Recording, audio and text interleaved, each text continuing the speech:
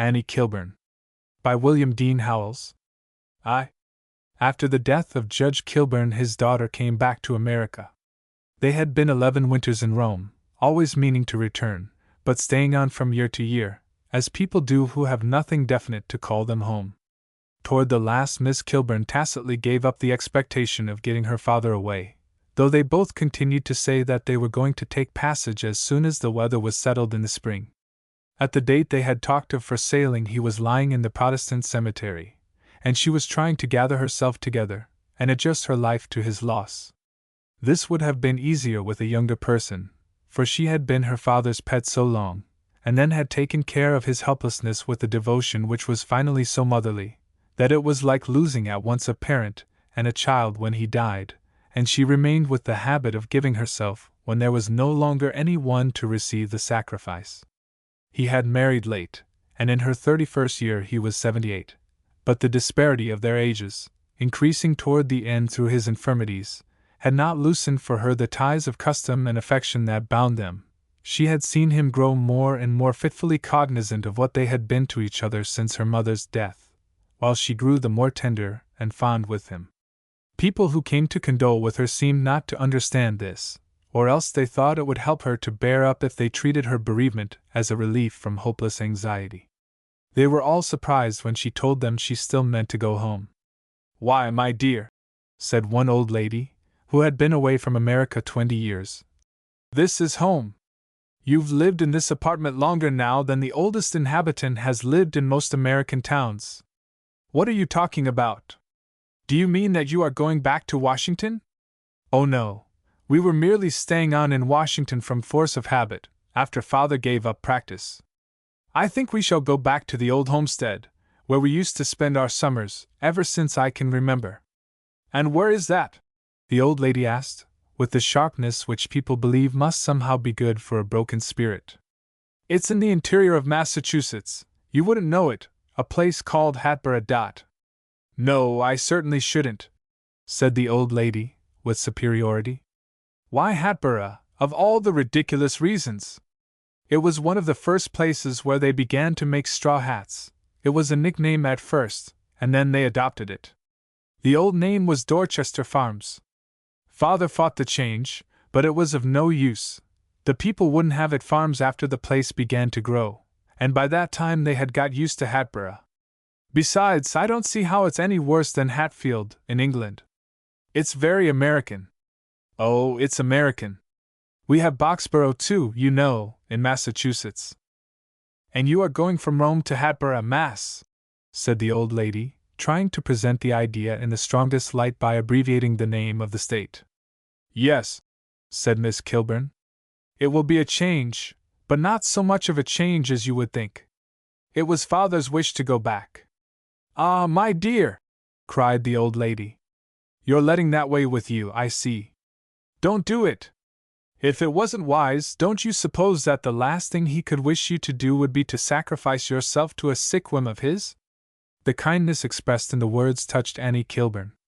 She had a certain beauty of feature. She was nearsighted, but her eyes were brown and soft, her lips red and full, her dark hair grew low, and played in little wisps and rings on her temples, where her complexion was clearest. The bold contour of her face, with its decided chin and the rather large salient nose, was like her father's.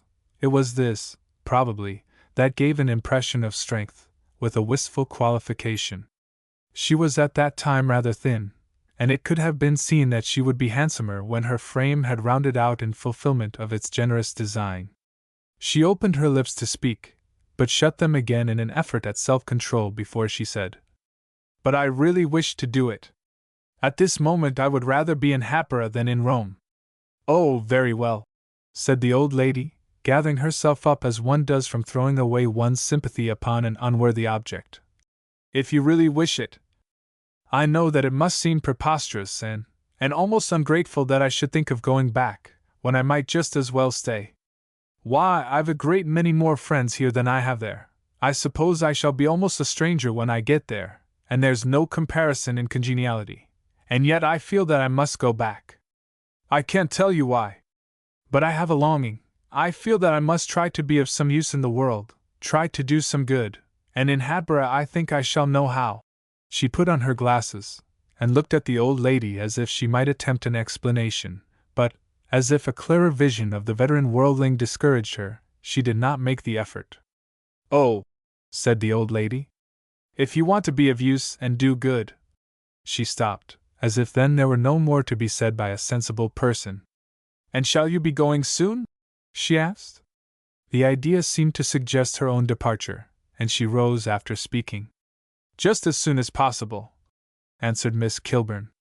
Words take on a color of something more than their explicit meaning from the mood in which they are spoken. Miss Kilburn had a sense of hurrying her visitor away, and the old lady had a sense of being turned out of doors, that the preparations for the homeward voyage might begin instantly. 2. Many times after the preparations began, and many times after they were ended, Miss Kilburn faltered in doubt of her decision, and if there had been any will stronger than her own to oppose it, she might have reversed it, and stayed in Rome. All the way home there was a strain of misgiving in her satisfaction at doing what she believed to be for the best, and the first sight of her native land gave her a shock of emotion which was not unmixed joy.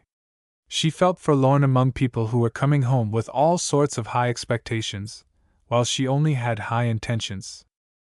These dated back a good many years. In fact, they dated back to the time when the first flush of her unthinking girlhood was over, and she began to question herself as to the life she was living. It was a very pleasant life, ostensibly.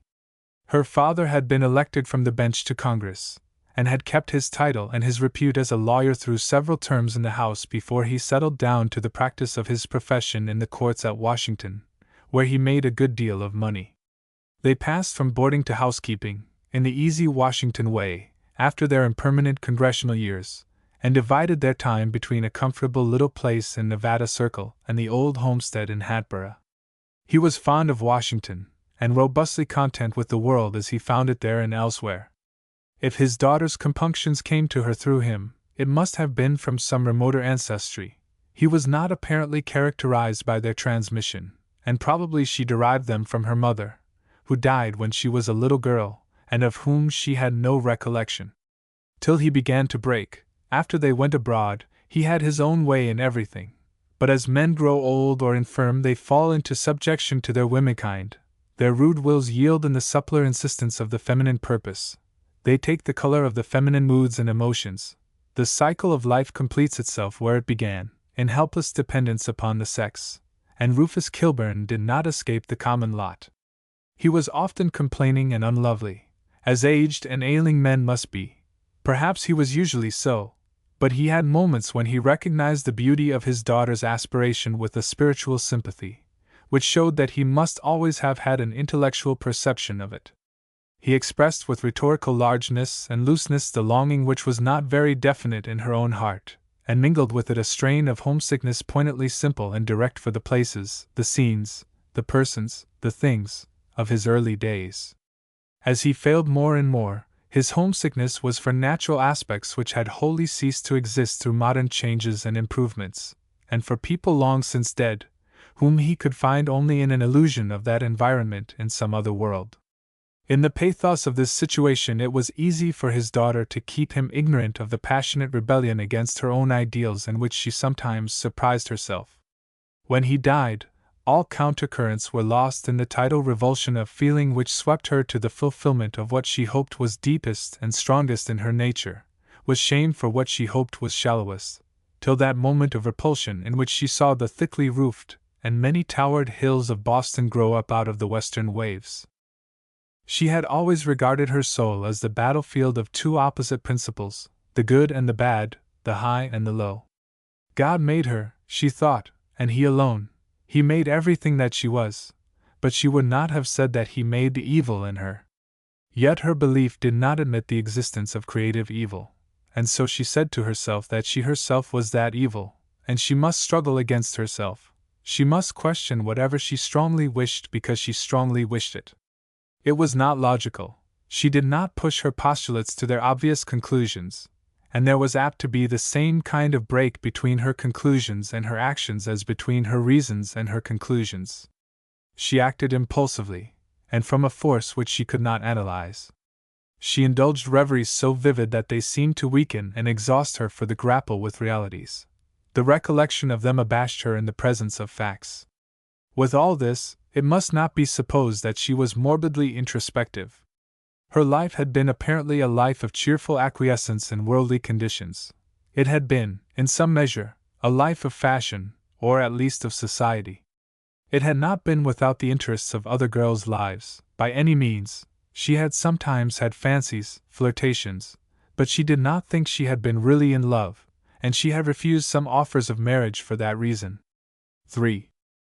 The industry of making straw hats began at Hatboro', as many other industries have begun in New England, with no great local advantages, but simply because its founder happened to live there, and to believe that it would pay. There was a railroad, and labor of the sort he wanted was cheap and abundant in the village and the outlying farms. In time the work came to be done more and more by machinery, and to be gathered into large shops. The buildings increased in size and number. The single line of the railroad was multiplied into 4, and in the region of the tracks several large, ugly, windy wooden bulks grew up for shoe shops. A stocking factory followed, yet this business activity did not warp the old village from its picturesqueness or quiet. The railroad tracks crossed its main street, but the shops were all on one side of them, with the workpeople's cottages and boarding houses, and on the other were the simple, square, roomy old mansions, with their white paint and their green blinds, varied by the modern color and carpentry of French-roofed villas. The old houses stood quite close to the street, with a strip of narrow dooryard before them. The new ones affected a certain depth of lawn, over which their owners personally pushed a clucking hand-mower in the summer evenings after tea. The fences had been taken away from the new houses, in the taste of some of the Boston suburbs. They generally remained before the old ones, whose inmates resented the ragged effect that their absence gave the street. The irregularity had hitherto been of an orderly and harmonious kind, such as naturally follows the growth of a country road into a village thoroughfare. The dwellings were placed nearer or further from the sidewalk as their builders fancied, and the elms that met in a low arch above the street had an elusive symmetry in the perspective. They were really set at uneven intervals, and in a line that wavered capriciously in and out. The street itself lounged and curved along, widening and contracting like a river, and then suddenly lost itself over the brow of an upland which formed a natural boundary of the village. Beyond this was South Hatboro', a group of cottages built by city people who had lately come in, idlers and invalids, the former for the cool summer, and the latter for the dry winter. At chance intervals in the old village new side streets branched from the thoroughfare to the right and the left, and here and there a queen and cottage showed its chimneys and gables on them.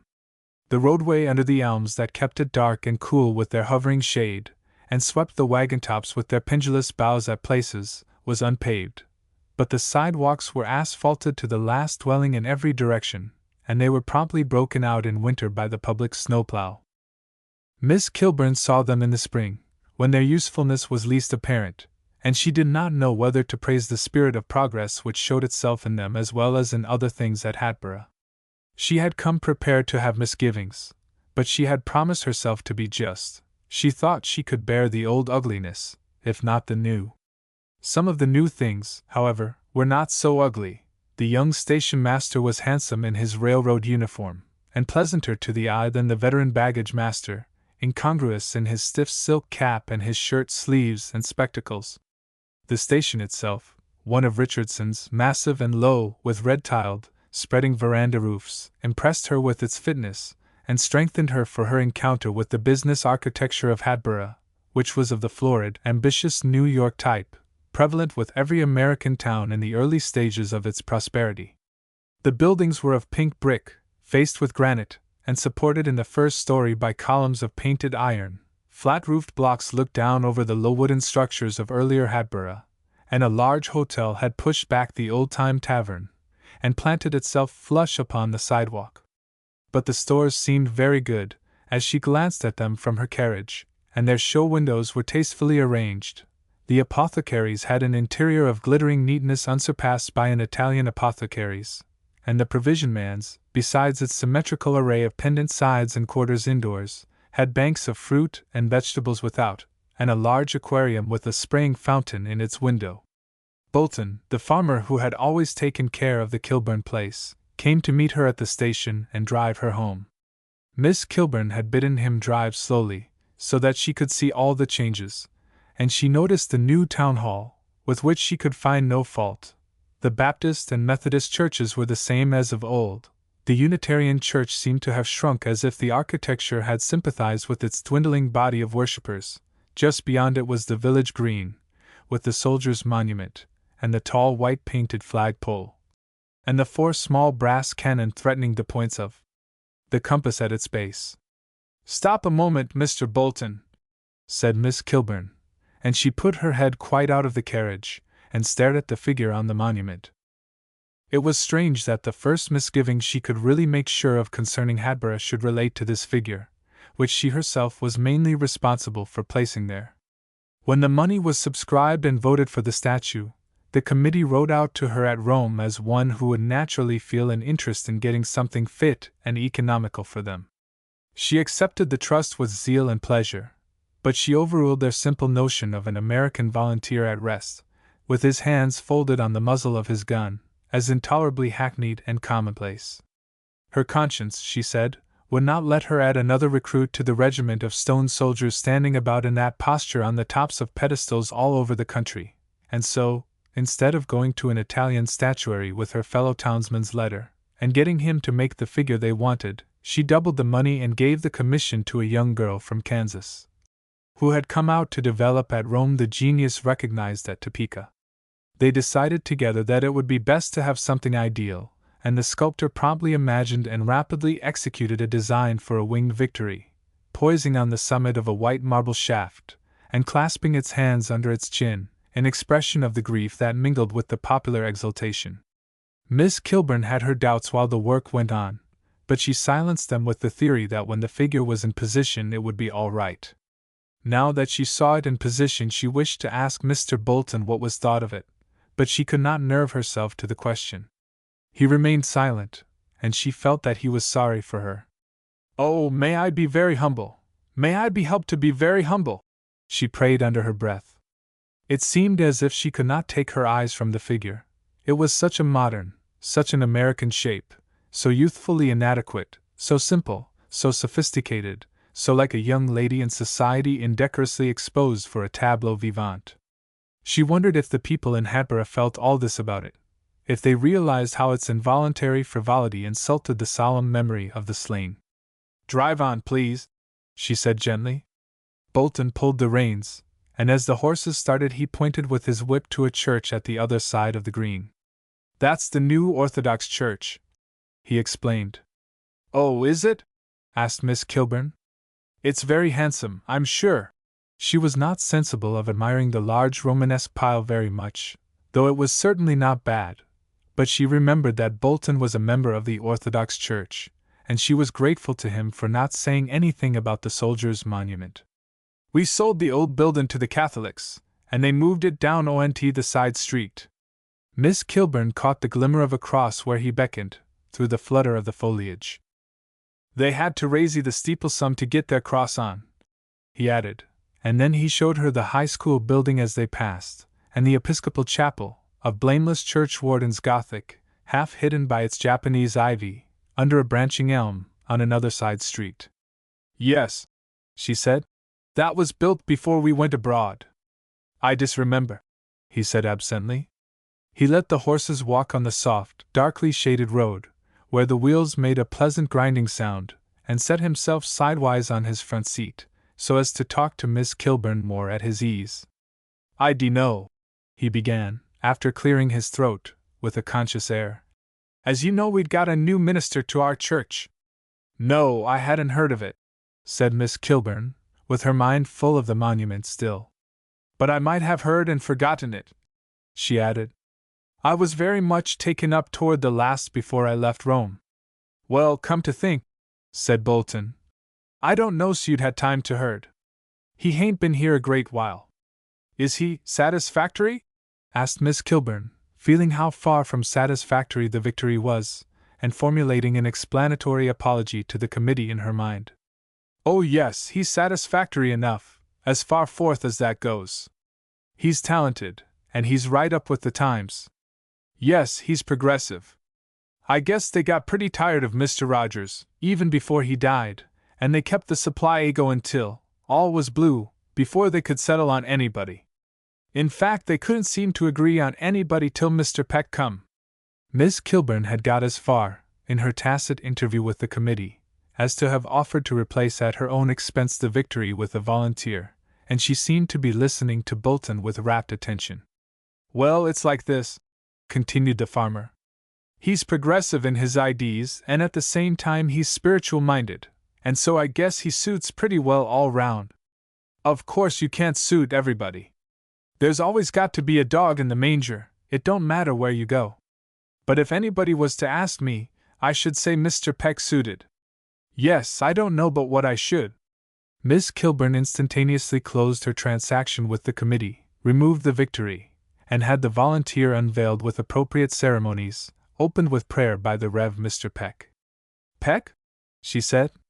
Did you tell me his name was Peck? Yes, ma'am, Rev. Julius W. Peck. He's from down Penobscotport way, in Maine. I guess he's all right. Miss Kilburn did not reply. Her mind had been taken off the monument for the moment by her dislike for the name of the new minister, and the Victory had seized the opportunity to get back. Bolton sighed deeply, and continued in a strain whose diffusiveness at last became perceptible to Miss Kilburn through her own humiliation. There's some in every community that's bound to complain. I don't care what you do to accommodate 'em, and what I done as much to stop their clack as anything, and give him the right sort of a start off, and I guess I did. But Miss Bolton, she didn't know but what you'd look at it in the light of a liberty, and I didn't know but what you would think I no business to done it. He seemed to be addressing a question to her, but she only replied with a dazed frown, and Bolton was obliged to go on.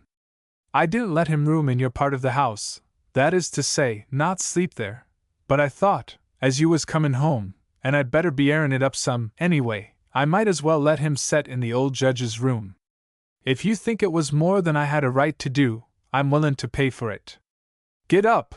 Bolton turned fully round toward his horses, to hide the workings of emotion in his face, and shook the reins like a desperate man. What are you talking about, Mr. Bolton? Cried Miss Kilburn. Whom are you talking about? Bolton answered, with a kind of violence. Mr. Peck. I took him to board first off. You took him to board? Yes. I know it wa'n't just according to the letter o' the law, and the old judge was always pooty particklar. But I've took care of the place going on 20 years now, and I hain't never had a chick nor a child in it before. The child, he continued, partly turning his face round again, and beginning to look Miss Kilburn in the eye, wa'n't one to touch anything, anyway, and we kept her in our part all the while. Miss Bolton, she couldn't seem to let her out of her sight, she got so fond of her, and she used to follow me round among the hosses like a kitten. I declare I miss her. Bolton's face, the color of one of the lean ploughed fields of Hatboro', and deeply furrowed, lighted up with real feeling, which he tried to make go as far in the work of reconciling Miss Kilburn as if it had been factitious. But I don't understand, she said. What child are you talking about? Mr. Peck's? Was he married? She asked, with displeasure, she did not know why. Well, yes, he had been, answered Bolton. But she'd been in the asylum ever since the child was born. Oh, said Miss Kilburn, with relief, and she fell back upon the seat from which she had started forward. Bolton might easily have taken her tone for that of disgust. He faced round upon her once more. It was kind of queer, his having the child with him, and taking most the care of her himself, and so, as I say, Miss Bolton and me we took him in, as much to stop folks' mouths as anything, till they got kinder used to it. But we didn't take him into your part, as I say, and as I say, I'm willin' to pay you whatever you say for the use of the old judge's study. I presume that part of it was a liberty. It was all perfectly right, Mr. Bolton, said Miss Kilburn. His wife died anyway, more than a year ago, said Bolton, as if the fact completed his atonement to Miss Kilburn. Get EP. I told him from the start that it had got to be a temporary thing, and I only took him till he could get settled somehow. I guess he means to go to housekeepin', if he can get the right kind of a housekeeper. He wants an old one. If it was a young one, I guess he wouldn't have any great trouble, if he went about it the right way. Bolton's sarcasm was merely a race sarcasm. He was a very mild man, and his thick-growing eyelashes softened and shadowed his gray eyes, and gave his lean face pathos. You could have let him stay till he had found a suitable place, said Miss Kilburn. Oh, I wa'n't going to do that, said Bolton. But I'm 'bliged to you just the same. They came up in sight of the old square house, standing back a good distance from the road, with a broad sweep of grass sloping down before it into a little valley, and rising again to the wall fencing the grounds from the street. The wall was overhung there by a company of magnificent elms, which turned and formed one side of the avenue leading to the house. Their tops met and mixed somewhat incongruously with those of the stiff dark maples which more densely shaded the other side of the lane. Bolton drove into their gloom, and then out into the wide sunny space at the side of the house where Miss Kilburn had alighted so often with her father. Bolton's dog, grown now so very old as to be weak-minded, barked crazily at his master, and then, recognizing him, broke into an imbecile whimper, and went back and coiled his rheumatism up in the sun on a warm stone before the door. Mrs. Bolton had to step over him as she came out, formally supporting her right elbow with her left hand as she offered the other in greeting to Miss Kilburn, with a look of question at her husband. Miss Kilburn intercepted the look, and began to laugh. All was unchanged, and all so strange, it seemed as if her father must both get down with her from the carriage and come to meet her from the house. Her glance involuntarily took in the familiar masses and details, the patches of short tough grass mixed with decaying chips and small weeds underfoot, and the spacious June sky overhead, the fine network and blisters of the cracking and warping white paint on the clapboarding, and the hills beyond the bulks of the village houses and trees, the woodshed stretching with its low board arches to the barn, and the milk pans tilted to sun against the underpinning of the L. and Mrs. Bolton's pot plants in the kitchen window. Did you think I could be hard about such a thing as that? It was perfectly right. Oh, Mrs. Bolton! She stopped laughing and began to cry. She put away Mrs. Bolton's carefully offered hand, she threw herself upon the bony structure of her bosom, and buried her face sobbing in the leathery folds of her neck. Mrs. Bolton suffered her embrace above the old dog, who fled with a cry of rheumatic apprehension from the sweep of Miss Kilburn's skirts, and then came back and snuffed at them in a vain effort to recall her. Well, go in and lay down by the stove, said Mrs. Bolton, with a divided interest, while she beat Miss Kilburn's back with her bony palm in sign of sympathy.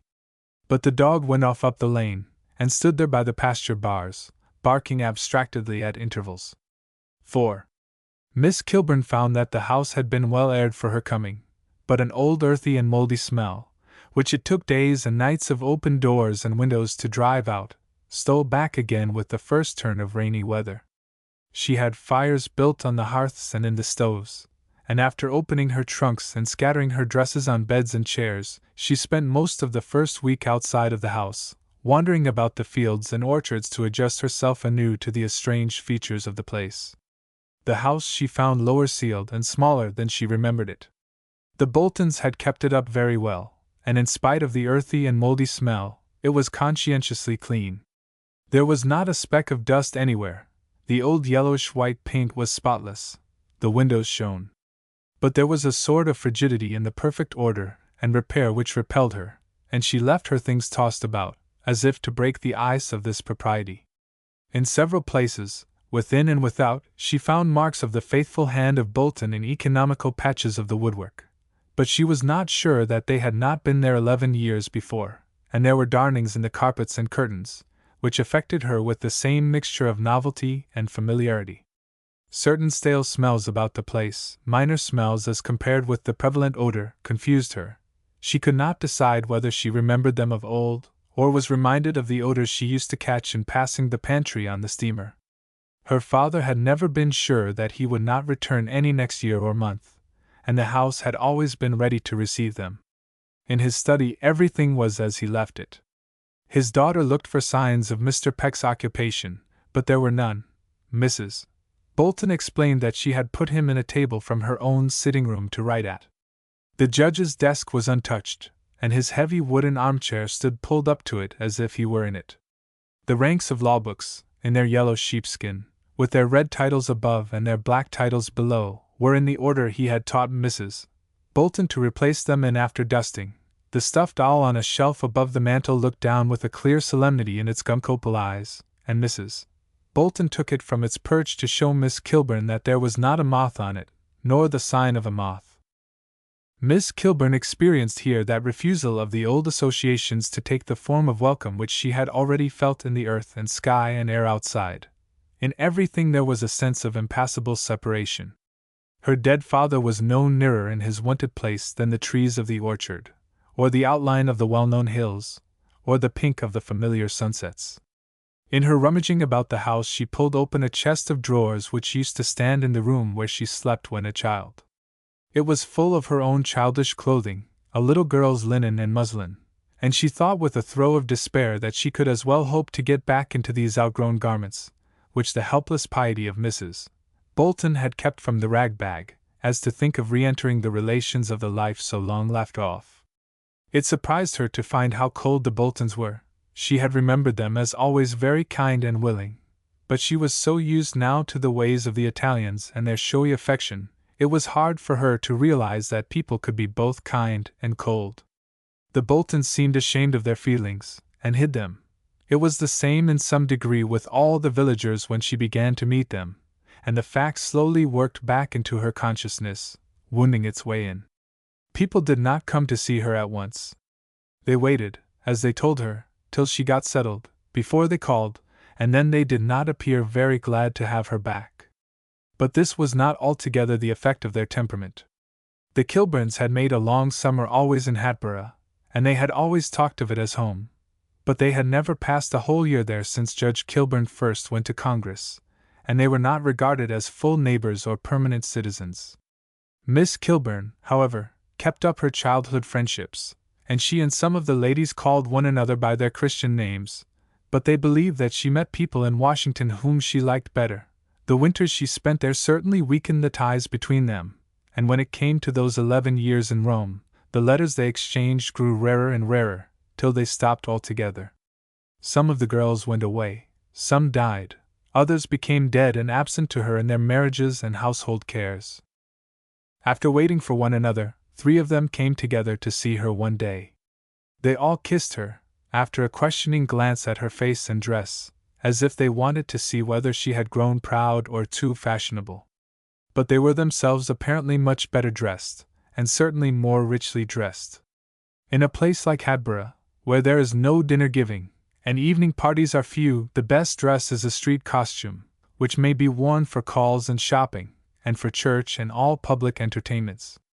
The well-to-do ladies make an effective outdoor fashion, in which the poorest shop hand has her part, and in their turn they share her indoor simplicity. These old friends of Annie's wore bonnets and frocks of the latest style and costly material.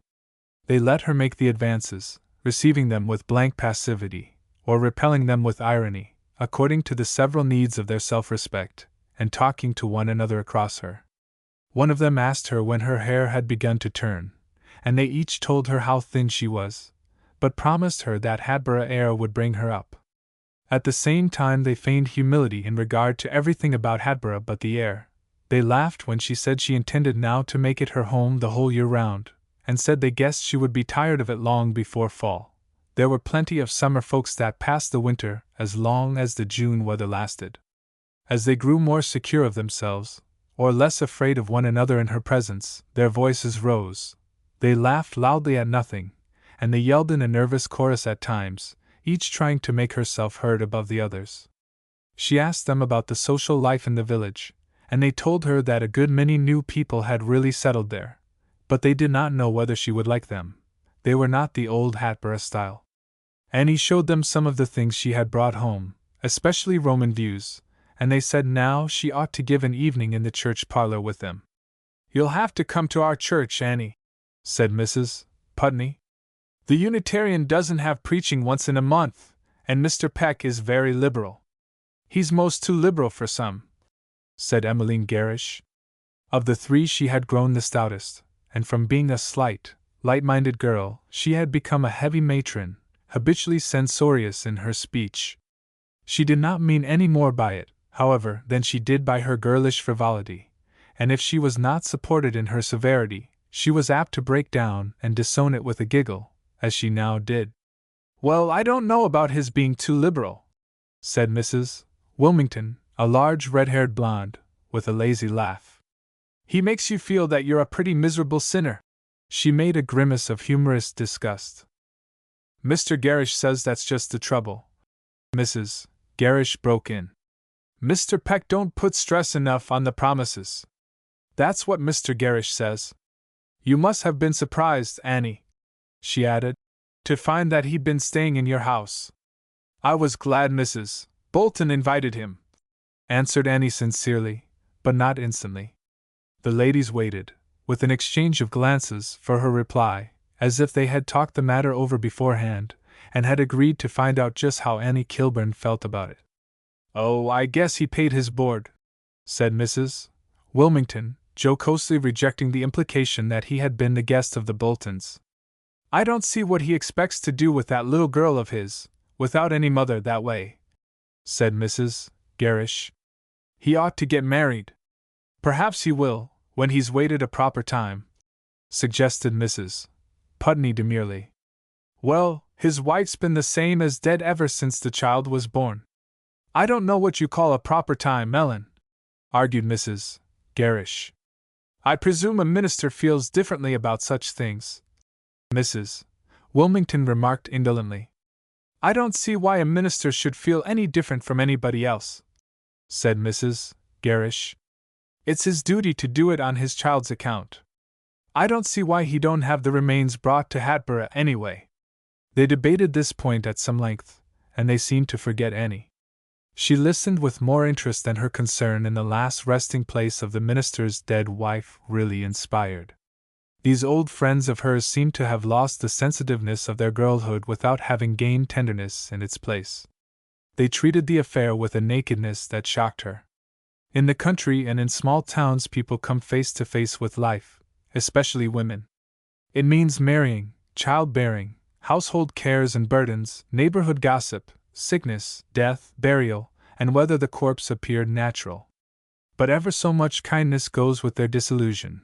They are blunted, but not embittered. They ended by recalling Annie to mind, and Mrs. Putney said, "I suppose you haven't been to the cemetery yet? They've got it all fixed up since you went away, drives laid out, and paths cut through, and everything.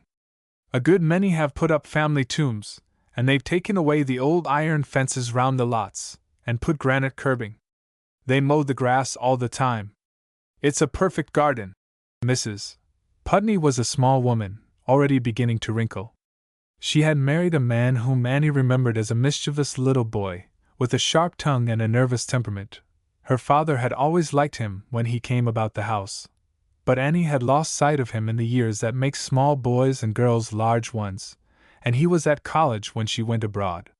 She had an impression of something unhappy in her friend's marriage. "I think it's too much fixed up myself," said Mrs. Gerrish. She turned suddenly to Annie. "You going to have your father fetched home?" The other ladies started a little at the question and looked at Annie. It was not that they were shocked, but they wanted to see whether she would not be so. "No," she said briefly. She added helplessly, "It wasn't his wish. I should have thought he would have liked to be buried alongside of your mother," said Mrs. Gerrish. "But the judge always was a little peculiar. I presume you can have the name and the date put on the monument just the same." Annie flushed at this intimate comment and suggestion from a woman whom as a girl she had never admitted to familiarity with her, but had tolerated her because she was such a harmless simpleton, and hung upon other girls whom she liked better. The word monument cowed her, however. She was afraid they might begin to talk about the soldiers' monument. She answered hastily, and began to ask them about their families. Mrs. Wilmington, who had no children, and Mrs. Putney, who had one, spoke of Mrs. Gerrish's large family. She had 4 children, and she refused the praises of her friends for them, though she celebrated them herself. "You ought to have seen the 2 little girls that Ellen lost, Annie," she said. "Ellen Putney, I don't see how you ever got over that. Those two lovely, healthy children gone, and poor little Winthrop left. I always did say it was too hard." She had married a clerk in the principal dry goods store, who had prospered rapidly, and was now one of the first business men of the place, and had an ambition to be a leading citizen. She believed in his fitness to deal with the questions of religion and education which he took part in, and was always quoting Mr. Gerrish. She called him Mr. Gerrish so much that other people began to call him so too. But Mrs. Putney's husband held out against it, and had the habit of returning the little man's ceremonious salutations with an easy, "Hello, Billy, good morning, Billy." It was his theory that this was good for Gerrish, who might otherwise have forgotten when everybody called him Billy. He was one of the old Putneys, and he was a lawyer by profession. Mrs. Wilmington's husband had come to Hatboro' since Annie's long absence began. He had capital, and he had started a stocking mill in Hatboro'. He was much older than his wife, whom he had married after a protracted widowerhood. She had one of the best houses and the most richly furnished in Hatboro'. She and Mrs. Putney saw Mrs. Gerrish at rare intervals, and in observance of some notable fact of their girlish friendship like the present. In pursuance of the subject of children, Mrs. Gerrish said that she sometimes had a notion to offer to take Mr. Peck's little girl herself till he could get fixed somehow, but Mr. Gerrish would not let her. Mr. Gerrish said Mr. Peck had better get married himself if he wanted a stepmother for his little girl. Mr. Gerrish was peculiar about keeping a family to itself. "Well, you'll think we've come to board with you too," said Mrs. Putney in reference to Mr. Peck. The ladies all rose, and having got upon their feet, began to shout and laugh again, like girls, they implied. They stayed and talked a long time after rising, with the same note of unsparing personality in their talk. Where there are few public interests and few events, as in such places, there can be no small talk, nothing of the careless touch-and-go of larger societies. Every one knows all the others, and knows the worst of them. People are not unkind, they are mutually and freely helpful, but they have only themselves to occupy their minds. Annie's friends had also to distinguish themselves to her from the rest of the villagers, and it was easiest to do this by an attitude of criticism mingled with large allowance. They ended a dissection of the community by saying that they believed there was no place like Hatboro', after all. In the contagion of their perfunctory gaiety, Annie began to scream and laugh too, as she followed them to the door, and stood talking to them while they got into Mrs. Wilmington's extension-topped carryall. She answered with deafening promises, when they put their bonnets out of the carryall and called back to her to be sure to come soon to see them soon. The Mrs. Bolton made no advances with Annie toward the discussion of her friends, but when Annie asked about their families, she answered with the incisive directness of a country-bred woman. She delivered her judgments as she went about her work, the morning after the ladies' visit, while Annie sat before the breakfast table, which she had given her leave to clear. As she passed in and out from the dining room to the kitchen, she kept talking. She raised her voice in the further room, and lowered it when she drew near again. She wore a dismal calico wrapper, which made no compromise with the gauntness of her figure.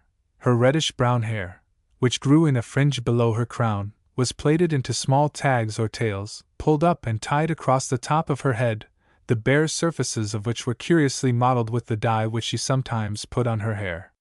Behind this was gathered up into a small knob pierced with a single hairpin. The arrangement left Mrs. Bolton's visage to the unrestricted expression of character. She did not let it express toward Annie any expectation of the confidential relations that are supposed to exist between people who have been a long time master and servant. She had never recognized her relations with the Kilburns in these terms.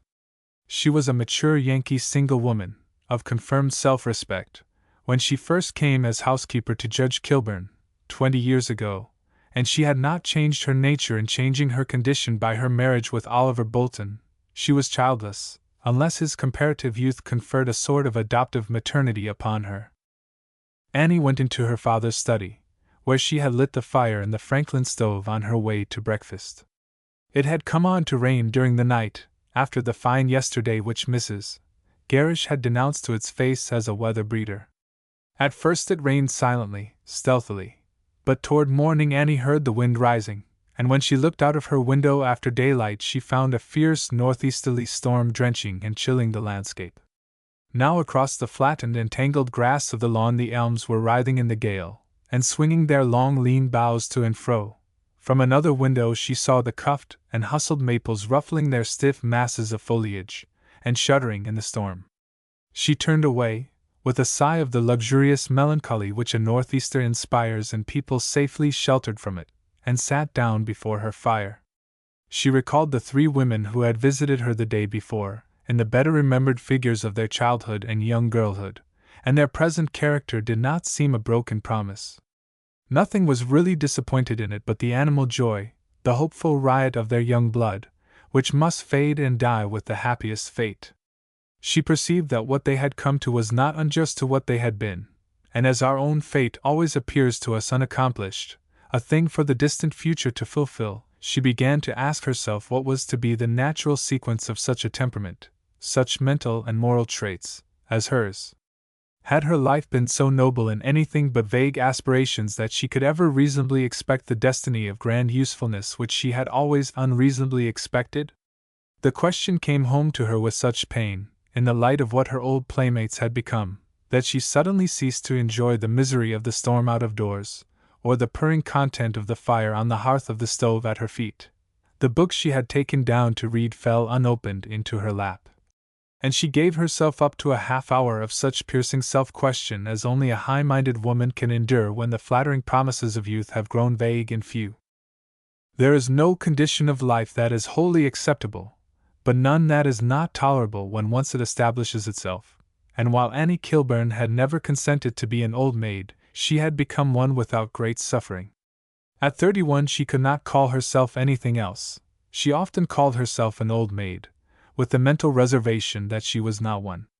She was merely unmarried. She might marry any time. Now, when she assured herself of this, as she had done many times before, she suddenly wondered if she should ever marry.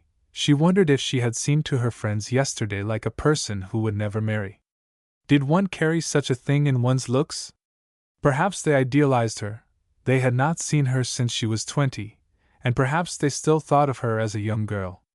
It now seemed to her as if she had left her youth in Rome, as in Rome it had seemed to her that she should find it again in Hatboro'. A pang of aimless, unlocalized homesickness passed through her. She realized that she was alone in the world. She rose to escape the pang, and went to the window of the parlor which looked toward the street, where she saw the figure of a young man draped in a long india-rubber gossamer coat fluttering in the wind that pushed him along as he tacked on a southerly course. He bowed and twisted his head to escape the lash of the rain. She watched him till he turned into the lane leading to the house, and then, at a discreeter distance, she watched him through the window at the other corner, making his way up to the front door in the teeth of the gale. He seemed to have a bundle under his arm, and as he stepped into the shelter of the portico, and freed his arm to ring, she discovered that it was a bundle of books. Whether Mrs. Bolton did not hear the bell, or whether she heard it, and decided that it would be absurd to leave her work for it, when Miss Kilburn, who was so much nearer, could answer it, she did not come, even at a second ring, and Annie was forced to go to the door herself, or leave the poor man dripping in the cold wind outside.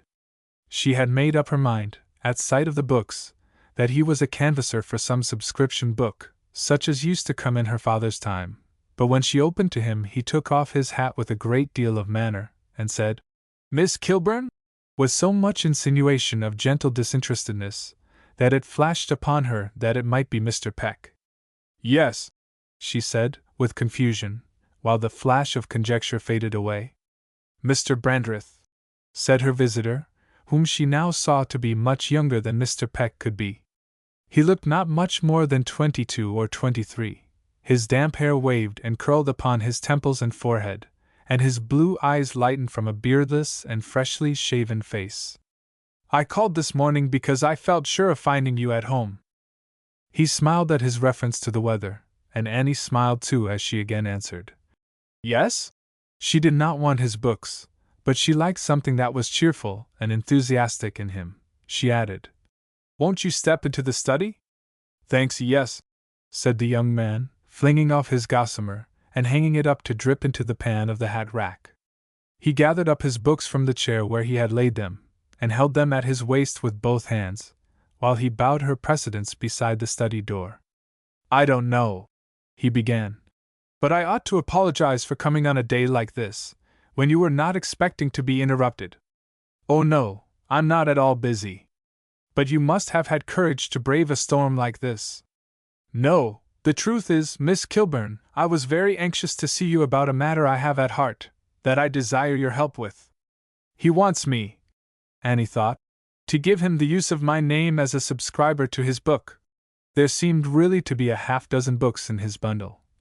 And he's come to me first. I had expected to come with Mrs. Munger. She's a great friend of mine. You haven't met her yet, but you'll like her. She's the leading spirit in South Hatboro', and we were coming together this morning, but she was unexpectedly called away yesterday, and so I ventured to call alone. "I'm very glad to see you, Mr. Brandreth," Annie said. "Then Mrs. Munger has subscribed already, and I'm only second fiddle, after all," she thought. "The truth is," said Mr. Brandreth, "I'm the factotum, or teetotum, of the South Hatboro' Ladies' Book Club, and I've been deputed to come and see if you wouldn't like to join it."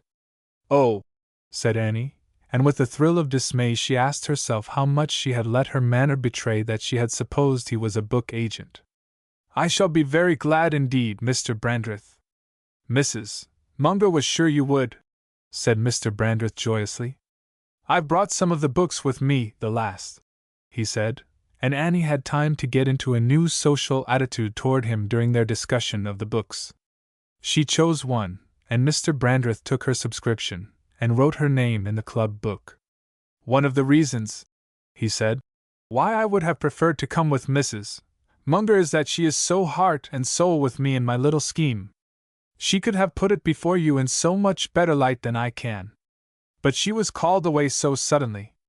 "I hope for no serious cause," said Annie. "Oh no! It's just to Cambridge. Her son is one of the freshmen 9, and he's been hit by a ball." "Oh," said Annie. "Yes, it's a great pity for Mrs. Munger.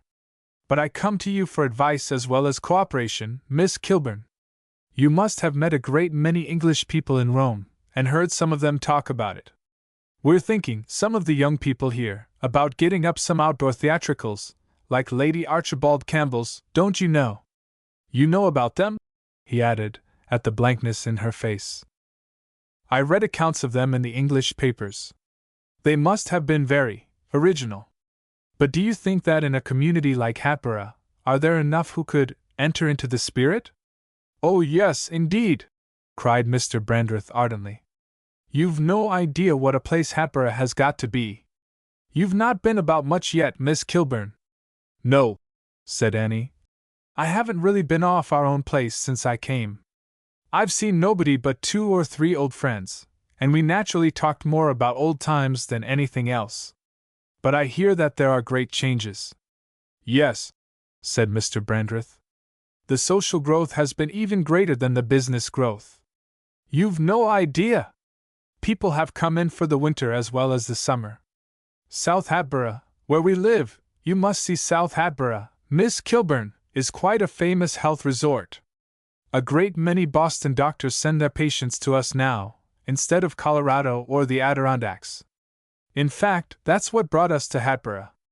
My mother couldn't have lived, if she had tried to stay in Melrose. One lung all gone, and the other seriously affected. And people have found out what a charming place it is for the summer. It's cool, and it's so near, you know, the gentleman can run out every night, only an hour and a quarter from town, and expresses both ways. All very agreeable people, too, and cultivated. Mr. Fellows, the painter, makes a long summer. He bought an old farmhouse and built a studio. Miss Jennings, the flower painter, has a little box there, too. Mr. Chapley, the publisher, of New York, has built. The Mrs. Clevenger and Mrs. Valence are all near us. There's one family from Chicago, quite nice, New England by birth, you know, and Mrs. Munger, of course, so that there's a very pleasant variety." "I certainly had no idea of it," said Annie. "I knew you couldn't have," said Mr. Brandreth. "Or you wouldn't have felt any doubt about our having the material for the theatricals. You see, I want to interest all the nice people in it, and make it a whole-town affair. I think it's a great pity for some of the old village families and the summer folks, as they call us, not to mingle more than they do, and Mrs. Munger thinks so too, and we've been talking you over, Miss Kilburn, and we've decided that you could do more than anybody else to help on a scheme that's meant to bring them together." "Because I'm neither summer folks nor old village families?" asked Annie. "Because you're both," retorted Mr. Brandreth. "I don't see that," said Annie. "But we'll suppose the case, for the sake of argument. What do you expect me to do in theatricals, indoors or out? I never took part in anything of the kind. I can't see an inch beyond the end of my nose without glasses. I never could learn the simplest thing by heart. I'm clumsy and awkward. I get confused." "Oh, my dear Miss Kilburn, spare yourself. We don't expect you to take part in the play. I don't admit that you're what you say at all, but we only want you to lend us your countenance." "Oh, is that all? And what do you expect to do with my countenance?" Annie said with a laugh of misgiving. "Everything. We know how much influence your name has, one of the old Hatboro' names, in the community, and all that, and we do want to interest the whole community in our scheme. We want to establish a social union for the work people, don't you know, and we think it would be much nicer if it seemed to originate with the old village people." Annie could not resist an impression in favor of the scheme. It gave definition to the vague intentions with which she had returned to Hatboro'. It might afford her a chance to make reparation for the figure on the soldier's monument. "I'm not sure," she began, "if I knew just what a social union is." "Well, at first," Mr. Brandreth interposed, "it will only be a reading room, supplied with the magazines and papers, and well lighted and heated, where the work people, those who have no families especially, could spend their evenings. Afterward we should hope to have a kitchen, and supply tea and coffee, and oysters, perhaps, at a nominal cost, and ice cream in the summer. But what have your outdoor theatricals to do, but of course, you intend to give the proceeds." "Exactly. And we want the proceeds to be as large as possible. We propose to give our time and money to getting the thing up in the best shape, and then we want all the villagers to give their $50 and make it a success every way." "I see," said Annie. "We want it to be successful, and we want it to be distinguished. We want to make it unique. Mrs. Munger is going to give her grounds and the decorations, and there will be a supper afterward, and a little dance." "Such things are a great deal of trouble," said Annie, with a smile, from the vantage ground of her larger experience. "What do you propose to do? What play?" "Well, we've about decided upon some scenes from Romeo and Juliet. They would be very easy to set, outdoors, don't you know, and everybody knows them, and they wouldn't be hard to do. The ballroom in the house of the Capulets could be made to open on a kind of garden terrace. Mrs. Munger has a lovely terrace in her grounds for lawn tennis, and then we could have a minuet on the grass. You know Miss Mather introduces a minuet in that scene, and makes a great deal of it. Or, I forgot. She's come up since you went away. Yes, I hadn't heard of her. Isn't a minuet at Verona in the time of the Scaligeri, rather? Well, yes, it is, rather. But you've no idea how pretty it is. And then, you know, we could have the whole of the balcony scene, and other bits that we choose to work in, perhaps parts of other acts that would suit the scene. Yes, it would be charming. I can see how very charming it could be made." "Then we may count upon you?" he asked. Yes, she said. "But I don't really know what I'm to do." Mr. Brandreth had risen, but he sat down again, as if glad to afford her any light he could throw upon the subject. "How am I to influence people, as you say?" she continued. "I'm quite a stranger in Hatboro'. I hardly know anybody. But a great many people know you, Miss Kilburn. Your name is associated with the history of the place, and you could do everything for us." "You won't refuse," cried Mr. Brandreth winningly. "For instance, you know Mrs. Wilmington?" "Oh yes, she's an old girlfriend of mine." "Then you know how enormously clever she is. She can do anything. We want her to take an active part, the part of the nurse. She's delightfully funny. But you know her peculiar temperament, how she hates initiative of all kinds, and we want somebody to bring Mr. Wilmington round. If we could get them committed to the scheme, and a man like Mr. Putney, he'd make a capital Mercutio. It would go like wildfire. We want to interest the churches, too. The object is so worthy, and the theatricals will be so entirely unobjectionable in every respect. We have the Unitarians and Universalists, of course.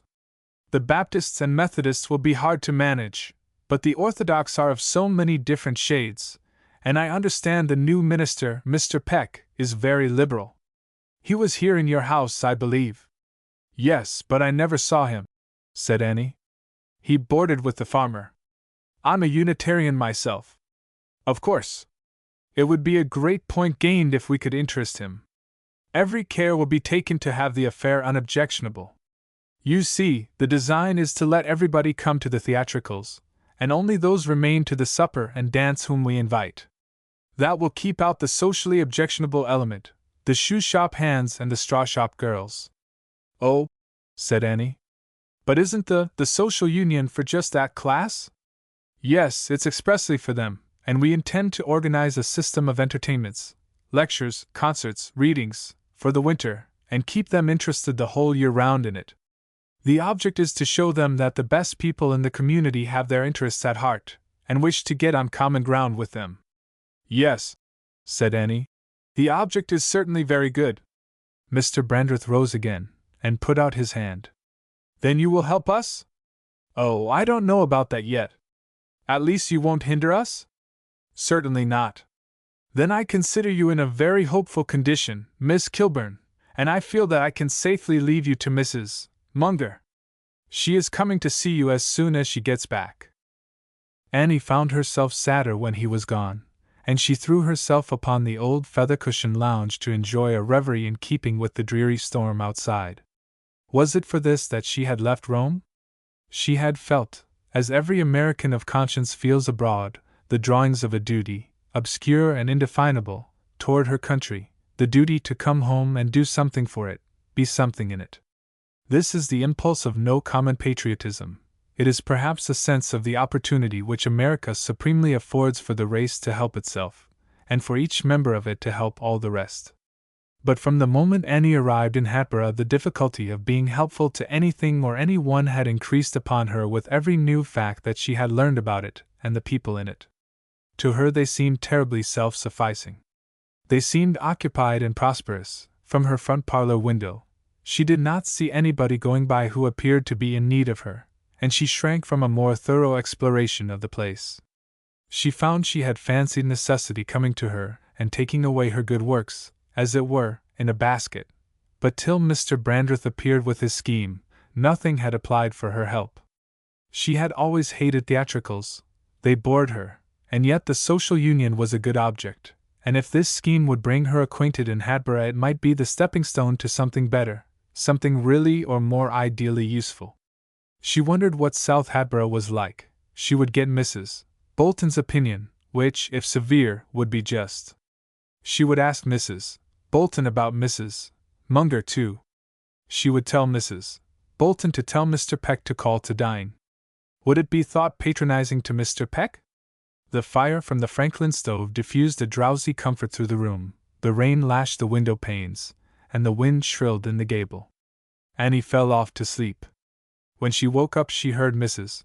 Bolton laying the table for her 1 o'clock dinner, and she knew it was 12:30, because Mrs.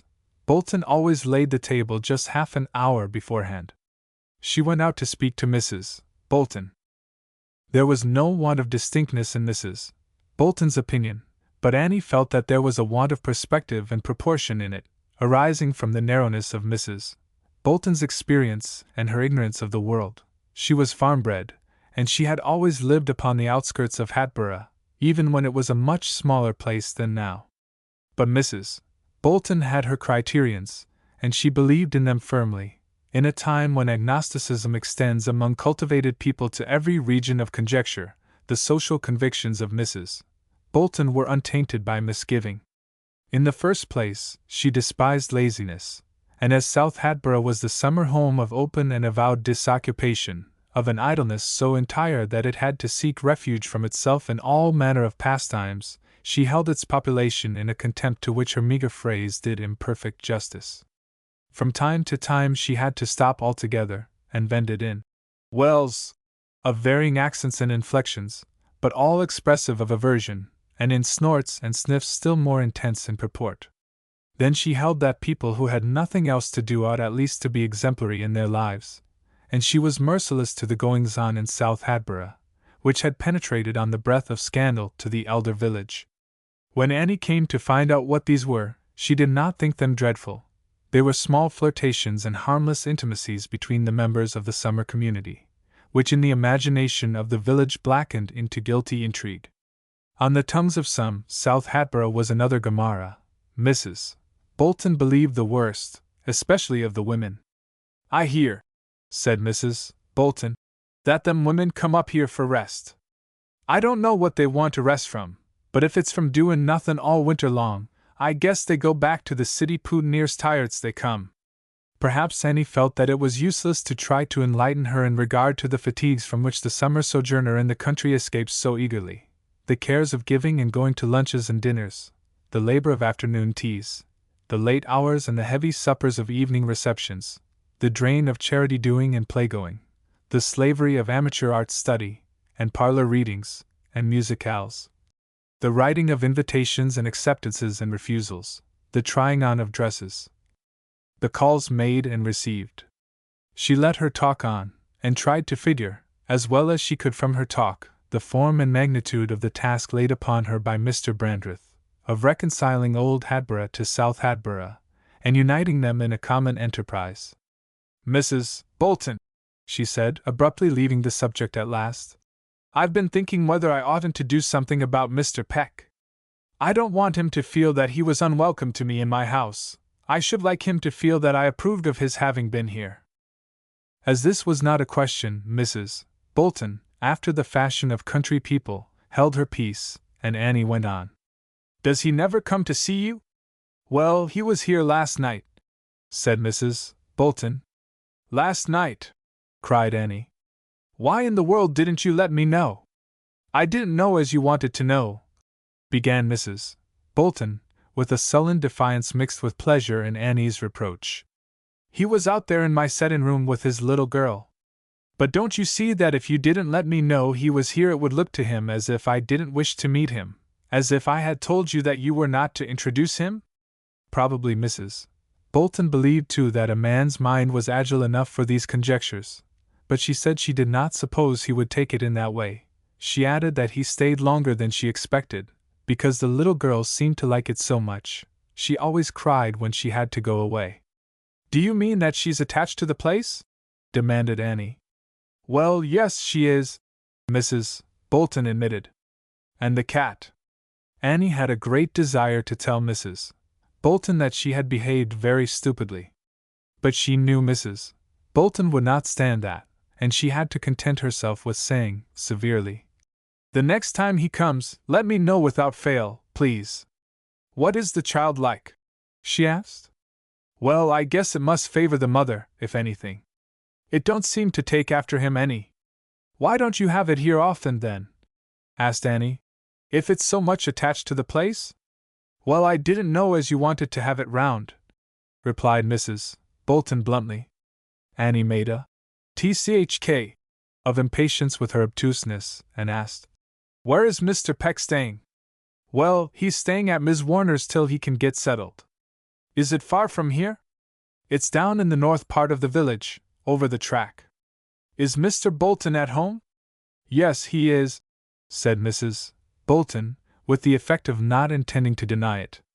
"Then I want him to hitch up, now, at once, right away, and go and get the child and bring her here to dinner with me."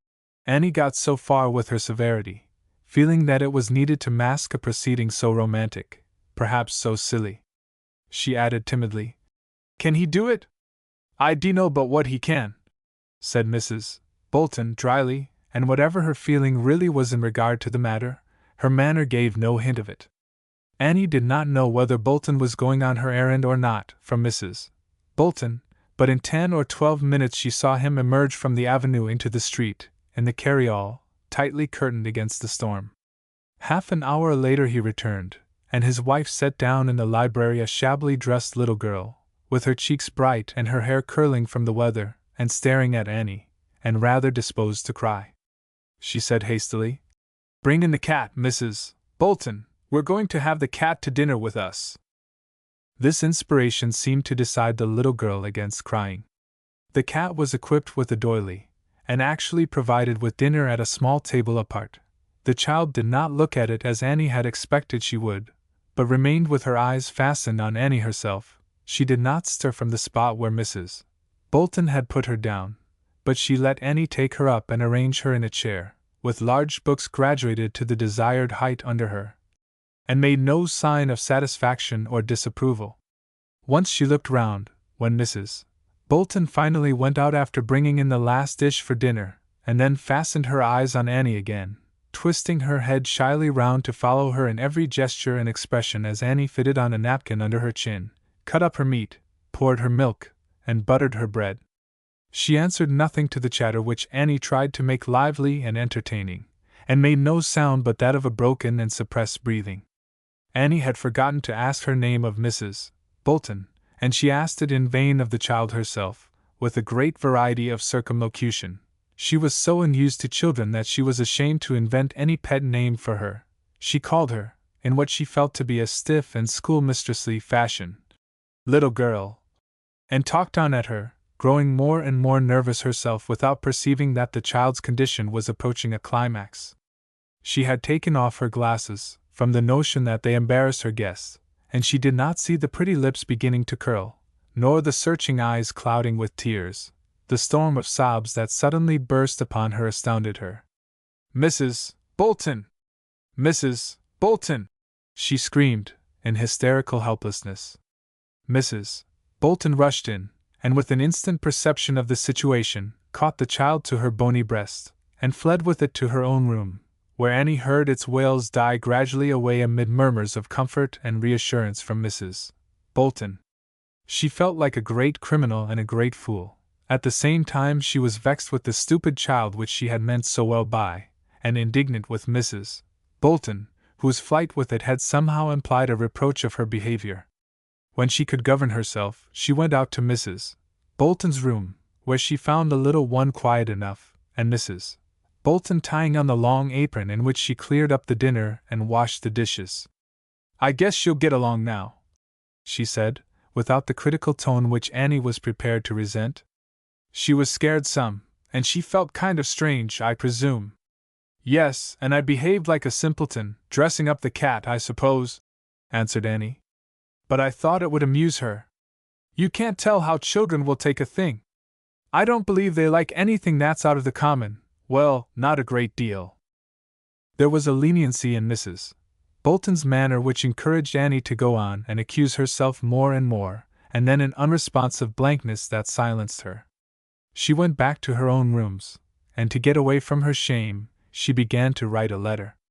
It was to a friend in Rome, and from the sense we all have that a letter which is to go such a great distance ought to be a long letter, and from finding that she had really a good deal to say, she let it grow so that she began apologizing for its length half a dozen pages before the end. It took her nearly the whole afternoon, and she regained a little of her self-respect by ridiculing the people she had met. 6. Toward 5 o'clock Annie was interrupted by a knock at her door, which ought to have prepared her for something unusual, for it was Mrs. Bolton's habit to come and go without knocking. But she called, "Come in," without rising from her letter, and Mrs. Bolton entered with a stranger. The little girl clung to his forefinger, pressing her head against his leg, and glancing shyly up at Annie. She sprang up and, "This is Mr. Peck, Miss Kilburn," said Mrs. Bolton. "How do you do?" said Mr. Peck, taking the hand she gave him. He was gaunt, without being tall, and his clothes hung loosely about him, as if he had fallen away in them since they were made. His face was almost the face of the caricature American. Deep, slightly curved vertical lines enclosed his mouth in their parenthesis. A thin, dust-colored beard fell from his cheeks and chin. His upper lip was shaven.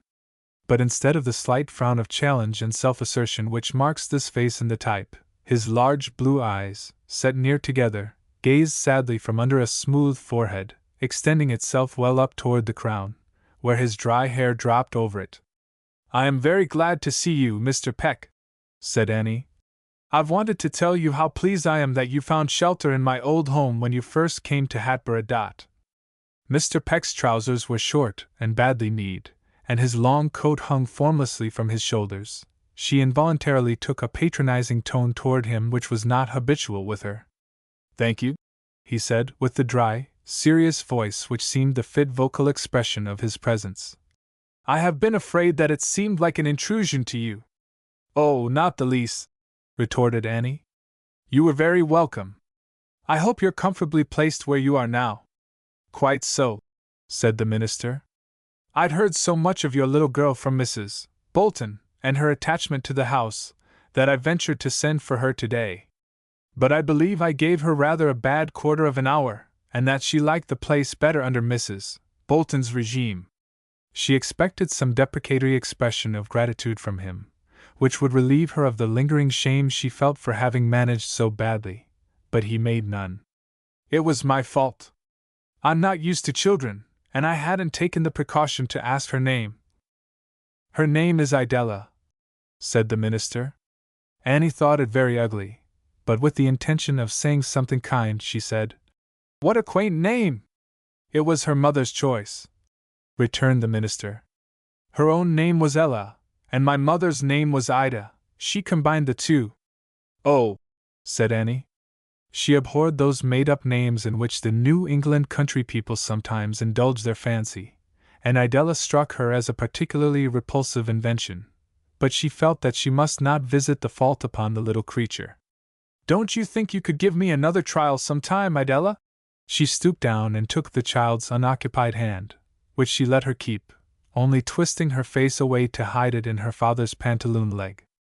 "Come now, won't you give me a forgiving little kiss?" Idella looked round, and Annie made bold to gather her up. Idella broke into a laugh, and took Annie's cheeks between her hands. "Well, I declare," said Mrs. Bolton. "You never can tell what that child will do next." "I never can tell what I will do next myself," said Annie.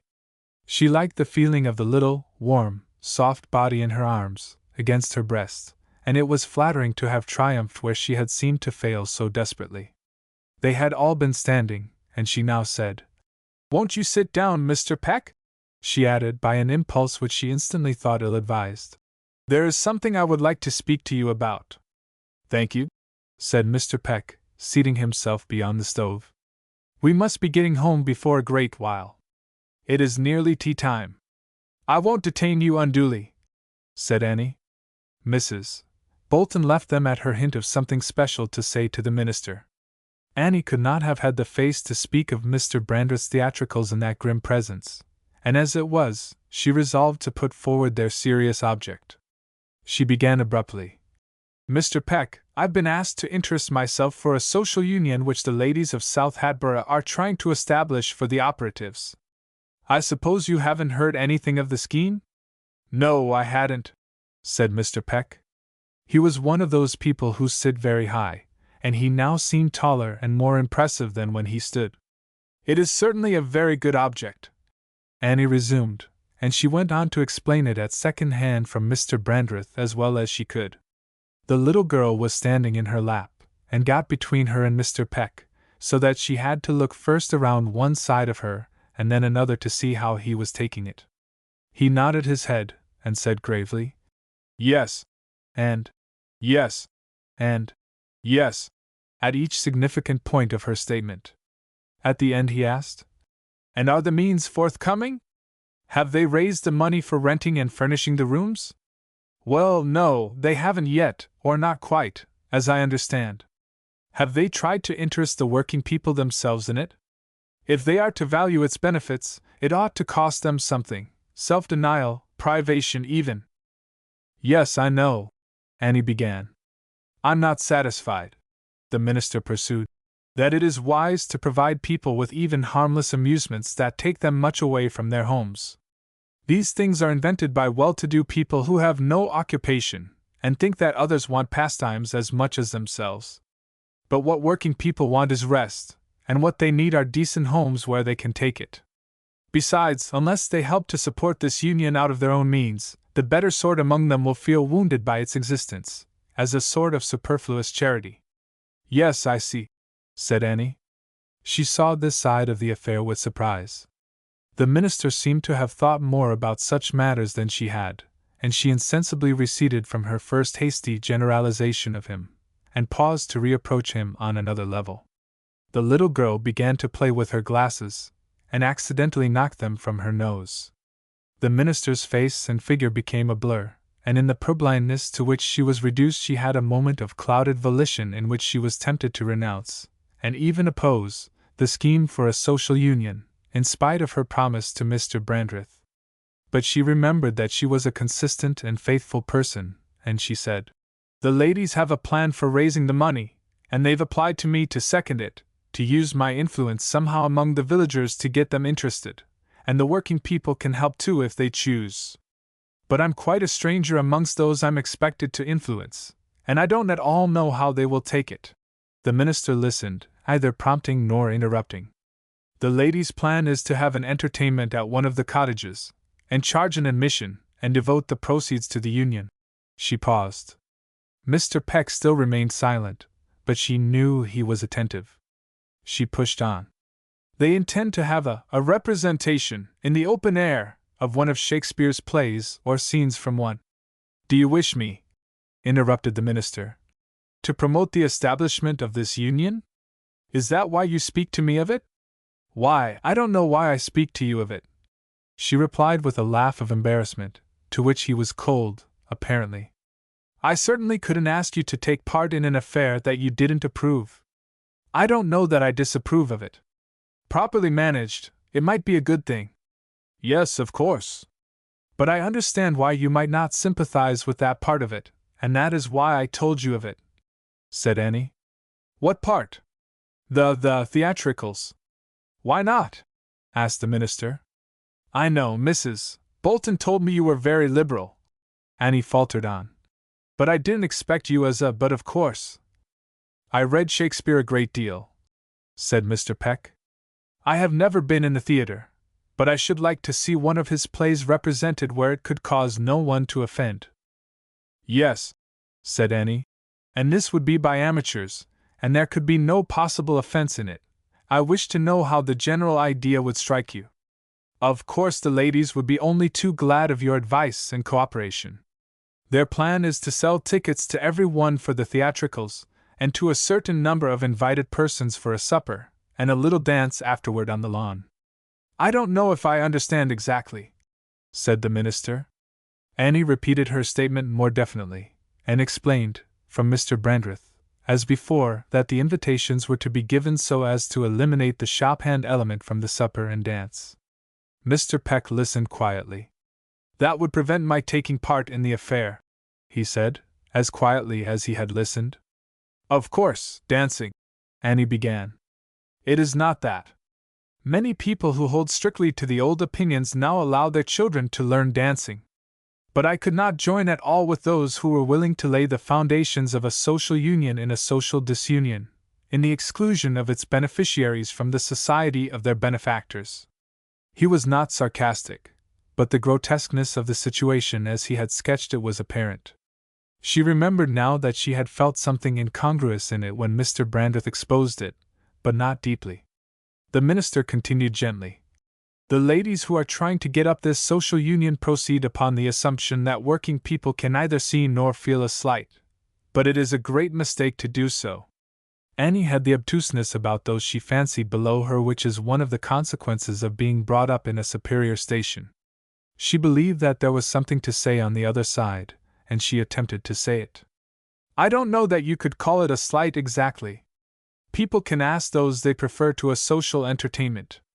Yes, if it is for their own pleasure. But even in a public affair like this the work people would feel uncomfortable and out of place, wouldn't they, if they stayed to the supper and the dance? They might be exposed to greater suffering among those whose manners and breeding were different, and it might be very embarrassing all round. Isn't there that side to be regarded?" "You beg the question," said the minister, as unsparingly as if she were a man. The point is whether a social union beginning in social exclusion could ever do any good. What part do these ladies expect to take in maintaining it? Do they intend to spend their evenings there, to associate on equal terms with the shoe shop and straw shop hands?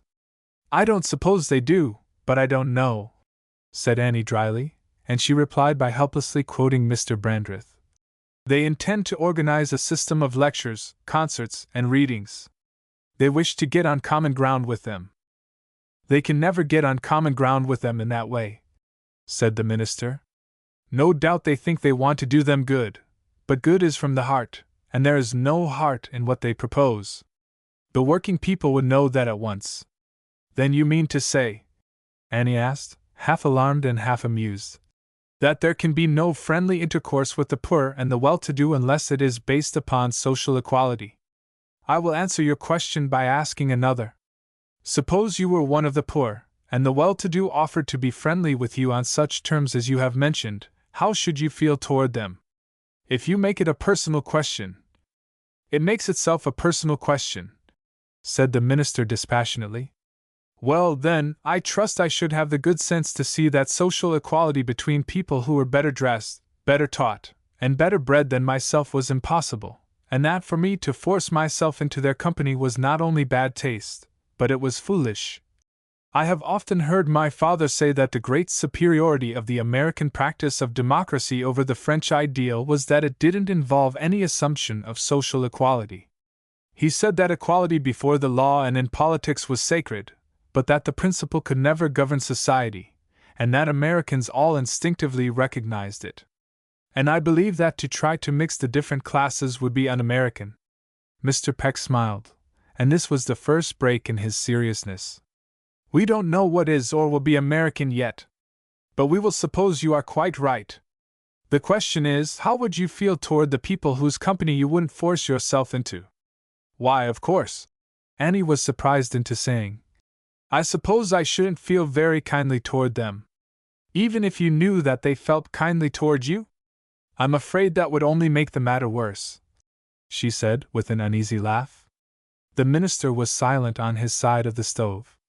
But do I understand you to say, she demanded, that there can be no love at all, no kindness, between the rich and the poor?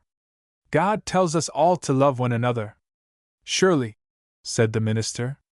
Would you suffer such a slight as your friends propose, to be offered to any one you loved? She did not answer, and he continued thoughtfully.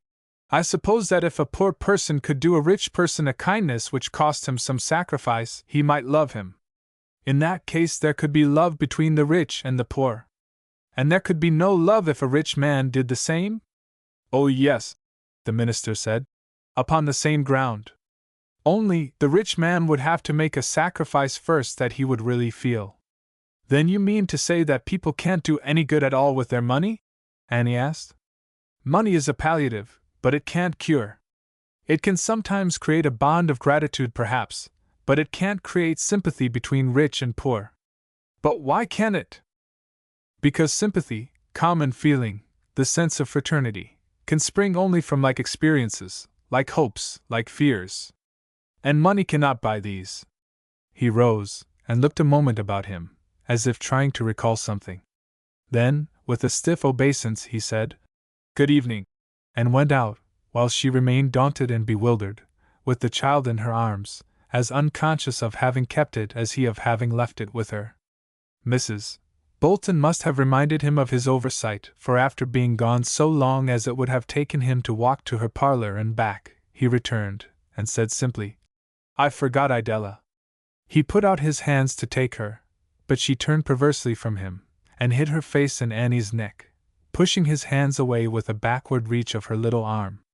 Come, Idella, he said. Idella only snuggled the closer. Mrs. Bolton came in with the little girl's wraps. They were very common and poor, and the thought of getting her something prettier went through Annie's mind. At sight of Mrs. Bolton the child turned from Annie to her older friend. I'm afraid you have a woman-child for your daughter, Mr. Peck, said Annie, remotely hurt at the little one's fickleness. Neither Mr. Peck nor Mrs. Bolton smiled, and with some vague intention of showing him that she could meet the poor on common ground by sharing their labors, she knelt down and helped Mrs. Bolton tie on and button on Idella's things. 7. Next morning the day broke clear after the long storm, and Annie woke in revolt against the sort of subjection in which she had parted from Mr. Peck. She felt the need of showing Mrs. Bolton that, although she had been civil to him, she had no sympathy with his ideas.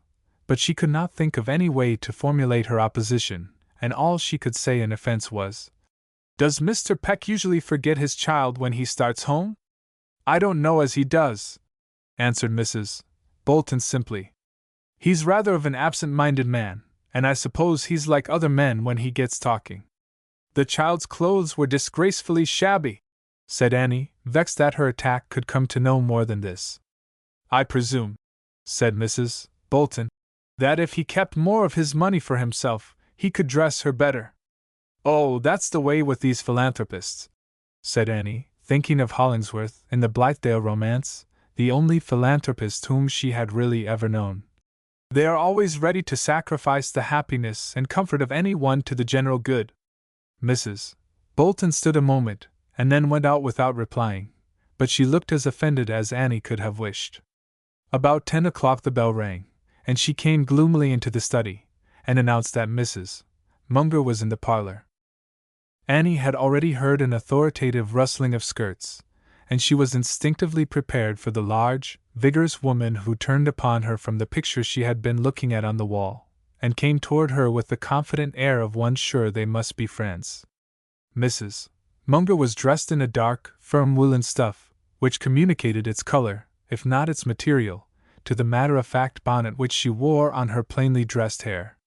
In one of her hands, which were cased in driving gloves of somewhat insistent evidence, she carried a robust black silk sun umbrella, and the effect of her dress otherwise might be summarized in the statement that where other women would have worn lace, she seemed to wear leather. She had not only leather gloves, and a broad leather belt at her waist, but a leather collar. Her watch was secured by a leather cord, passing round her neck, and the stubby tassel of her umbrella stick was leather. She might be said to be in harness. She had a large, handsome face, no longer fresh, but with an effect of exemplary cleanness, and a pair of large gray eyes that suggested the notion of being newly washed, and that now looked at Annie with the assumption of fully understanding her. "Ah, Miss Kilburn," she said, without any of the wonted preliminaries of introduction and greeting. "I should have come long ago to see you, but I've been dispersed over the 4 quarters of the globe ever since you came, my dear. I got home last night on the 9 o'clock train, in the last agonies of that howling tempest. Did you ever know anything like it? I see your trees have escaped. I wonder they weren't torn to shreds." Annie took her on her own ground of ignoring their past non-acquaintance. "Yes, it was awful. And your son, how did you leave him?" "Mr. Brandreth." "Oh yes, poor little man. I found him waiting for me at home last night, and he told me he had been here. He was blowing about in the storm all day. Such a spirit! There was nothing serious the matter. The bridge of the nose was all right, merely the cartilage pushed aside by the ball." She had passed so lightly from Mr. Brandreth's heroic spirit to her son's nose that Annie, woman as she was, and born to these bold bounds over sequence, was not sure where they had arrived, till Mrs. Munger added, "Jim's used to these things. I'm thankful it wasn't a finger or an eye. What is that?" She jumped from her chair, and swooped upon the Spanish-Roman watercolor Annie had stood against some books on the table, pending its final disposition. "It's only a Guerra," said Annie. "My things are all scattered about still. I have scarcely tried to get into shape yet." Mrs. Munger would not let her interpose any idea of there being a past between them. She merely said, "You knew the Herricks at Rome, of course. I'm in hopes I shall get them here when they come back. I want you to help me colonize Hatboro' with the right sort of people. It's so easy to get the wrong sort. But, so far, I think we've succeeded beyond our wildest dreams. It's easy enough to get nice people together at the seaside, but inland? No, it's only a very few nice people who will come into the country for the summer, and we propose to make Hatboro' a winter colony too. That gives us agreeable invalids, you know, It gave us the Brandreths. He told you of our projected theatricals, I suppose? Yes, said Annie noncommittally. He did. I know just how you feel about it, my dear, said Mrs. Munger. Been there myself, as Jim says. But it grows upon you. I'm glad you didn't refuse outright. And Mrs. Munger looked at her with eyes of large expectance. No, I didn't, said Annie, obliged by this expectance to say something. But to tell you the truth, Mrs. Munger, I don't see how I'm to be of any use to you or to Mr. Brandreth. Oh, take a cab and go about, like Boots and Brewer, you know, for the Veneerings. She said this as if she knew about the humor rather than felt it. We are placing all our hopes of bringing round the old Hatborians in you. I'm afraid you're mistaken about my influence, said Annie. Mr. Brandreth spoke of it, and I had an opportunity of trying it last night, and seeing just what it amounted to. Yes? Mrs. Munger prompted, with an increase of expectance in her large clear eyes, and of impartiality in her whole face. Mr. Peck was here, said Annie reluctantly, and I tried it on him. Yes? Repeated Mrs. Munger, as immutably as if she were sitting for her photograph and keeping the expression. Annie broke from her reluctance with the sort of violence which carried her further than she would have gone otherwise. She ridiculed Mr. Peck's appearance and manner, and laughed at his ideas to Mrs. Munger. She had not a good conscience in it, but the perverse impulse persisted in her. There seemed no other way in which she could assert herself against him. Mrs. Munger listened judicially, but she seemed to take in only what Mr. Peck had thought of the dance and supper. At the end she said, rather vacantly, "What nonsense!" "Yes, but I'm afraid he thinks it's wisdom, and for all practical purposes it amounts to that. You see what my influence has done at the outset, Mrs. Munger. He'll never give way on such a point." "Oh, very well then," said Mrs. Munger, with the utmost lightness and indifference. "We'll drop the idea of the invited supper and dance." "Do you think that would be well?" asked Annie. "Yes, why not? It's only an idea. I don't think you've made at all a bad beginning. It was very well to try the idea on someone who would be frank about it, and wouldn't go away and talk against it," said Mrs. Munger, rising. "I want you to come with me, my dear." "To see Mr. Peck?" "Excuse me. I don't think I could," said Annie. "No, to see some of his parishioners," said Mrs. Munger. "His deacons, to begin with, or his deacons' wives." This seemed so much less than calling on Mr. Peck that Annie looked out at Mrs. Munger's basket phaeton at her gate, and knew that she would go with very little more urgence. "After all, you know, you're not one of his congregation, he may yield to them," said Mrs. Munger. "We must have him, if only because he's hard to get. It'll give us an idea of what we've got to contend with." It had a very practical sound. It was really like meeting the difficulties on their own ground, and it overcame the question of taste which was rising in Annie's mind. She demurred a little more upon the theory of her uselessness, but Mrs.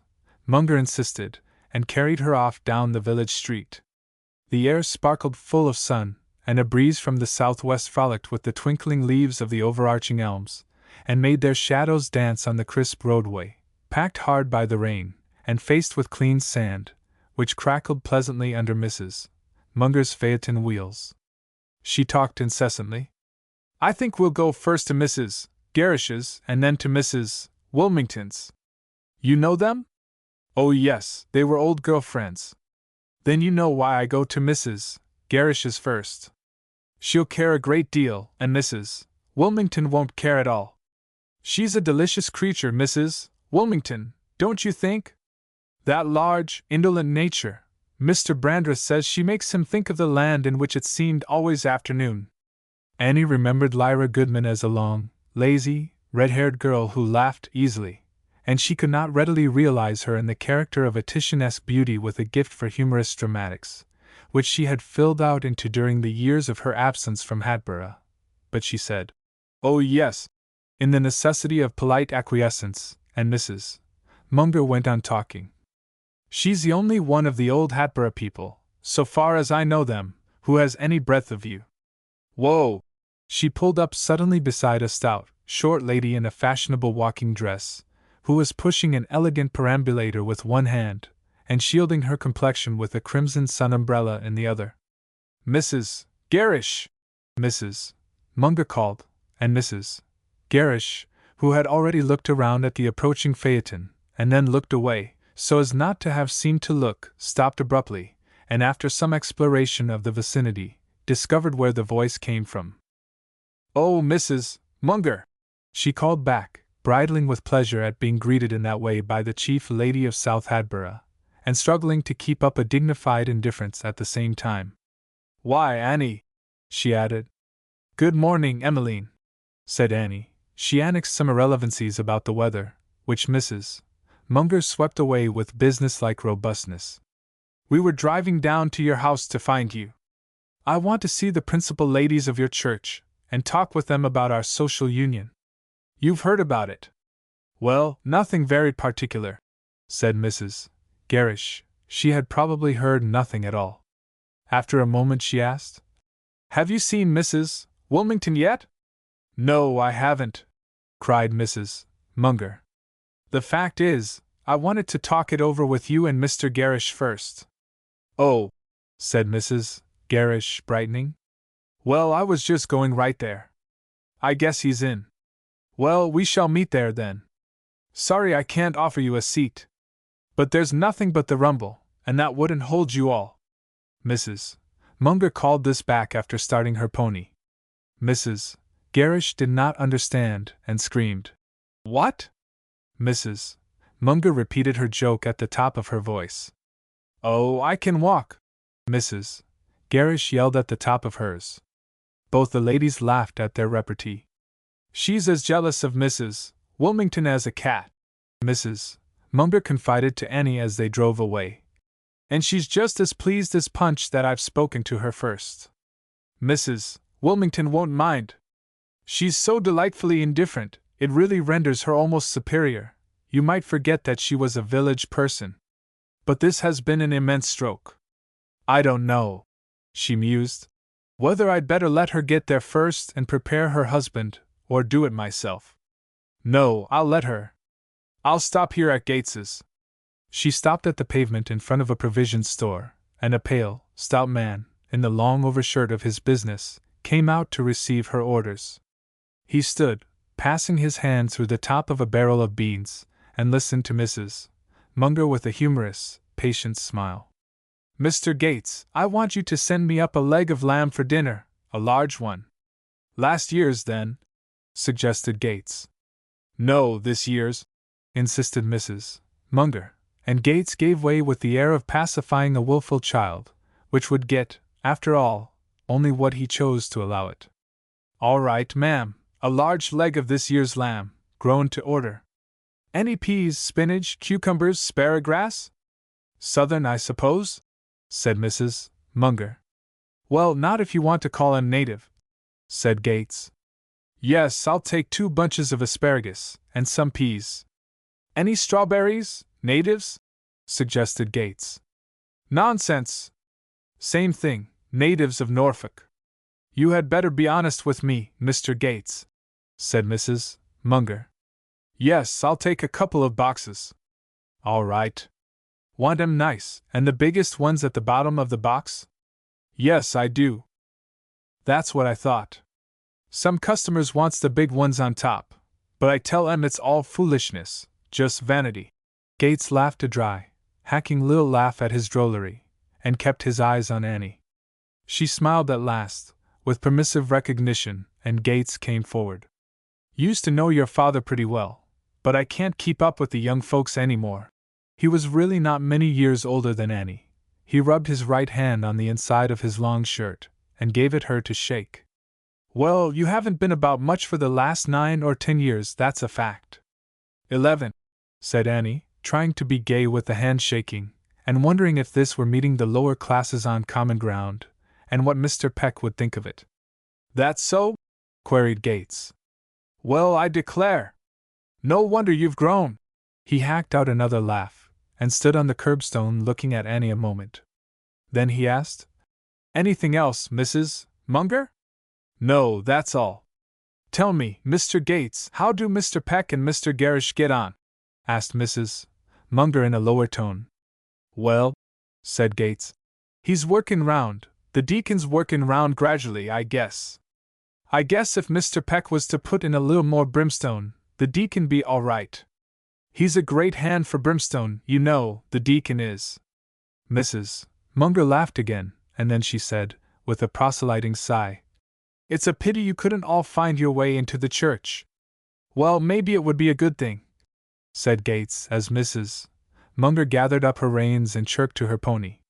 He isn't a member of Mr. Peck's church, she explained to Annie. But he's one of the society, and his wife's very devout Orthodox. He's a great character, we think, and he'll treat you very well, if you keep on the right side of him. They say he cheats awfully in the weight, though. 8. Mrs. Munger drove across the street, and drew up before a large, handsomely ugly brick dry goods store, whose showy windows had caught Annie's eye the day she arrived in Hatboro'. I see Mrs. Gerrish has got here first, Mrs. Munger said, indicating the perambulator at the door, and she dismounted and fastened her pony with a weight, which she took from the front of the phaeton. On either door jamb of the store was a curved plate of polished metal, with the name Gerrish cut into it in black letters. The sills of the wide windows were of metal, and bore the same legend. At the threshold a very prim, ceremonious little man, spare and straight, met Mrs. Munger with a ceremonious bow and a solemn, How do you do, ma'am? How do you do? I hope I see you well. And he put a small dry hand into the ample clasp of Mrs. Munger's gauntlet. Very well indeed, Mr. Gerrish. Isn't it a lovely morning? You know Miss Kilburn, Mr. Gerrish. He took Annie's hand into his right and covered it with his left, lifting his eyes to look her in the face with an old merchant-like cordiality. Why, yes, indeed. Delighted to see her. Her father was one of my best friends. I may say that I owe everything that I am to Squire Kilburn. He advised me to stick to commerce when I once thought of studying law. Glad to welcome you back to Hatboro', Miss Kilburn. You see changes on the surface, no doubt, but you'll find the genuine old feeling here. Walk right back, ladies, he continued, releasing Annie's hand to waft them before him toward the rear of the store. You'll find Mrs. Gerrish in my room there, my growlery, as I call it. He seemed to think he had invented the name. And Mrs. Gerrish tells me that you've really come back, he said, leaning decorously toward Annie as they walked, with the intention of taking up your residence permanently among us. You will find very few places like Hatboro'. As he spoke, walking with his hands clasped behind him, he glanced to right and left at the shopgirls on foot behind the counter, who dropped their eyes under their different bangs as they caught his glance, and bridled nervously. He denied them the use of chewing gum. He permitted no conversation, as he called it, among them, and he addressed no jokes or idle speeches to them himself. A system of grooves overhead brought to his counting room the cash from the clerks in wooden balls, and he returned the change, and kept the accounts, with a pitiless eye for errors. The women were afraid of him, and hated him with bitterness, which exploded at crises and excesses of hysterical impudence. His store was an example of variety, punctuality, and quality. Upon the theory, for which he deserved the credit, of giving to a country place the advantages of one of the great city establishments, he was gradually gathering, in their fashion, the small commerce into his hands.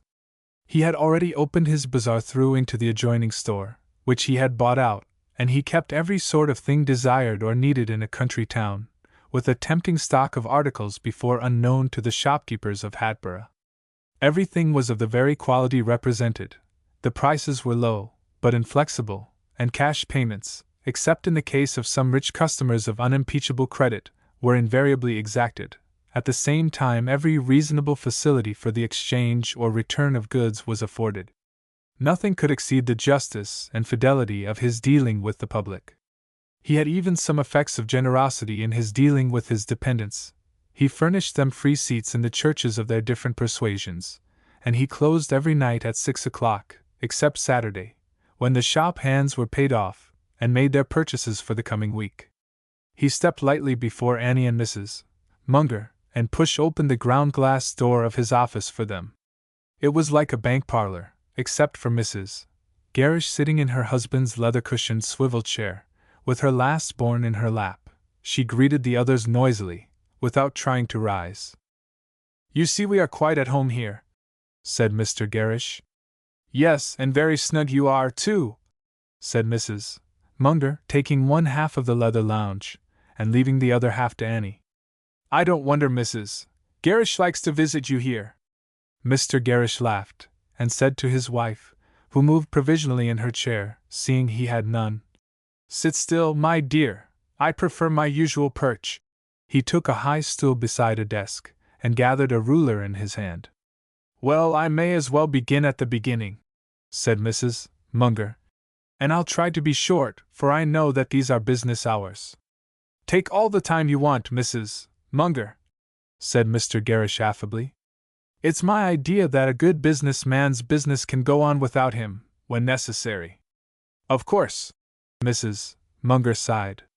"If everybody had your system, Mr. Gerrish," she went on, and succinctly expounded the scheme of the social union. "I suppose I can't deny that the idea occurred to me," she concluded, "but we can't hope to develop it without the cooperation of the ladies of Old Hatboro', and I've come, first of all, to Mrs. Gerrish."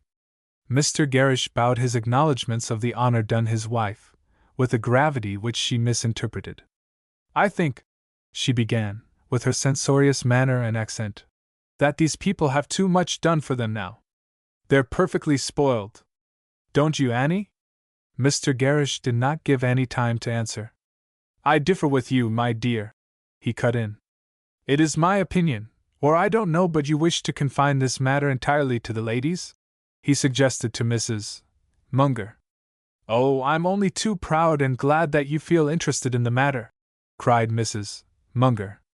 "Without the gentleman's practical views, we ladies are such feeble folk, mere conies in the rocks. I am as much opposed as Mrs. Gerrish, or any one, to acceding to unjust demands on the part of my clerks or other employees," Mr. Gerrish began.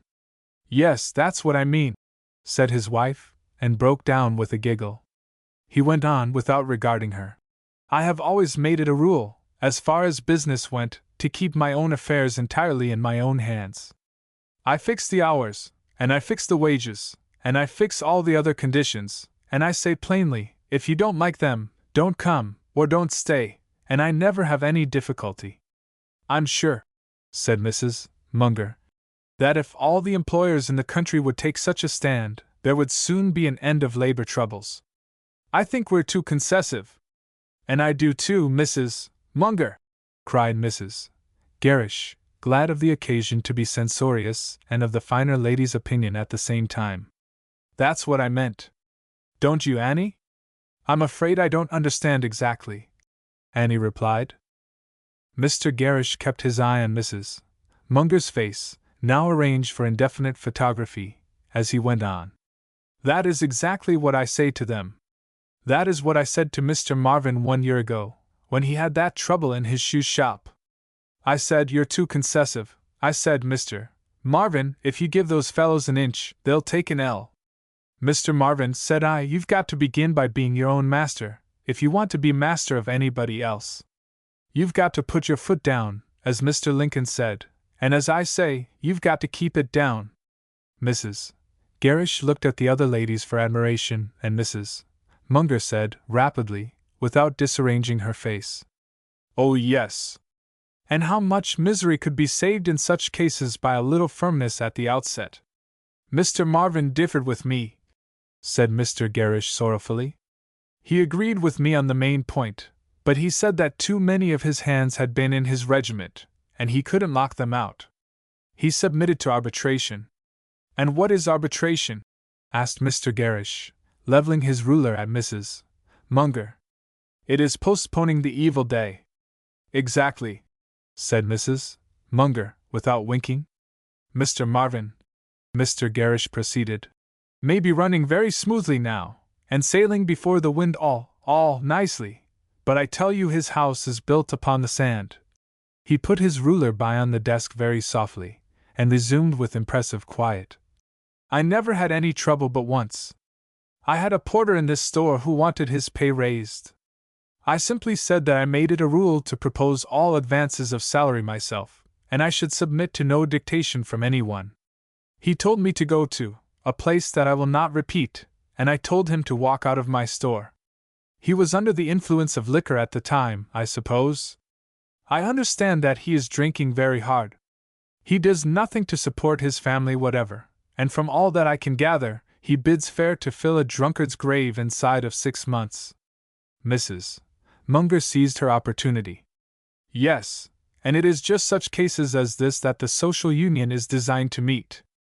If this man had some such place to spend his evenings, and bring his family if he chose, where he could get a cup of good coffee for the same price as a glass of rum, don't you see?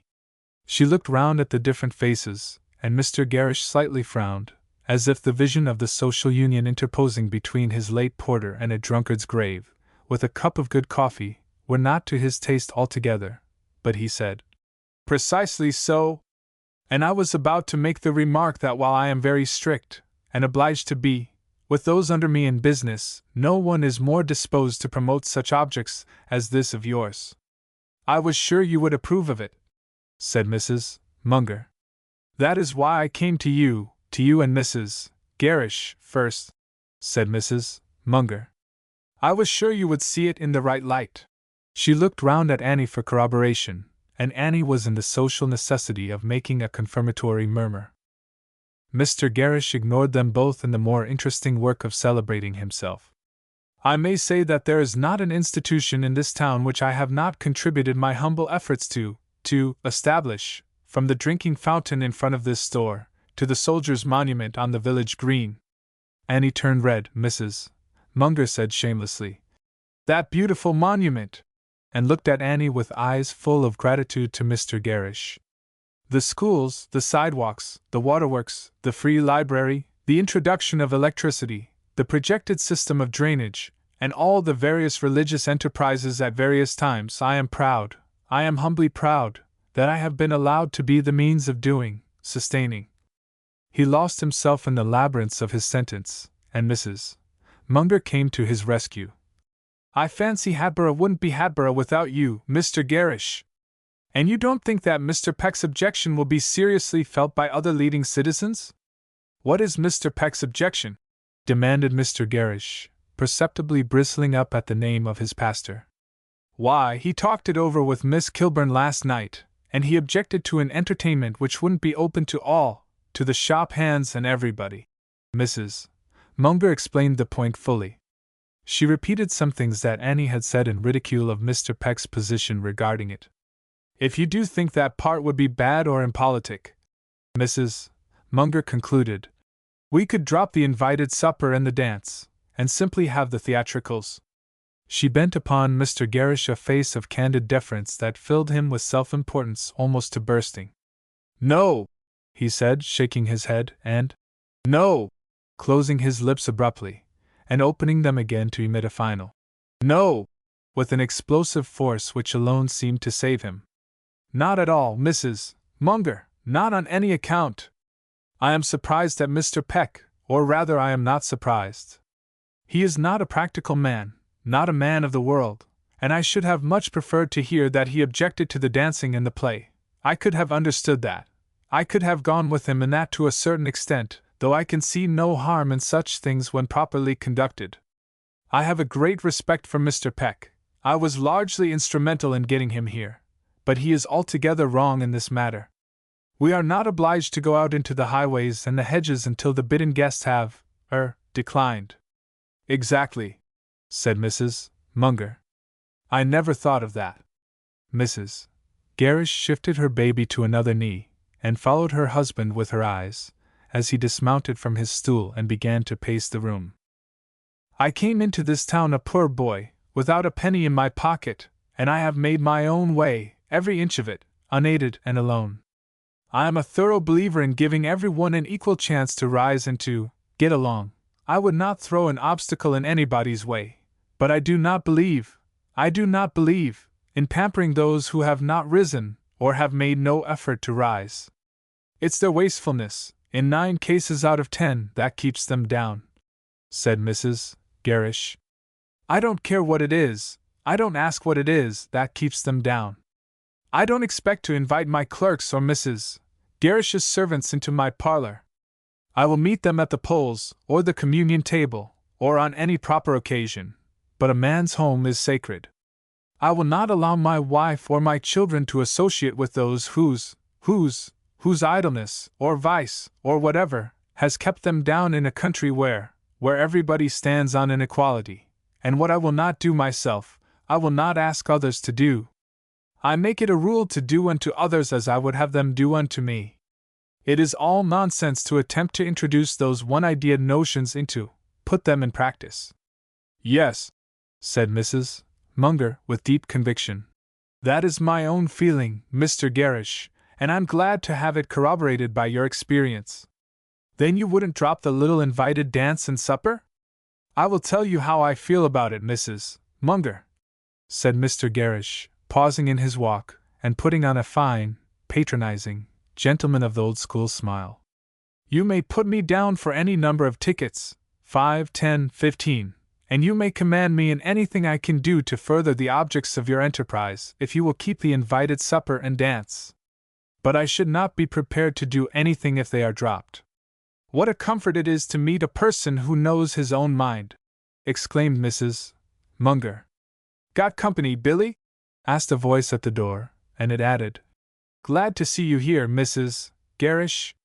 Ah, Mr. Putney! Come in." "Hope I see you well, sir," cried Mr. Gerrish. "Come in," he repeated, with jovial frankness. "Nobody but friends here." "I don't know about that," said Mr. Putney, with whimsical perversity, holding the door ajar. "I see that arch conspirator from South Hatboro'," he said, looking at Mrs. Munger. He showed himself, as he stood holding the door ajar, a lank little figure, dressed with reckless slovenliness in a suit of old-fashioned black. A loose neckcloth fell stringing down his shirt front, which his unbuttoned waistcoat exposed, with its stains from the tobacco upon which his thin little jaws worked mechanically, as he stared into the room with flamy blue eyes. His silk hat was pushed back from a high, clear forehead.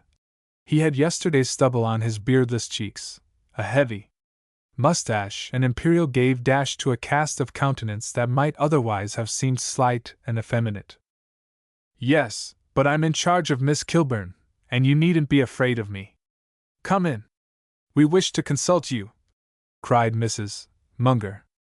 Mrs. Gerrish cackled some applausive incoherencies. Putney advanced into the room, and dropped his burlesque air as he approached Annie.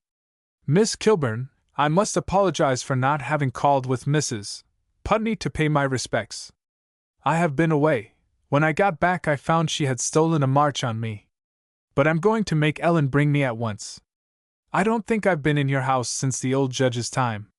Well, he was an able man, and a good man. I was awfully fond of the old judge, in a boy's way." "Thank you," said Annie, touched by something gentle and honest in his words. "He was a Christian gentleman," said Mr. Gerrish with authority. Putney said, without noticing Mr. Gerrish, "Well, I'm glad you've come back to the old place, Miss Kilburn." "I almost said Annie." "I shouldn't have minded Ralph," she retorted. "Shouldn't you? Well, that's right," Putney continued, ignoring the laugh of the others at Annie's sally. "You'll find Hatboro' pretty exciting, after Rome, for a while, I suppose. But you'll get used to it. It's got more of the modern improvements, I'm told, and it's more public-spirited, more snap to it. I'm told that there's more enterprise in Hatboro', more real crowd in South Hatboro' alone, than there is in the Quirinal and the Vatican put together. You had better come and live at South Hatboro', Mr. Putney. That would be just the atmosphere for you," said Mrs. Munger, with aimless hospitality. She said this to everyone. "Is it about coming to South Hatboro' you want to consult me?" asked Putney. "Well, it is and it isn't," she began. "Better be honest, Mrs. Munger," said Putney. "You can't do anything for a client who won't be honest with his attorney. That's what I have to continually impress upon the reprobates who come to me. I say, it don't matter what you've done, if you expect me to get you off, you've got to make a clean breast of it. They generally do, they see the sense of it. They all laughed, and Mr. Gerrish said, Mr. Putney is one of Hatborough's privileged characters, Miss Kilburn. Thank you, Billy, returned the lawyer, with mock tenderness. Now, Mrs. Munger, out with it! You'll have to tell him sooner or later, Mrs. Munger, said Mrs. Gerrish, with overweening pleasure in her acquaintance with both of these superior people. He'll get it out of you anyway. Her husband looked at her, and she fell silent. Mrs. Munger swept her with a tolerant smile as she looked up at Putney. Why, it's really Miss Kilburn's affair, she began, and she laid the case before the lawyer with a fullness that made Annie wince. Putney took a piece of tobacco from his pocket, and tore off a morsel with his teeth. Excuse me, Annie. It's a beastly habit. But it saved me from something worse. You don't know what I've been, but anybody in Hatboro' can tell you. I made my shame so public that it's no use trying to blink the past. You don't have to be a hypocrite in a place where everybody's seen you in the gutter. That's the only advantage I've got over my fellow citizens, and of course I abuse it. That's nature, you know. When I began to pull up, I found that tobacco helped me. I smoked and chewed both. Now I only chew. Well, he said, dropping the pathetic simplicity with which he had spoken, and turning with a fierce jocularity from the shocked and pitying look in Annie's face to Mrs. Munger. What do you propose to do? Brother Peck's head seems to be pretty level, in the abstract. Yes, said Mrs. Munger, willing to put the case impartially. And I should be perfectly willing to drop the invited dance and supper, if it was thought best, though I must say I don't at all agree with Mr. Peck in principle. I don't see what would become of society. You ought to be in politics, Mrs. Munger, said Putney. Your readiness to sacrifice principle to expediency shows what a reform will be wrought when you ladies get the suffrage. What does Brother Gerrish think? No, no, said Mrs. Munger. We want an impartial opinion. I always think as Brother Gerrish thinks, said Putney. I guess you better give up the fandango. Hey, Billy? No, sir, no, Mr. Putney, answered the merchant nervously. I can't agree with you. And I will tell you why, sir. He gave his reasons, with some abatement of pomp and detail, and with the tremulous eagerness of a solemn man who expects a sarcastic rejoinder. It would be a bad precedent.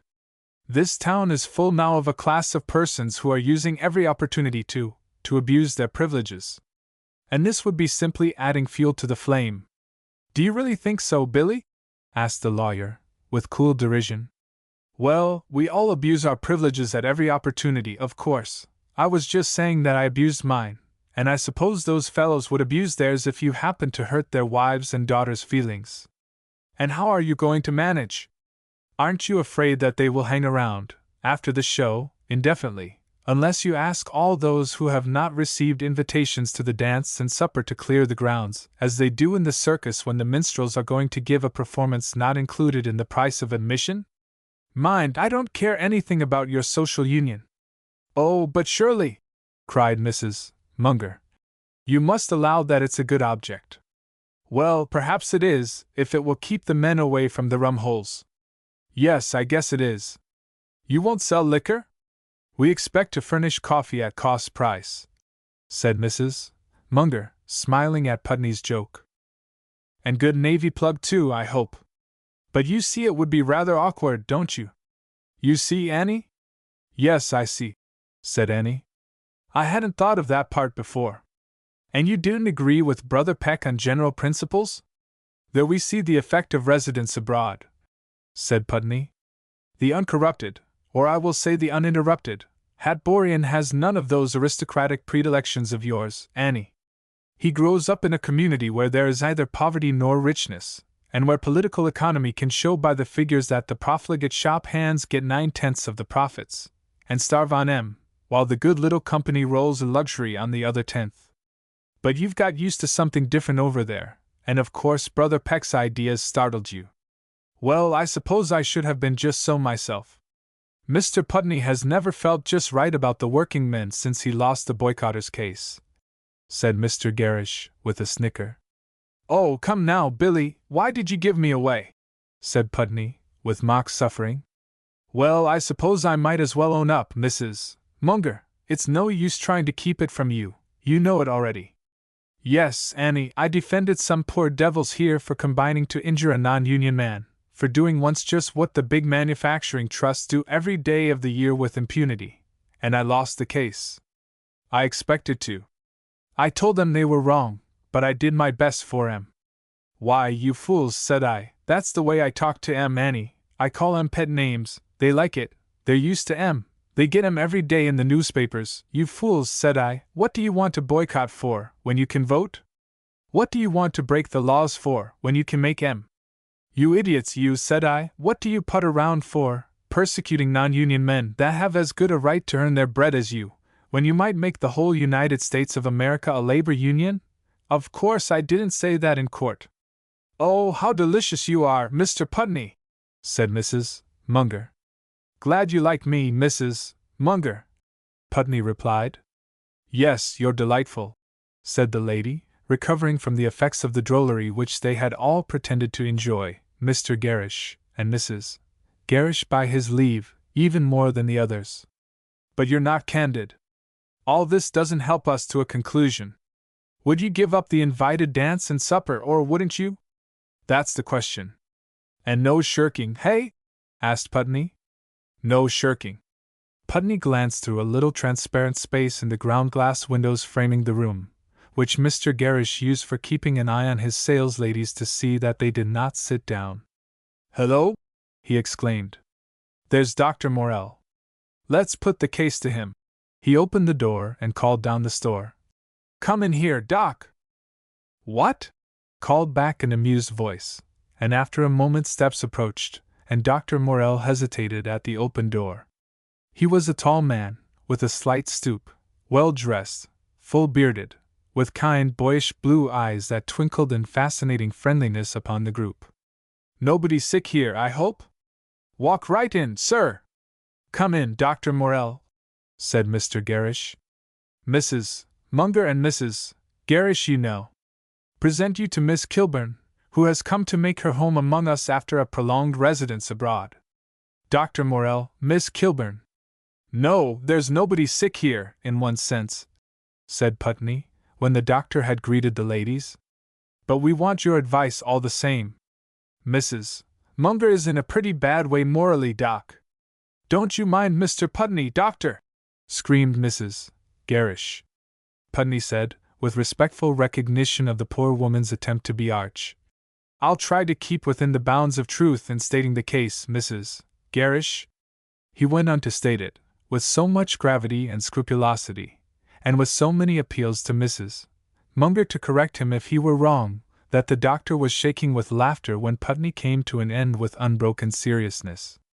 At each repetition of the facts, Annie's relation to them grew more intolerable, and she suspected Putney of an intention to punish her. Well, what do you say? He demanded of the doctor. Ha ha ha! Ah ha ha! Laughed the doctor, shutting his eyes and throwing back his head. Seems to consider it a laughing matter, said Putney to Mrs. Munger. Yes, and that is all your fault, said Mrs. Munger, trying, with the ineffectiveness of a large woman, to pout. No, no, I'm not laughing, began the doctor. Smiling, perhaps, suggested Putney. The doctor went off again. Then, I beg your pardon, Mrs. Munger, he resumed. But it isn't a professional question, you know, and I really couldn't have any opinion on such a matter. No shirking, said Putney. That's what Mrs. Munger said to me. Of course not, gurgled the doctor. You ladies will know what to do. I'm sure I shouldn't, he added. Well, I must be going, said Putney. Sorry to leave you in this fix, Doc. He flashed out of the door, and suddenly came back to offer Annie his hand. I beg your pardon, Annie. I'm going to make Ellen bring me round. Good morning. He bowed cursorily to the rest. Wait, I'll go with you, Putney, said the doctor. Mrs. Munger rose, and Annie with her. We must go too, she said. We've taken up Mr. Gerrish's time most unconscionably. and now Mr. Gerrish did not urge her to remain. "Well, goodbye," said Mrs. Gerrish, with a genteel prolongation of the last syllable. Mr. Gerrish followed his guests down the store, and even out upon the sidewalk, where he presided with unheeded hospitality over the superfluous politeness of Putney and Dr. Morell and putting Mrs. Munger and Annie into the phaeton. Mrs. Munger attempted to drive away without having taken up her hitching weight. "I suppose that there isn't a post in this town that my wife hasn't tried to pull up in that way," said Putney gravely. The doctor doubled himself down with another fit of laughing. Annie wanted to laugh too, but she did not like his laughing. She questioned if it were not undignified. She felt that it might be disrespectful. Then she asked herself why he should respect her. 9. "That was a great success," said Mrs. Munger, as they drove away. Annie said nothing, and she added, "Don't you think so?" "Well, I confess," said Annie, "I don't see how, exactly." "Do you mean with regard to Mr. Gerrish?" "Oh no, I don't care anything about him," said Mrs. Munger, touching her pony with the tip of her whip-lash. "He's an odious little creature, and I knew that he would go for the dance and supper because Mr. Peck was opposed to them. He's one of the anti-Peck party in his church, and that is the reason I spoke to him. But I meant the other gentlemen. You saw how they took it."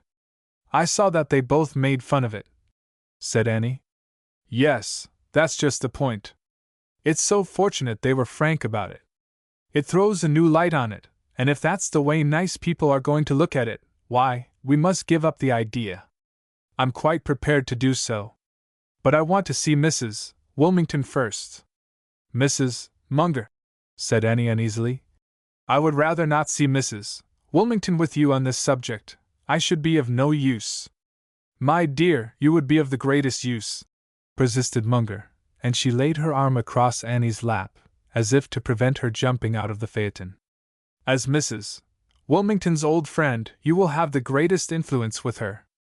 But I don't know that I wish to influence her in favor of the supper and dance. I don't know that I believe in them," said Annie, cowed and troubled by the affair. "That doesn't make the slightest difference," said Mrs. Munger impartially. "All you will have to do is to keep still. I will put the case to her." She checked the pony before the bar which the flagman at the railroad crossing had let down, while a long freight train clattered deafeningly by, and then drove bumping and jouncing across the tracks. "I suppose you remember what over the track means in Hatboro'?" "Oh, yes," said Annie, with a smile. "Social perdition, at the least." "You don't mean that Mrs. Wilmington lives over the track?" "Yes. It isn't so bad as it used to be, socially. Mr. Wilmington has built a very fine house on this side, and there are several pretty queen and cottages going up." They drove along under the elms which here stood somewhat at random about the wide, grassless street, between the high, windy bulks of the shoe shops and hat shops. The dust gradually freed itself from the cinders about the tracks, and it hardened into a handsome, newly made road beyond the houses of the shop hands. They passed some open lots, and then, on a pleasant rise of ground, they came to a stately residence, lifted still higher on its underpinning of granite blocks. It was built in a Boston suburban taste of 20 years ago, with a lofty mansard roof, and it was painted the stone-gray color which was once esteemed for being so quiet. The lawn before it sloped down to the road, where it ended smoothly at the brink of a neat stone wall. A black asphalt path curved from the steps by which you mounted from the street to the steps by which you mounted to the heavy portico before the massive black walnut doors. The ladies were shown into the music room, from which the notes of a piano were sounding when they rang, and Mrs. Wilmington rose from the instrument to meet them. A young man who had been standing beside her turned away. Mrs. Wilmington was dressed in a light morning dress with a watteau fall, whose delicate russets and faded reds and yellows heightened the richness of her complexion and hair. "Why, Annie," she said, "how glad I am to see you! And you too, Mrs. Munger. How very nice!" Her words took value from the thick, mellow tones of her voice, and passed for much more than they were worth intrinsically. She moved lazily about and got them into chairs, and was not resentful when Mrs. Munger broke out with, "How hot you have it!" "Have we?" We had the furnace lighted yesterday, and we've been in all the morning, and so we hadn't noticed. Jack, won't you shut the register? She drawled over her shoulder. This is my nephew, Mr. Jack Wilmington, Miss Kilburn. Mr. Wilmington and Mrs. Munger are old friends. The young fellow bowed silently, and Annie instantly took a dislike to him, his heavy jaw, long eyes, and low forehead almost hidden under a thick bang. He sat down cornerwise on a chair, and listened, with a scornful thrust of his thick lips, to their talk. Mrs. Munger was not abashed by him. She opened her budget with all her robust authority, and once more put Annie to shame. When she came to the question of the invited supper and dance, and having previously committed Mrs. Wilmington in favor of the general scheme, asked her what she thought of that part, Mr. Jack Wilmington answered for her. I should think you had a right to do what you please about it. It's none of the hands' business if you don't choose to ask them. Yes, that's what anyone would think, in the abstract, said Mrs. Munger. Now, little boy, said Mrs. Wilmington, with indolent amusement, putting out a silencing hand in the direction of the young man. Don't you be so fast. You let your auntie speak for herself. I don't know about not letting the hands stay to the dance and supper, Mrs. Munger. You know I might feel put upon. I used to be one of the hands myself. Yes, Annie, there was a time after you went away, and after Father died, when I actually fell so low as to work for an honest living. I think I heard Lyra, said Annie, but I had forgotten. The fact, in connection with what had been said, made her still more uncomfortable. Well, I didn't work very hard, and I didn't have to work long. But I was a hand, and there's no use trying to deny it. As Mr. Putney says, he and I have our record, and we don't have to make any pretenses. And the question is whether I ought to go back on my fellow hands. Oh, but Mrs. Wilmington, said Mrs. Munger, with intense deprecation. That's such a very different thing. You were not brought up to it, it was just temporary, and besides, there was Mr. Wilmington, I know. He was very opportune. I might have been a hand at this moment if Mr. Wilmington had not come along and invited me to be the head of his house. But I don't know, Annie, whether I oughtn't to remember my low beginnings. I suppose we all like to be consistent, answered Annie aimlessly, uneasily. Yes, Mrs. Munger broke in. But they were not your beginnings, Mrs. Wilmington. They were your incidents, your accidents. It's very pretty of you to say so, Mrs. Munger, drawled Mrs. Wilmington. But I guess I must oppose the little invited dance and supper, on principle. We all like to be consistent, as Annie says, even if we're inconsistent in the attempt, she added, with a laugh. Very well, then, exclaimed Mrs. Munger. We'll drop them. As I said to Miss Kilburn on our way here, if Mrs. Wilmington is opposed to them, we'll drop them. Oh, am I such an influential person? Said Mrs. Wilmington, with a shrug. It's rather awful, isn't it, Annie? Not at all, Mrs. Munger answered for Annie. We've just been talking the matter over with Mr. Putney and Dr. Morell, and they're both opposed. You're merely the straw that breaks the camel's back, Mrs. Wilmington. Oh, thank you. That's a great relief. Well, and now the question is, will you take the part of the nurse or not in the dramatics? Asked Mrs. Munger, returning to business. Well, I must think about that, and I must ask Mr. Wilmington. Jack, she called over her shoulder to the young man at the window. Do you think your uncle would approve of me as Juliet's nurse? You'd better ask him, growled the young fellow. Well, said Mrs. Wilmington, with another laugh, I'll think it over, Mrs. Munger. Thank you, said Mrs. Munger. And now we must really be going, she added, pulling out her watch by its leathern guard. Not till you've had lunch, said Mrs. Wilmington, rising with the ladies. You must stay. Annie, I shall not excuse you. Well, said Mrs. Munger, complying without regard to Annie. All this diplomacy is certainly very exhausting. Lunch will be on the table in one moment, returned Mrs. Wilmington, as the ladies sat down again provisionally. Will you join us, Jack? No, I'm going to the office, said the nephew, bowing himself out of the room. Jack's learning to be superintendent, said Mrs. Wilmington, lifting her teasing voice to make him hear her in the hall. And he's been spending the whole morning here. In the richly appointed dining room, a glitter of china and glass and a mass of carven oak, the table was laid for two. Put another plate, Nora, said Mrs. Wilmington carelessly. There was bouillon in teacups, chicken cutlets in white sauce, and luscious strawberries. What a cook! Cried Mrs. Munger, over the cutlets. Yes, she's a treasure, I don't deny it, said Mrs. Wilmington. By the end of May, most of the summer folk had come to their cottages in South Hatboro'. One after another, the ladies called upon Annie. They all talked to her of the social union, and it seemed to be agreed that it was fully in train, though what was really in train was the entertainment to be given at Mrs. Munger's for the benefit of the union. The union always dropped out of the talk as soon as the theatricals were mentioned. When Annie went to return these visits, she scarcely recognized even the shape of the country, once so familiar to her, of which the summer settlement had possessed itself. She found herself in a strange world, a world of colonial and Queen Anne architecture, where conscious lines and insistent colors contributed to an effect of posing which she had never seen off the stage. But it was not a very large world, and after the young trees and hedges should have grown up and helped to hide it, she felt sure that it would be a better world. In detail it was not so bad now, but the whole was a violent effect of porches, gables, chimneys, galleries, loggias, balconies, and jalousies, which nature had not yet had time to palliate. Mrs. Munger was at home, and wanted her to spend the day, to drive out with her, to stay to lunch. When Annie would not do any of these things, she invited herself to go with her to call at the Brandreths'.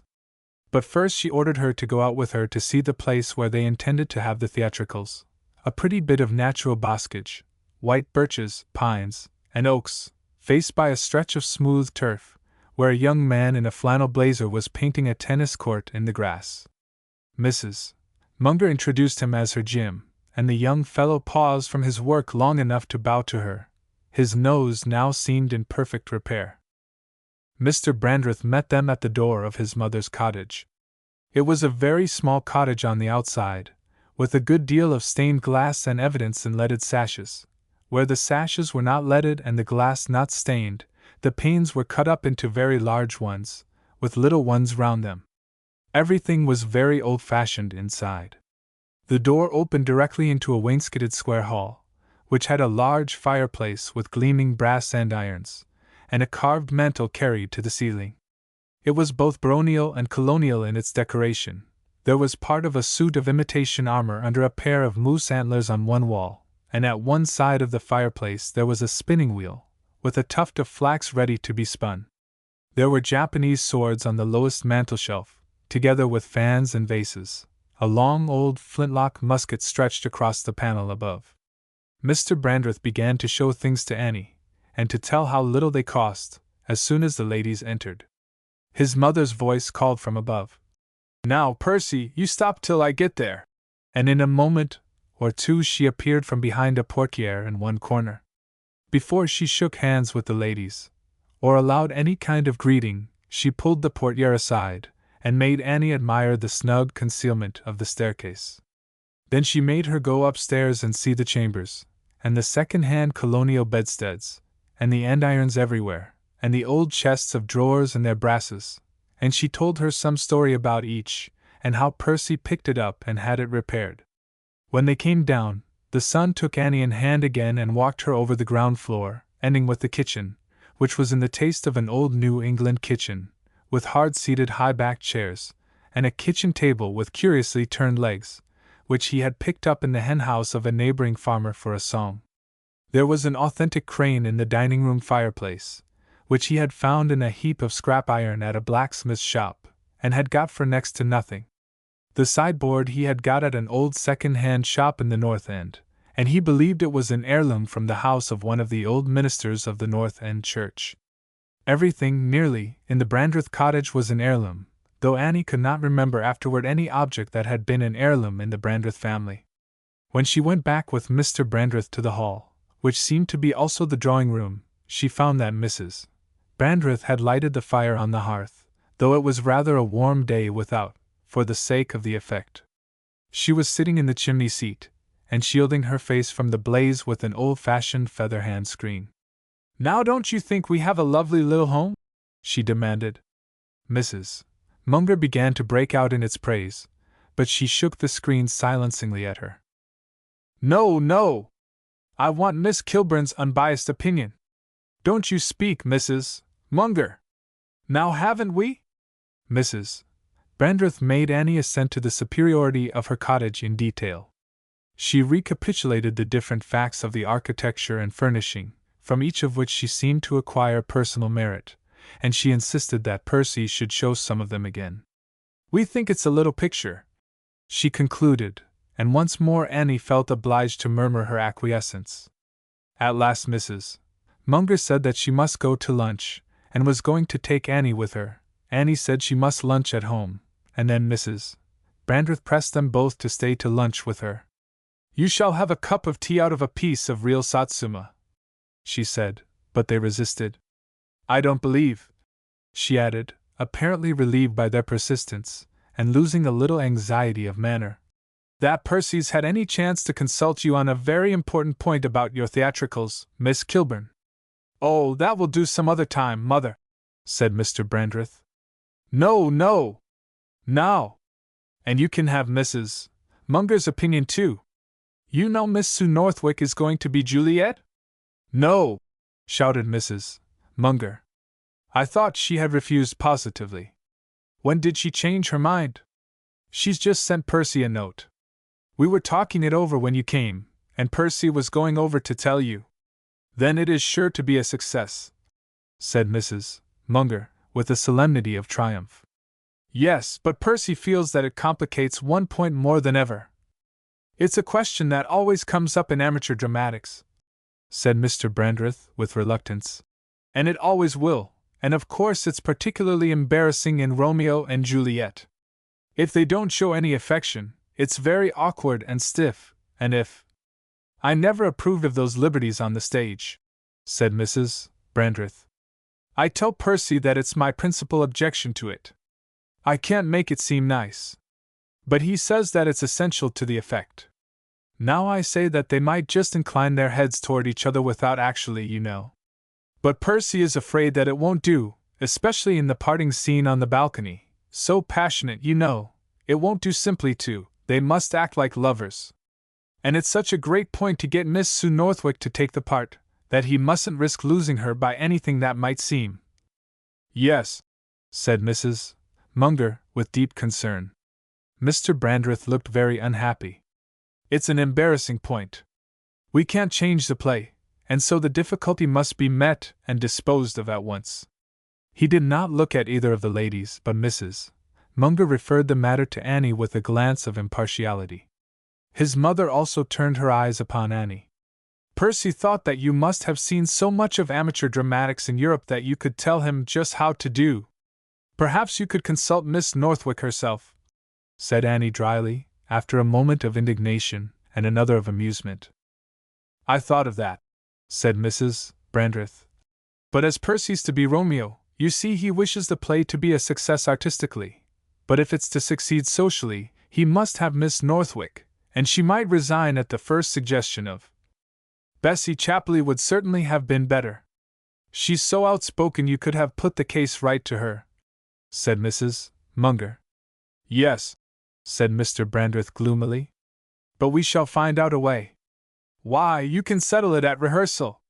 "Perhaps at rehearsal," said Mr. Brandreth, with a pensive absence of mind. Mrs. Munger crushed his hand in his mother's in her leathern grasp, and took Annie away with her. "It isn't lunchtime yet," she explained, when they were out of earshot. "But I saw she was simply killing you, and so I made the excuse. She has no mercy.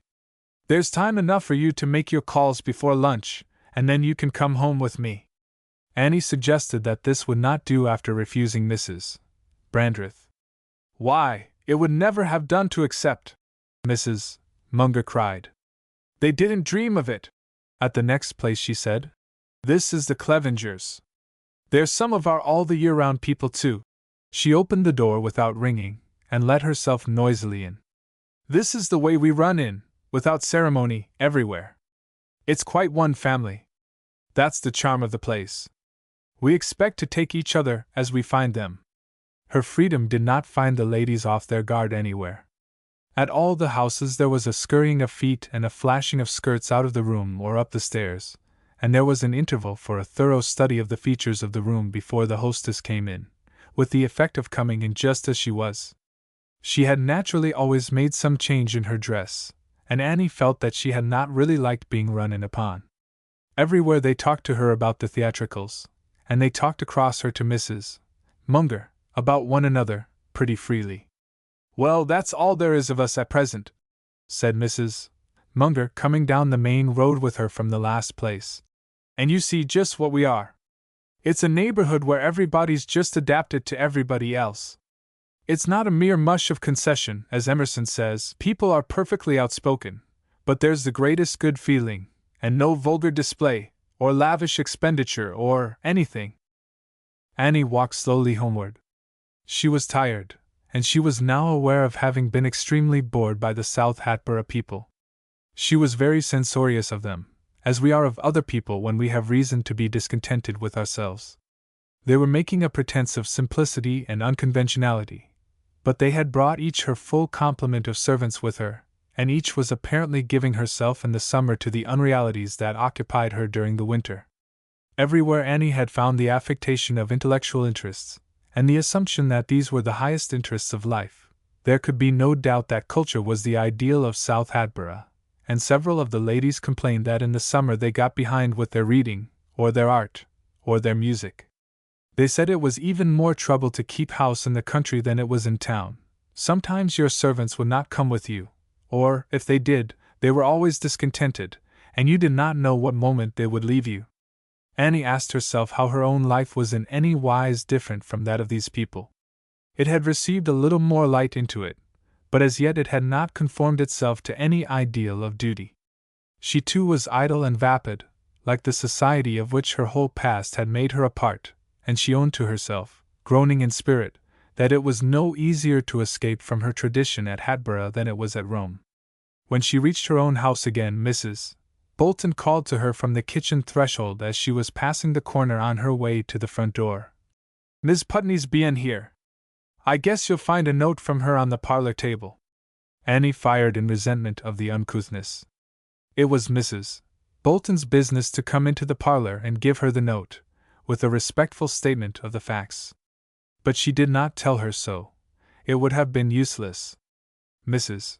Putney's note was an invitation to a family tea for the next evening. 11. Putney met Annie at the door, and led her into the parlor beside the hall. He had a little crippled boy on his right arm, and he gave her his left hand. In the parlor he set his burden down in a chair, and the child drew up under his thin arms a pair of crutches that stood beside it. His white face had the eager purity and the waxen translucence which we see in sufferers from hip disease. "This is our Winthrop," said his father, beginning to talk at once. "We receive the company and do the honors while Mother's looking after the tea.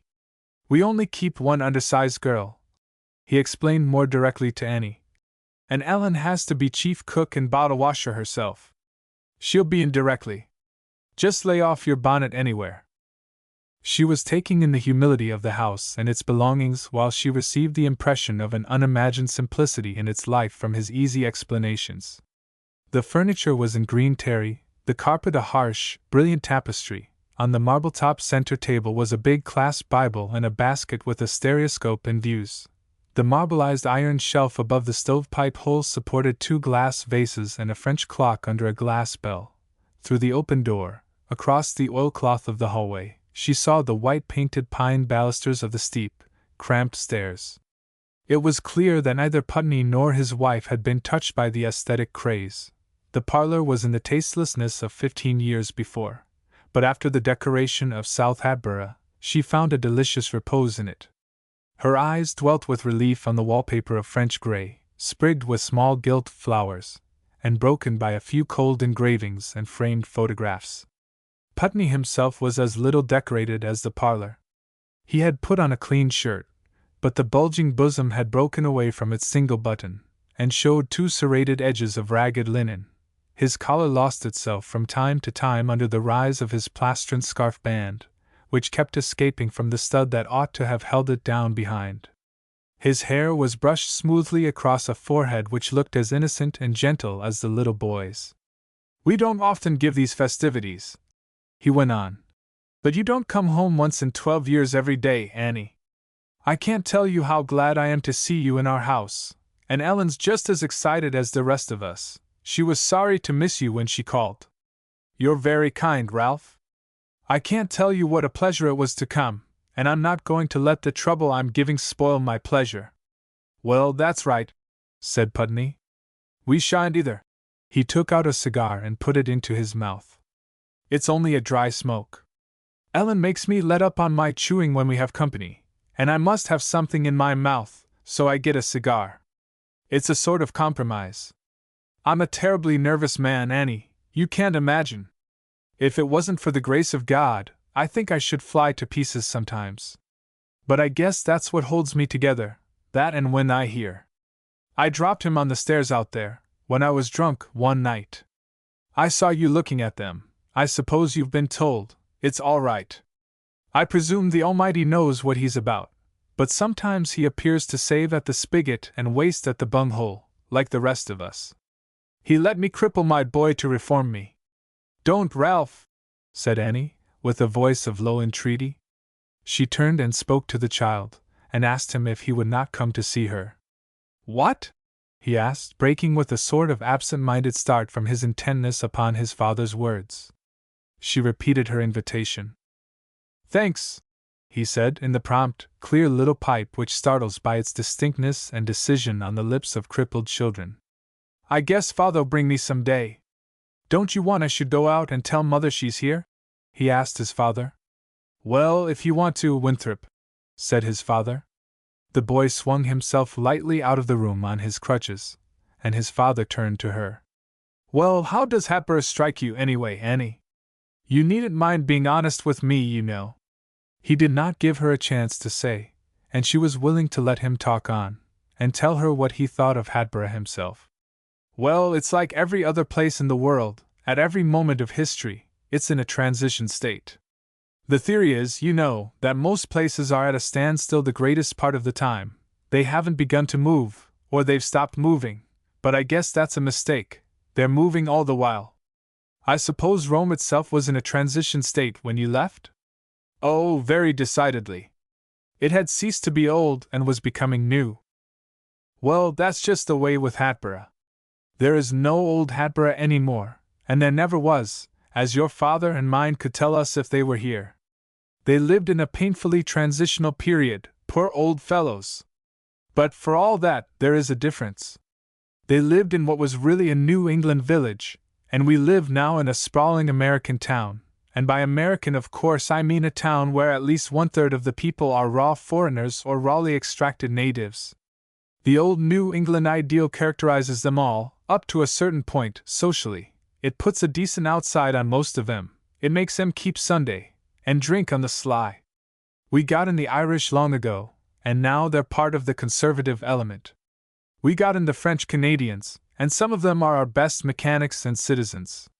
We're getting in the Italians, and as soon as they want something better than bread and vinegar to eat, they'll begin going to Congress and boycotting and striking and forming pools and trusts just like any other class of law-abiding Americans. There used to be some talk of the Chinese, but I guess they've pretty much blown over. We've got Ali and Sam Lung here, just as they have everywhere, but their laundries don't seem to increase. The Irish are spreading out into the country and scooping in the farms that are not picturesque enough for the summer folks. You can buy a farm anywhere round Hatboro for less than the buildings on it cost. I'd rather the Irish would have the land than the summer folks. They make an honest living off it, and the other fellows that come out to roost here from June till October simply keep somebody else from making a living off it, and corrupt all the poor people in sight by their idleness and luxury. That's what I tell 'em at South Hatboro. They don't like it, but I guess they believe it, anyhow they have to hear it. They'll tell you in self-defense that J. Milton Northwick is a practical farmer, and sells his butter for $1 a pound. He's done more than anybody else to improve the breeds of cattle and horses, and he spends $15,000 a year on his place. It can't return him $5, and that's the reason he's a curse and a fraud." "Who is Mr. Northwick, Ralph?" Annie interposed. "Everybody at South Hatboro' asked me if I'd met the Northwicks." "He's a very great and good man," said Putney. "He's worth $1 million, and he runs a big manufacturing company at Ponquasset Falls, and he owns a fancy farm just beyond South Hatboro'. He lives in Boston, but he comes out here early enough to dodge his tax there, and let poorer people pay it. He's got miles of cut stone wall round his place, and conservatories and gardens and villas and drives inside of it, and he keeps up the town roads outside at his own expense. Yes, we feel it such an honor and advantage to have J. Milton in Hatboro' that our assessors practically allow him to fix the amount of tax here himself. People who can pay only a little at the highest valuation are assessed to the last dollar of their property and income, but the assessors know that this wouldn't do with Mr. Northwick. They make a guess at his income, and he always pays their bills without asking for abatement. They think themselves wise and public-spirited men for doing it, and most of their fellow citizens think so too. You see, it's not only difficult for a rich man to get into the kingdom of heaven, Annie, but he makes it hard for other people. Well, as I was saying, socially, the old New England element is at the top of the heap here. That's so everywhere. The people that are on the ground first, it don't matter much who they are, have to manage pretty badly not to leave their descendants in social ascendancy over all newer comers forever. Why, I can see it in my own case.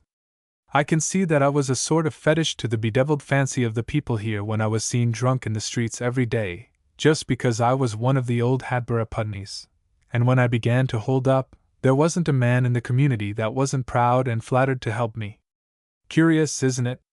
It made me sick of myself and ashamed of them, and I just made up my mind, as soon as I got straight again, I'd give all my help to the men that hadn't a tradition. That's what I've done, Annie. There isn't any low, friendless rapscallion in this town that hasn't got me for his friend, and Ellen.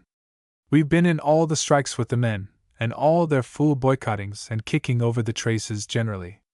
Anybody else would have been turned out of respectable society for one half that I'd done, but it tolerates me because I'm one of the old Hatboro' Putneys. You're one of the old Hatboro' Kilburns, and if you want to have a mind of your own and a heart of your own, all you've got to do is to have it. They'll like it, they'll think it's original. That's the reason South Hatboro' got after you with that social union scheme. They were right in thinking you would have a great deal of influence. I was sorry you had to throw it against Brother Peck. Annie felt herself jump at this climax, as if she had been touched on an exposed nerve. She grew red, and tried to be angry, but she was only ashamed and tempted to lie out of the part she had taken.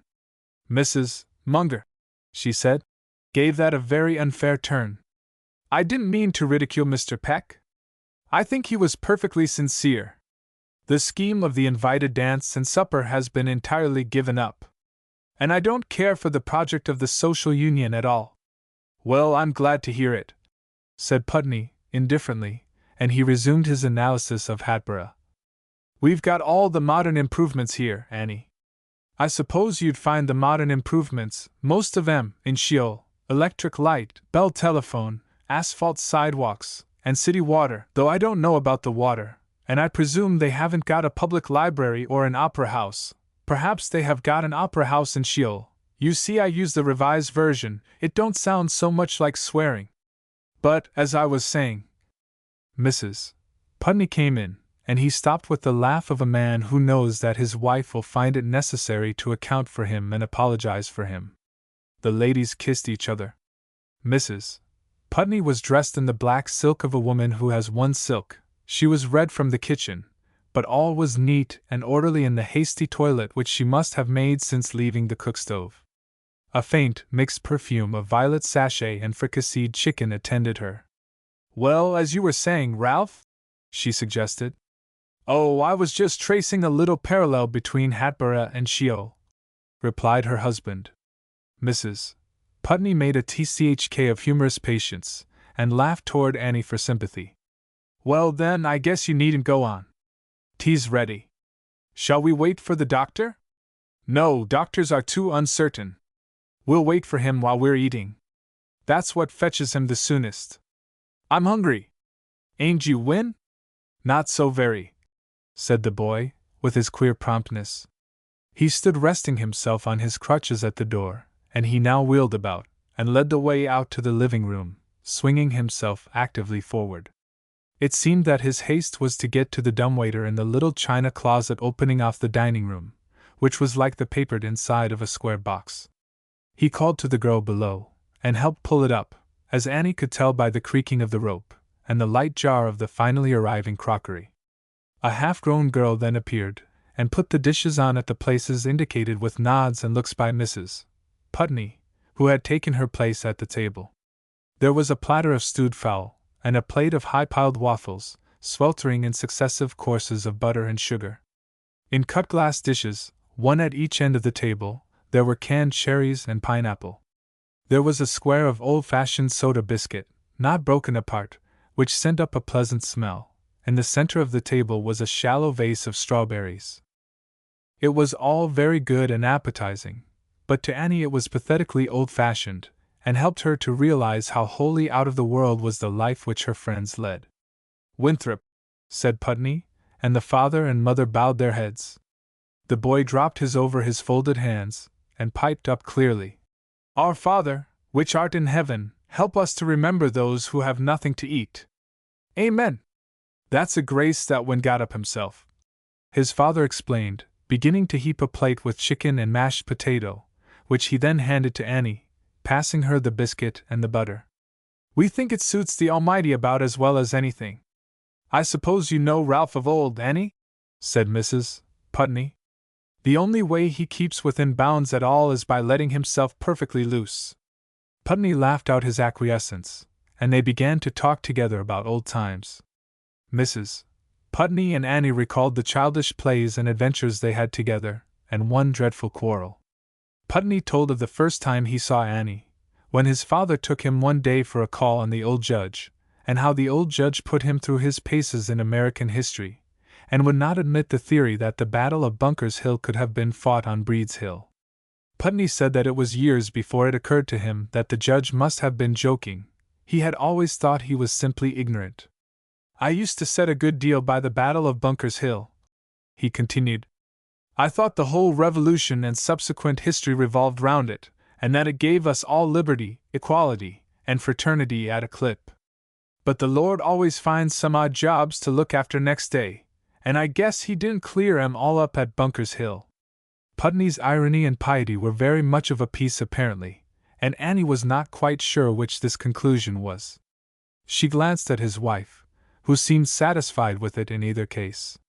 She was waiting patiently for him to wake up to the fact that he had not yet given her anything to eat. After helping Annie and the boy, he helped himself, and pending his wife's preoccupation with the tea, he forgot her. Why didn't you throw something at me? He roared, in grief and self-reproach. There wouldn't have been a loose piece of crockery on this side of the table if I hadn't got my tea in time. Oh, I was listening to Annie's share in the conversation, said Mrs. Putney, and her husband was about to say something in retort of her thrust when a tap on the front door was heard. Come in, Doc! He shouted. Mrs. Putney's just been helped, and the tea is going to begin. Dr. Morell's chuckle made answer for him, and after time enough to put down his hat, he came in, rubbing his hands and smiling, and making short nods round the table. How d'ye do, Mrs. Putney? How d'ye do, Miss Kilburn? Winthrop? He passed his hand over the boy's smooth hair and slipped into the chair beside him. You see, the reason why we always wait for the doctor in this formal way, said Putney, is that he isn't in here more than 7 nights of the week, and he rather stands on his dignity.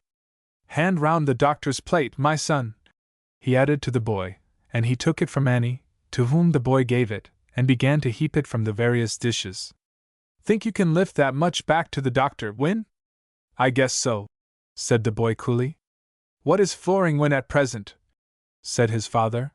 And getting him down and rolling him over is that problem of the robin that eats half a pint of grasshoppers and then doesn't weigh a bit more than he did before. When he gets a little older, said the doctor, shaking over his plateful. He'll be interested to trace the processes of his father's thought from a guest and half a peck of stewed chicken, to a robin and half a pint of. Don't, doctor, pleaded Mrs. Putney. He won't have the least trouble if he'll keep to the surface. Putney laughed impartially and said, Well, we'll take the doctor out and weigh him when he gets done. We expected Brother Peck here this evening, he explained to Dr. Morrell. You're our sober second thought. Well, he broke off, looking across the table at his wife with mock anxiety. Anything wrong about that, Ellen? Not as far as I'm concerned, Mrs. Putney, interposed the doctor. I'm glad to be here on any terms. Go on, Putney. Oh, there isn't anything more. You know how Miss Kilburn here has been round throwing ridicule on Brother Peck, because he wants the shop hands treated with common decency, and my idea was to get the two together, and see how she would feel. Dr. Morrell laughed at this with what Annie thought was unnecessary malice. But he stopped suddenly, after a glance at her, and Putney went on. Brother Peck pleaded another engagement. Said he had to go off into the country to see a sick woman that wasn't expected to live. You don't remember the Merrifields, do you, Annie? Well, it doesn't matter. One of 'em married West, and her husband left her, and she came home here and got a divorce. I got it for her. She's the one. As a consumptive, she had superior attractions for Brother Peck. It isn't a case that admits of jealousy exactly, but it wouldn't matter to Brother Peck anyway. If he saw a chance to do a good action, he'd wade through blood. Now look here, Ralph, said Mrs. Putney. There's such a thing as letting yourself too loose. Well, Gore, then, said Putney, buttering himself a biscuit.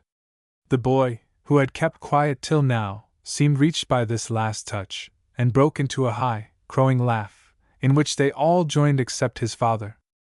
Gore suits Windy anyway, he said, beginning to eat his biscuit.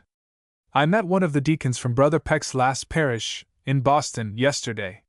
He asked me if we considered Brother Peck anyways peculiar in Hatboro', and when I said we thought he was a little too luxurious, the deacon came out with a lot of things. The way Brother Peck behaved toward the needy in that last parish of his made it simply uninhabitable to the standard Christian. They had to get rid of him somehow, send him away or kill him. Of course the deacon said they didn't want to kill him. Where was his last parish? Asked the doctor. Down on the Maine coast somewhere.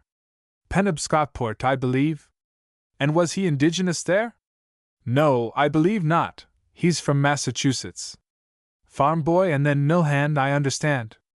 Self-help to an education. Divinity student with summer intervals of waiting at table in the mountain hotels probably. Drifted down Maine way on his first call and stuck, but I guess he won't stick here very long. Annie's friend Mr. Garish is going to look after Brother Peck before a great while. He laughed to see her blush, and went on. You see, Brother Garish has got a high ideal of what a Christian minister ought to be. He hasn't said much about it, but I can see that Brother Peck doesn't come up to it. Well, Brother Garish has got a good many ideals. He likes to get anybody he can by the throat, and squeeze the difference of opinion out of 'em. There now, Ralph, his wife interposed. You let Mr. Garish alone. You don't like people to differ with you either. Is your cup out, doctor? Thank you, said the doctor, handing it up to her. And you mean Mr. Garish doesn't like Mr. Peck's doctrine? He asked of Putney.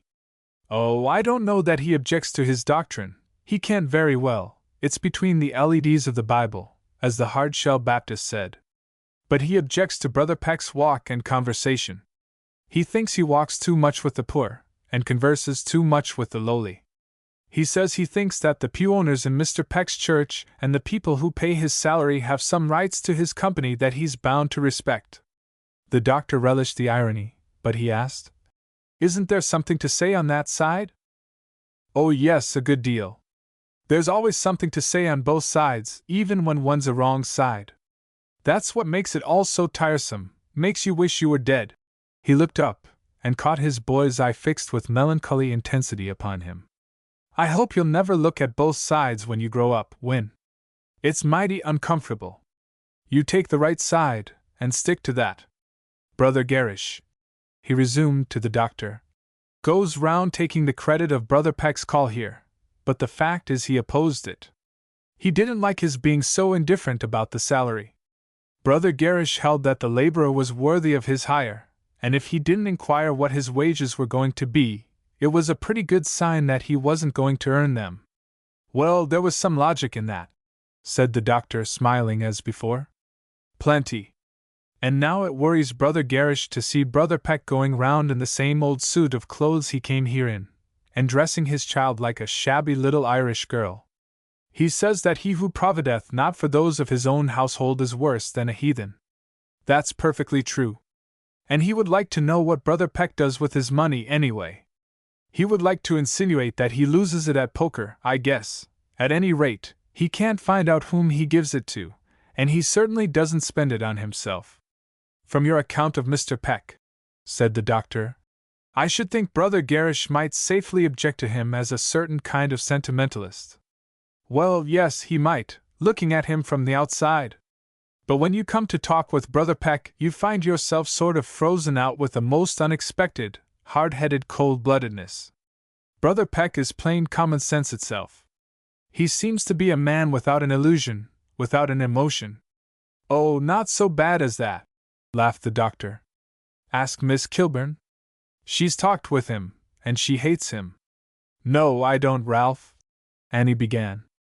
Oh, well then, perhaps he only made you hate yourself, said Putney. There was something charming in his mockery, like the teasing of a brother with a sister, and Annie did not find the atonement to which he brought her altogether painful. It seemed to her really that she was getting off pretty easily, and she laughed with hearty consent at last. Winthrop asked solemnly, How did he do that? Oh, I can't tell exactly, Winthrop, she said, touched by the boy's simple interest in this abstruse point. He made me feel that I had been rather mean and cruel when I thought I had only been practical. I can't explain, but it wasn't a comfortable feeling, my dear. I guess that's the trouble with Brother Peck, said Putney. He doesn't make you feel comfortable. He doesn't flatter you up worth a cent. There was Annie expecting him to take the most fervent interest in her theatricals, and her social union, and coo round, and tell her what a noble woman she was, and beg her to consider her health, and not overwork herself in doing good, but instead of that he simply showed her that she was a moral cave-dweller, and that she was living in a stone age of social brutalities. And of course she hated him. Yes, that was the way, Winthrop, said Annie, and they all laughed with her. Now you take them into the parlor, Ralph, said his wife, rising, and tell them how he made you hate him. I shouldn't like anything better, replied Putney. He lifted the large, ugly kerosene lamp that had been set on the table when it grew dark during tea, and carried it into the parlor with him. His wife remained to speak with her little helper, but she sent Annie with the gentleman. Why, there isn't a great deal of it, more spirit than letter, so to speak, said Putney, when he put down the lamp in the parlor. You know how I like to go on about other people's sins, and the world's wickedness generally, but one day Brother Peck, in that cool, impersonal way of his, suggested that it was not a wholly meritorious thing to hate evil. He went so far as to say that perhaps we could not love them that despitefully used us if we hated their evil so furiously. He said it was a good deal more desirable to understand evil than to hate it, for then we could begin to cure it. Yes, Brother Peck let in a good deal of light on me. He rather insinuated that I must be possessed by the very evils I hated, and that was the reason I was so violent about them. I had always supposed that I hated other people's cruelty because I was merciful, and their meanness because I was magnanimous, and their intolerance because I was generous, and their conceit because I was modest, and their selfishness because I was disinterested. But after listening to Brother Peck a while I came to the conclusion that I hated these things in others because I was cruel myself, and mean, and bigoted, and conceited, and piggish, and that's why I've hated Brother Peck ever since. Just like you, Annie. But he didn't reform me, I'm thankful to say, any more than he did you. I've gone on just the same, and I suppose I hate more infernal scoundrels and loathe more infernal idiots today than ever. But I perceive that I'm no part of the power that makes for righteousness as long as I work that racket, and now I sin with light and knowledge anyway. No, Annie, he went on, I can understand why Brother Peck is not the success with women, and feminine temperaments like me, that his virtues entitle him to be. What we feminine temperaments want is a prophet, and Brother Peck doesn't prophesy worth a cent. He doesn't pretend to be authorized in any sort of way. He has a sneaking style of being no better than you are, and of being rather stumped by some of the truths he finds out. No, women like a good prophet about as well as they do a good doctor. Now if you could unite the two functions, Doc. Sort of medicine man? Suggested Morel. Exactly. The Aborigines understood the thing. Why, I suppose that a real live medicine man could go through a community like this and not leave a sinful soul nor a sore body in it among the ladies. Perfect faith cure. But what did you say to Mr. Peck, Ralph? Asked Annie. Didn't you attempt any defense? No, said Putney. He had the advantage of me. You can't talk back at a man in the pulpit. Oh, it was a sermon? I suppose the other people thought so. But I knew it was a private conversation that he was publicly holding with me. Putney and the doctor began to talk of the nature and origin of evil, and Annie and the boy listened. Putney took high ground, and attributed it to Adam. You know, Annie, he explained, I don't believe this, but I like to get a scientific man that won't quite deny Scripture or the good old Bible premises, and see him suffer. Hello? You up yet, Winthrop? I guess I'll go through the form of carrying you to bed, my son. When Mrs. Putney rejoined them, Annie said she must go, and Mrs. Putney went upstairs with her, apparently to help her put on her things, but really to have that talk before parting which guest and hostess value above the whole evening's pleasure. She showed Annie the pictures of the little girls that had died, and talked a great deal about their sickness and their loveliness in death. Then they spoke of others, and Mrs. Putney asked Annie if she had seen Lyra Wilmington lately. Annie told of her call with Mrs. Munger, and Mrs. Putney said, I like Lyra, and I always did. I presume she isn't very happily married. He's too old. There couldn't have been any love on her part. But she would be a better woman than she is if she had children. Ralph says, added Mrs. Putney, smiling, that he knows she would be a good mother. She's such a good aunt. Annie put her two hands impressively on the hands of her friend folded at her waist. Ellen, what does it mean? Nothing more than what you saw, Annie. She must have, or she will have, someone to amuse her, to be at her beck and call, and it's best to have it all in the family, Ralph says. But isn't it, doesn't he think it's odd? It makes talk. They moved a little toward the door, holding each other's hands. Ellen, I've had a lovely time. And so have I, Annie. I thought you'd like to meet Dr. Morel. Oh, yes, indeed. And I can't tell you what a night this has been for Ralph. He likes you so much, and it isn't often that he has a chance to talk to two such people as you and Dr. Morel. How brilliant he is! Annie sighed. Yes, he's a very able man. It's very fortunate for Hatboro' to have such a doctor. He and Ralph are great cronies. I never feel uneasy now when Ralph's out late. I know he's been up at the doctor's office, talking. Annie broke in with a laugh. I've no doubt Dr. Morel is all you say, Ellen, but I meant Ralph when I spoke of brilliancy. He has a great future, I'm sure. Mrs. Putney was silent for a moment. I'm satisfied with the present, so long as Ralph. The tears suddenly gushed out of her eyes, and ran down over the fine wrinkles of her plump little cheeks. Not quite so much loud talking, please, piped a thin, high voice from a room across the stairs landing. Why, dear little soul, cried Annie. I forgot he'd gone to bed. Would you like to see him? Asked his mother. She led the way into the room where the boy lay in a low bed near a larger one. His crutches lay beside it. Win sleeps in our room yet. He can take care of himself quite well. But when he wakes in the night he likes to reach out and touch his father's hand. The child looked mortified. I wish I could reach out and touch my father's hand when I wake in the night, said Annie. The cloud left the boy's face. I can't remember whether I said my prayers, Mother, I've been thinking so. Well, say them over again to me. The men's voices sounded in the hall below, and the ladies found them there. Dr. Morel had his hat in his hand. Look here, Annie, said Putney. I expected to walk home with you, but Doc Morell says he's going to cut me out. It looks like a put-up job. I don't know whether you're in it or not, but there's no doubt about Morell. Mrs. Putney gave a sort of gasp, and then they all shouted with laughter, and Annie and the doctor went out into the night. In the imperfect light which the electrics of the main street flung afar into the little avenue where Putney lived, and the moon sent through the sidewalk trees, they struck against each other as they walked, and the doctor said, "Hadn't you better take my arm, Miss Kilburn, till we get used to the dark?" "Yes, I think I had, decidedly," she answered, and she hurried to add, "Dr. Morell, there is something I want to ask you.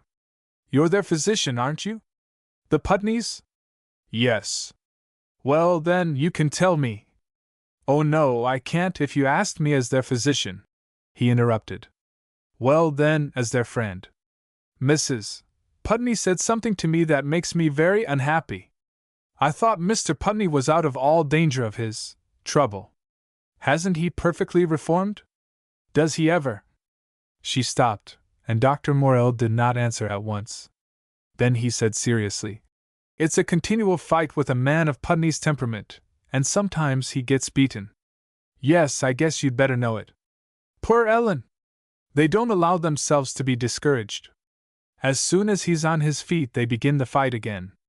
But of course it prevents his success in his profession, and he'll always be a second-rate country lawyer. Poor Ralph! And so brilliant as he is! He could be anything. We must be glad if he can be something, as it is. Yes, and how happy they seem together, all three of them. That child worships his father, and how tender Ralph is of him. How good he is to his wife, and how proud she is of him. And that awful shadow over them all the time. I don't see how they live." The doctor was silent for a moment, and finally said, "They have the peace that seems to come to people from the presence of a common peril, and they have the comfort of people who never blink the facts. I think Ralph is terrible. I wish he'd let other people blink the facts a little." "Of course," said the doctor, "it's become a habit with him now, or a mania. He seems to speak of his trouble as if mentioning it were a sort of conjuration to prevent it. I wouldn't venture to check him in his way of talking. He may find strength in it. It's all terrible. But it isn't by any means hopeless. I'm so glad to hear you say so. You see a great deal of them, I believe?" "Yes," said the doctor, getting back from their seriousness, with apparent relief. "Pretty nearly every day. Putney and I consider the ways of God to man a good deal together. You can imagine that in a place like Hatboro one would make the most of such a friend. In fact, anywhere." "Yes, of course," Annie assented. "Dr. Morell," she added, in that effect of continuing the subject with which one breaks away from it, "do you know much about South Hatboro? I have some patients there. I was there this morning. I heard of you. They all take a great interest in your theatricals." "In my theatricals? Really, this is too much. Who has made them my theatricals, I should like to know? Everybody at South Hatboro talked as if I had got them up." "And haven't you?" "No, I've had nothing to do with them. Mr. Brandreth spoke to me about them a week ago, and I was foolish enough to go round with Mrs. Munger to collect public opinion about her invited dance and supper, and now it appears that I have invented the whole affair." "I certainly got that impression," said the doctor, with a laugh lurking under his gravity. "Well, it's simply atrocious," said Annie. "I've nothing at all to do with either.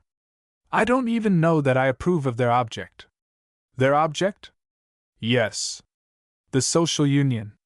Oh, yes. I had forgot about the object." And now the doctor laughed outright. "It seems to have dropped into the background with everybody," said Annie, laughing too. "You like the unconventionality of South Hatboro?" suggested the doctor, after a little silence. "Oh, very much," said Annie. "I was used to the same thing abroad. It might be an American colony anywhere on the continent. I suppose," said the doctor musingly, "that the same conditions of sojourn and disoccupation would produce the same social effects anywhere. Then you must feel quite at home in South Hatboro." Quite. It's what I came back to avoid. I was sick of the life over there, and I wanted to be of some use here, instead of wasting all my days. She stopped, resolved not to go on if he took this lightly, but the doctor answered her with sufficient gravity. Well, it seemed to me that if I could be of any use in the world anywhere, I could in the place where I was born, and where my whole childhood was spent. I've been at home a month now, the most useless person in Hatboro'. I did catch at the first thing that offered, at Mr. Brandreth and his ridiculous social union and theatricals, and brought all this trouble on myself. I talked to Mr. Peck about them. You know what his views are?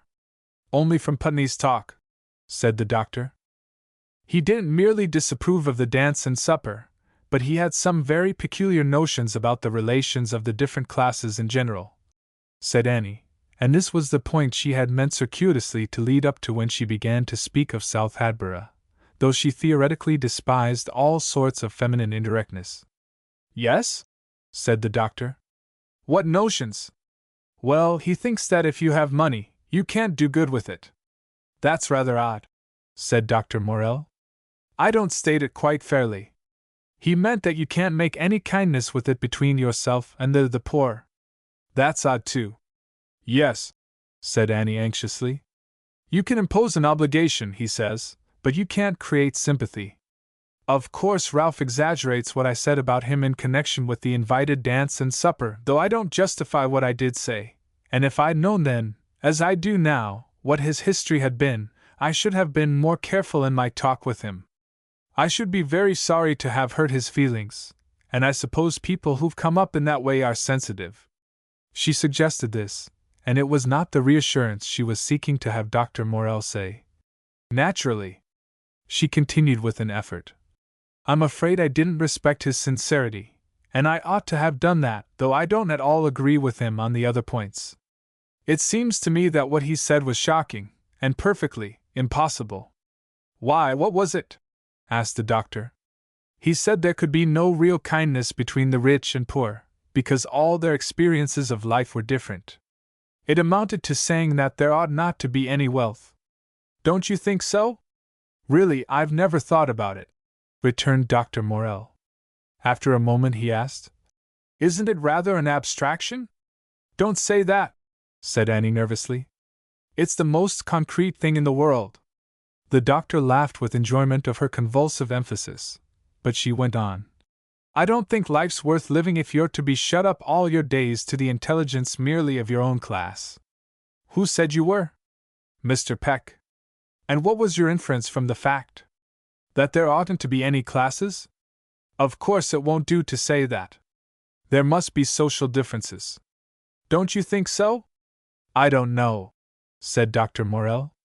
I never thought of it in that light before. It's a very curious question, he asked, brightening gaily after a moment of sober pause. Is that the whole trouble?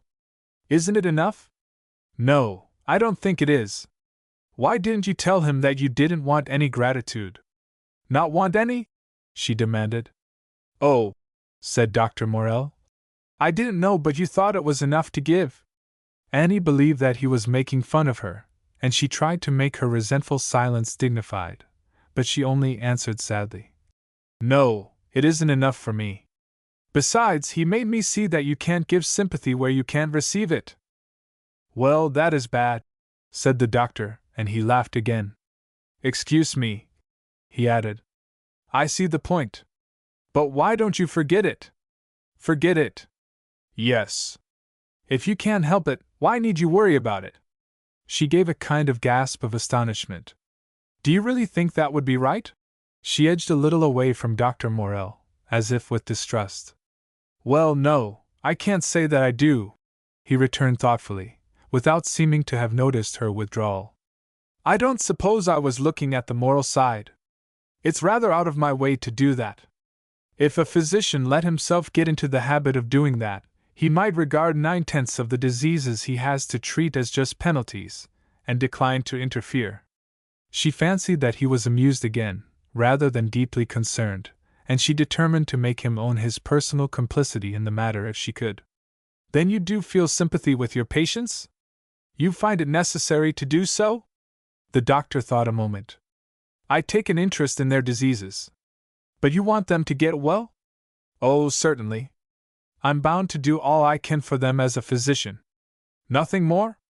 Yes, I'm sorry for them, for their families, if it seems to be going badly with them. And don't you care at all for your work as a part of what everyone ought to do for others, as humanity, Philin? She stopped the offensive word. Well, I can't say that I've looked at it in that light exactly, he answered.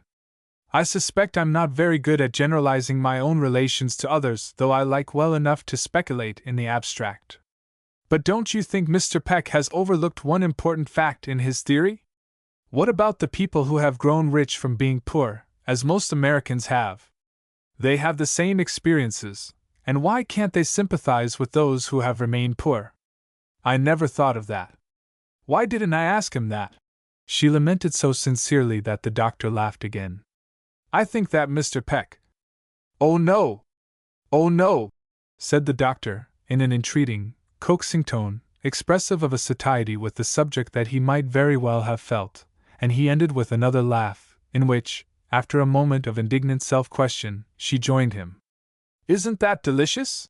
He exclaimed, and she involuntarily slowed her pace with his.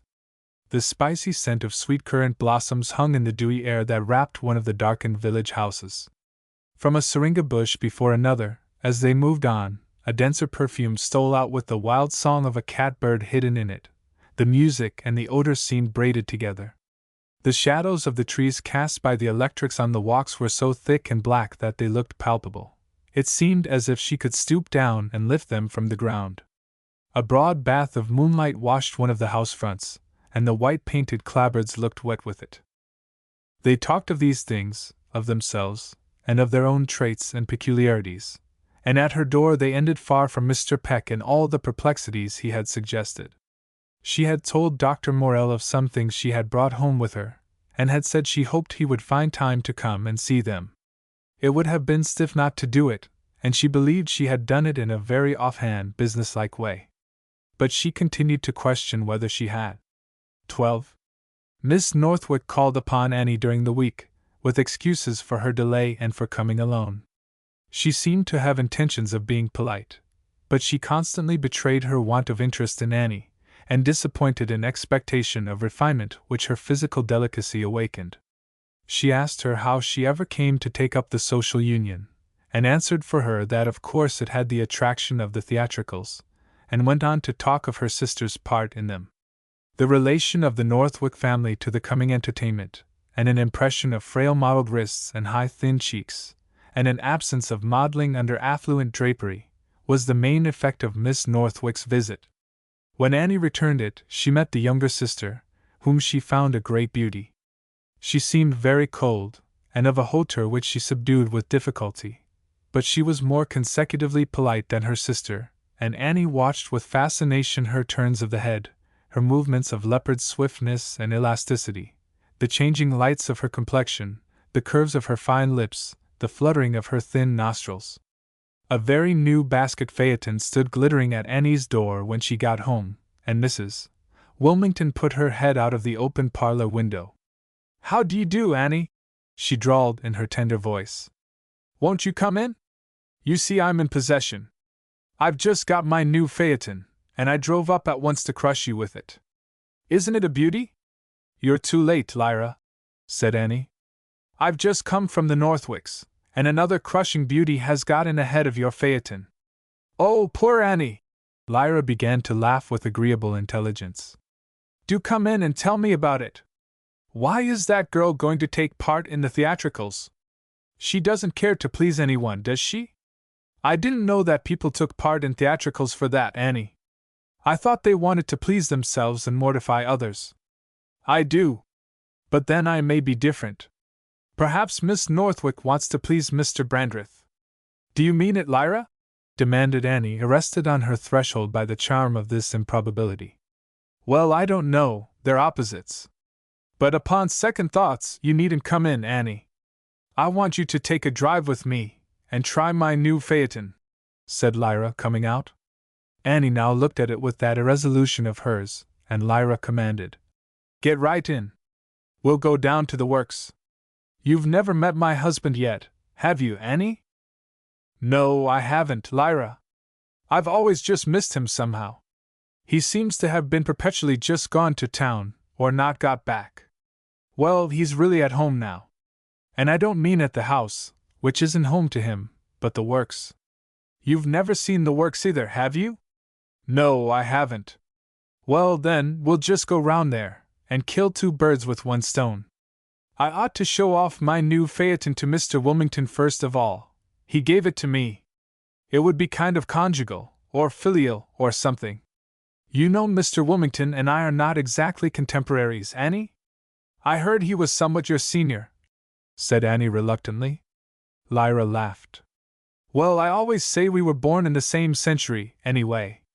They came round into the region of the shops, and Lyra checked her pony in front of her husband's factory. It was not imposingly large, but, as Mrs. Wilmington caused Annie to observe, it was as big as the hat shops and as ugly as the shoe shops. The structure trembled with the operation of its industry, and as they mounted the wooden steps to the open outside door, an inner door swung ajar for a moment, and let out a roar mingled of the hum and whirl and clash of machinery and fragments of voice, borne to them on a whiff of warm, greasy air. Of course it doesn't smell very nice, said Lyra. She pushed open the door of the office, and finding its first apartment empty, led the way with Annie to the inner room, where her husband sat writing at a table. George, I want to introduce you to Miss Kilburn. Oh, yes, said her husband, scrambling to his feet, and coming round to greet Annie. He was a small man, very bald, with a serious and wrinkled forehead, and rather austere brows, but his mouth had a furtive curl at one corner, which, with the habit he had of touching it there with the tip of his tongue, made Annie think of a cat that had been at the cream. I've been hoping to call with Mrs.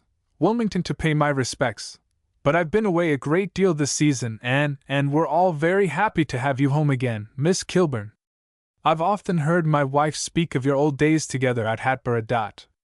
They fenced with some polite feints of interest in each other, the old man standing beside his writing table, and staying himself with a shaking hand upon it.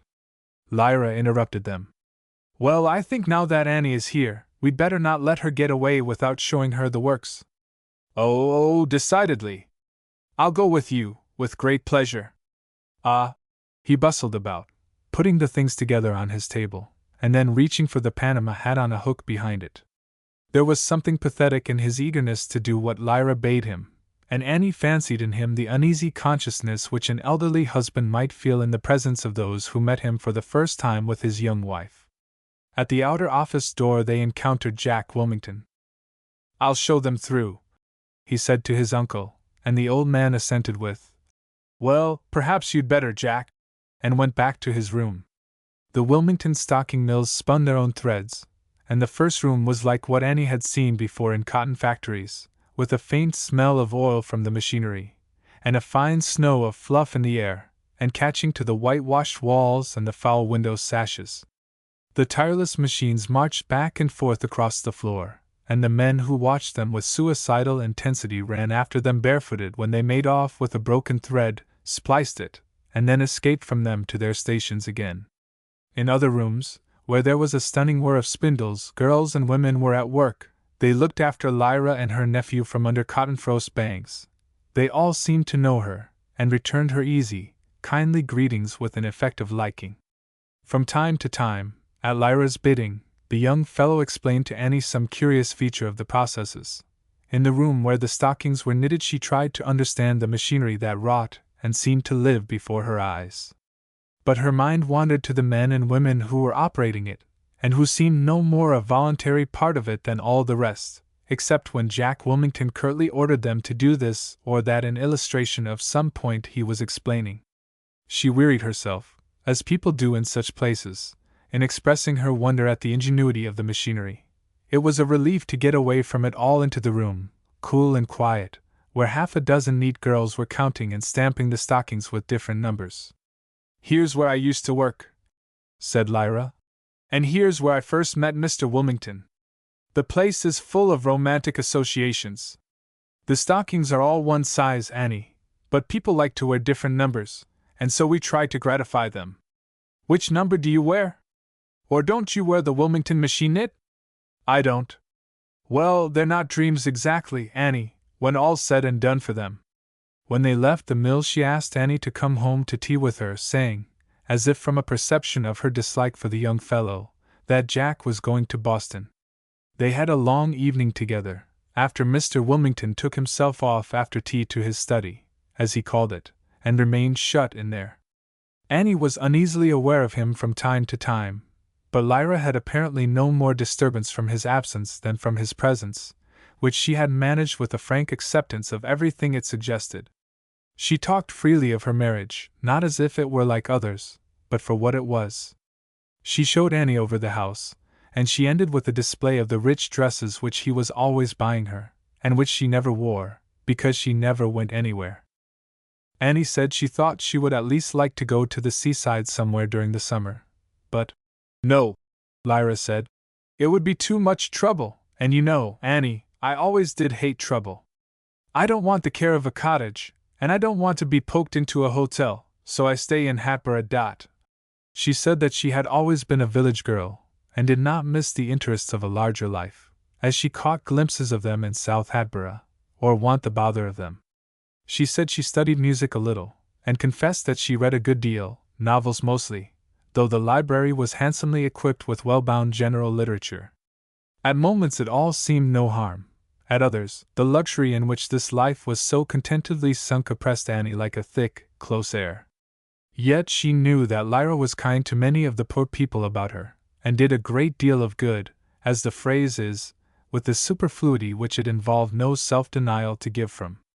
But Mr. Peck had given her a point of view, and though she believed she did not agree with him, she could not escape from it. Lyra told her much about people in Hatboro, and characterized them all so humorously, and she seemed so good-natured, in her ridicule which spared nobody. She shrieked with laughter about Mr. Brandreth when Annie told her of his mother's doubt whether his love-making with Miss Northwick ought to be tacit or explicit in the kissing and embracing between Romeo and Juliet. Don't you think, Annie, we'd better refer him to Mr. Peck? I should like to hear Mr. Brandreth and Mr. Peake discussing it. I must tell Jack about it. I might get him to ask Sue Northwick, and get her ideas. Has Mr. Wilmington known the Northwicks long? Annie asked. He used to go to their Boston house when he was at Harvard. Oh, then, said Annie, perhaps he accounts for her playing Juliet, though, as Tybalt, I don't see exactly how he. Oh, it's at the rehearsals, you know, that the fun is, and then it don't matter what part you have. Annie lay awake a long time that night. She was sure that she ought not to like Lyra if she did not approve of her, and that she ought not to have gone home to tea with her, and spent the evening with her unless she fully respected her. But she had to own to herself that she did like her, and enjoyed hearing her soft drawl.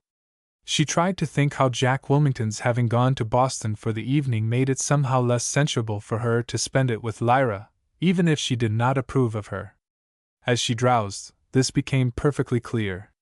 13. In the process of that expansion from a New England village to an American town of which Putney spoke, Hatboro had suffered one kind of deterioration which Annie could not help noticing. She remembered a distinctly intellectual life, which might still exist in its elements, but which certainly no longer had as definite expression. There used to be houses in which people, maiden aunts and hale grandmothers, took a keen interest in literature, and read the new books and discussed them, some time after they had ceased to be new in the publishing centers, but whilst they were still not old. But now the grandmothers had died out, and the maiden aunts had faded in, and she could not find just such houses anywhere in Hatboro. The decay of the Unitarians as a sect perhaps had something to do with the literary lapse of the place. Their highly intellectualized belief had favored taste in a direction where the more ritualistic and emotional religions did not promote it, and it is certain that they were no longer the leading people. It would have been hard to say just who these leading people were. The old political and juristic preeminence which the lawyers had once enjoyed was a tradition. The learned professions yielded in distinction to the growing wealth and plutocratic influence of the prosperous manufacturers. The situation might be summed up in the fact that Colonel Marvin of the Shoe Interest and Mr. Wilmington now filled the place once held by Judge Kilburn and Squire Putney. The social life in private houses had undoubtedly shrunk, but it had expanded in the direction of church sociables, and it had become much more ecclesiastical in every way, without becoming more religious. As formerly, some people were acceptable, and some were not, but it was, as everywhere else, more a question of money. There was an aristocracy and a commonalty, but there was a confusion and a more ready convertibility in the materials of each. The social authority of such a person as Mrs. Gerrish was not the only change that bewildered Annie, and the effort to extend her relations with the village people was one from which she shrank till her consciousness had more perfectly adjusted itself to the new conditions. Meanwhile, Dr. Morrell came to call the night after their tea at the Putneys, and he fell into the habit of coming several nights in the week, and staying late. Sometimes he was sent for at her house by sick people, and he must have left word at his office where he was to be found. He had spent part of his student life in Europe, and he looked back to his travel there with a fondness that the old world inspires less and less in Americans. This, with his derivation from one of the unliterary Boston suburbs, and his unambitious residence in a place like Hatboro', gave her a sense of provinciality in him. On his part, he apparently found it droll that a woman of her acquaintance with a larger life should be willing to live in Hatboro' at all, and he seemed incredulous about her staying after summer was over. She felt that she mystified him, and sometimes she felt the pursuit of a curiosity which was a little too like a psychical diagnosis. He had a way of sitting beside her table and playing with her paper cutter, while he submitted with a quizzical smile to her endeavors to turn him to account. She did not mind his laughing at her eagerness. A woman is willing enough to join a man in making fun of her femininity if she believes that he respects her, and she tried to make him talk about Hatboro', and tell her how she could be of use among the working people. She would have liked very much to know whether he gave his medical service gratis among them, and whether he found it a pleasure and a privilege to do so. There was one moment when she would have liked to ask him to let her be at the charges of his more indigent patients, but with the words behind her lips she perceived that it would not do. At the best, it would be taking his opportunity from him and making it hers. She began to see that one ought to have a conscience about doing good. She let the chance of proposing this impossibility go by, and after a little silence Dr. Morrell seemed to revert, in her interest, to the economical situation in Hatboro'. You know that most of the hands in the hat shops are from the farms around, and some of them own property here in the village. I know the owner of 3 small houses who's always worked in the shops. You couldn't very well offer help to a landed proprietor like that? No, said Annie, abashed in view of him. I suppose you ought to go to a factory town like Fall River, if you really wanted to deal with overwork and squalor. I'm beginning to think there's no such thing anywhere, she said desperately. The doctor's eyes twinkled sympathetically. I don't know whether Benson earned his 3 houses altogether in the hat shops. He likes a good horse, as he says, and he likes to trade it for a better. I know that from experience. But he's a great friend of mine.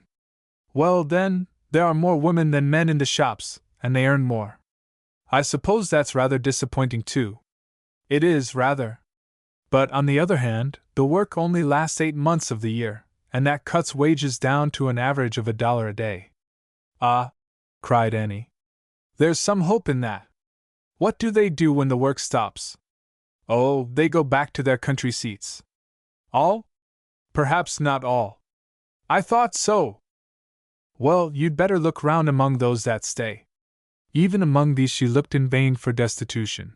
She could find that in satisfactory degree only in straggling veterans of the great army of tramps which once overran country places in the summer. She would have preferred not to see or know the objects of her charity, and because she preferred this she forced herself to face their distasteful misery. Mrs. Bolton had orders to send no one from the door who asked for food or work, but to call Annie and let her judge the case. She knew that it was folly, and she was afraid it was worse, but she could not send the homeless creatures away as hungry or poor as they came. They filled her gentlewoman's soul with loathing, but if she kept beyond the range of the powerful corporeal odor that enveloped them, she could experience the luxury of pity for them. The filthy rags that caricatured them, their sick or sodden faces, always frosted with a week's beard, represented typical poverty to her, and accused her comfortable state with a poignant contrast, and she consoled herself as far as she could with the superstition that in meeting them she was fulfilling a duty sacred in proportion to the disgust she felt in the encounter. The work at the hat shops fell off after the spring orders, and did not revive till the beginning of August. If there was less money among the hands and their families who remained than there was in time of full work, the weather made less demand upon their resources. The children lived mostly out of doors, and seemed to have always what they wanted of the season's fruit and vegetables. They got these too late from the decaying lots at the provision stores, and too early from the nearest orchards, and Dr. Morell admitted that there was a good deal of sickness, especially among the little ones, from this diet. Annie wondered whether she ought not to offer herself as a nurse among them. She asked him whether she could not be of use in that way, and had to confess that she knew nothing about the prevailing disease. "Then I don't think you'd better undertake it," he said. "There are too many nurses there already, such as they are. It's the dull time in most of the shops, you know, and the women have plenty of leisure. There are about 5 volunteer nurses for every patient, not counting the grandmothers on both sides. I think they would resent any outside aid." I'm always on the outside. But can't I carry them anything nourishing, any little dishes? Arrowroot is about all the convalescents can manage." She made a note of it. "But jelly and chicken broth are always relished by their friends. Dr. Morell, I must ask you not to turn me into ridicule, if you please. I cannot permit it. I beg your pardon, I do indeed, Miss Kilburn. I didn't mean to ridicule you. I began seriously, but I was led astray by remembering what becomes of most of the good things sent to sick people." "I know," she said, breaking into a laugh. "I have eaten lots of them for my father." "And is arrowroot the only thing?" The doctor reflected gravely. "Why, no. There's a poor little life now and then that might be saved by the sea air. Yes, if you care to send some of my patients, with a mother and a grandmother apiece, to the seaside." "Don't say another word, doctor," cried Annie. "You make me so happy." I will send their whole families." "And you won't let a case escape, will you, doctor?" It was a break in the iron wall of uselessness which had closed her in. She behaved like a young girl with an invitation to a ball. When the first patient came back well from the seaside, her rejoicing overflowed in exultation before the friends to whom she confessed her agency in the affair. Putney pretended that he could not see what pleasure she could reasonably take in restoring the child to the sort of life it had been born to, but that was a matter she would not consider, theoretically or practically. She began to go outside of Dr. Morell's authority. She looked up 2 cases herself, and upon advising with their grandmothers, sent them to the seaside, and she was at the station when the train came in with the young mother and the still younger aunt of one of the sick children. She did not see the baby, and the mother passed her with a stare of impassioned reproach, and fell sobbing on the neck of her husband, waiting for her on the platform. Annie felt the blood drop back upon her heart. She caught at the girlish aunt, who was looking about her with a sense of the interest which attached to herself as a party to the spectacle. "Oh, Rebecca, where is the child?" "Well, there, Miss Kilburn, I'm real sorry to tell you, but I guess the sea air didn't do it a great deal of good, if any. I tell Maria she'll see it in the right light after a while, but of course she can't, first off." "Well, there! Somebody's got to look after it. You'll excuse me, Miss Kilburn." Annie saw her run off to the baggage car, from which the baggage man was handing out a narrow box. The ground reeled under her feet. She got the public depot carriage and drove home. She sent for Dr. Morell, and poured out the confession of her error upon him before he could speak. "I am a murderess," she ended hysterically. "Don't deny it. I think you can be got off on the ground of insanity, Miss Kilburn, if you go on in this way," he answered. Her desperation broke in tears. "Oh, what shall I do? What shall I do? I've killed the child." "Oh no, you haven't," he retorted. "I know the case. The only hope for it was the sea air. I was going to ask you to send it." She took down her handkerchief and gave him a piercing look. "Dr. Morell, if you are lying to me—" "I'm not lying, Miss Kilburn. he answered. You've done a very unwarrantable thing in both of the cases that you sent to the seaside on your own responsibility. One of them I certainly shouldn't have advised sending, but it's turned out well. You've no more credit for it, though, than for this that died, and you won't think I'm lying, perhaps, when I say you're equally to blame in both instances. I beg your pardon, she faltered, with dawning comfort in his severity. I didn't intend to say. I know it, said Dr. Morrell, allowing himself to smile. Just remember that you blundered into doing the only thing left to be done for Mrs. Savor's child, and don't try it again. That's all. He smiled once more, and at some permissive light in her face, he began even to laugh. You're horrible! Oh no, I'm not, he gasped. All the tears in the world wouldn't help, and my laughing hurts nobody. I'm sorry for you, and I'm sorry for the mother, but I've told you the truth, I have indeed, and you must believe me. The child's father came to see her the next night. Rebecca, she seemed to think that you felt kind of bad, maybe, because Maria wouldn't speak to you when she first got off the cars yesterday, and I don't say she done exactly right, myself. The way I look at it, and the way I tell Maria she'd ought to, is like this: you done what you done for the best, and we weren't obliged to take your advice anyway. But of course Maria, she'd kind of set her heart on it, and she can't seem to get over it right away. He talked on much longer to the same effect, tilted back in his chair, and looking down, while he covered and uncovered one of his knees with his straw hat. He had the usual rustic difficulty in getting away, but Annie was glad to keep him, in her gratitude for his kindness. Besides, she could not let him go without satisfying a suspicion she had. And Dr. Morrell, have you seen him from Mrs. Savor, have you? She stopped, for shame of her hypocrisy. No, we hain't seen him since. I guess you'll get along. It needed this stroke to complete her humiliation before the single-hearted fellow. I suppose, she stammered out, that your wife, wouldn't like me to come to the. I can understand that, but oh! If there is anything I can do for you, flowers, or my carriage, or helping anyway. Mr. Savor stood up. I'm much obliged to you, Miss Kilburn, but we thought we hadn't better wait, well, not a great while, and the funeral was this afternoon. Well, I wish you good evening. She met the mother, a few days after, in the street. With an impulse to cross over to the other side, she advanced straight upon her. Mrs. Savor! What can I say to you? Oh, I don't presume but what you meant for the best, Miss Kilburn. But I guess I shall know what to do next time. I kind of felt the whole while that it was a risk. But it's all right now. Annie realized, in her resentment of the poor thing's uncouth sorrow, that she had spoken to her with the hope of getting, not giving, comfort. Yes, she confessed. I was to blame. The bereaved mother did not gainsay her, and she felt that, whatever was the justice of the case, she had met her present deserts. She had to bear the discredit into which the seaside fell with the mothers of all the other sick children. She tried to bring Dr. Morrell once to the consideration of her culpability in the case of those who might have lived if the case of Mrs.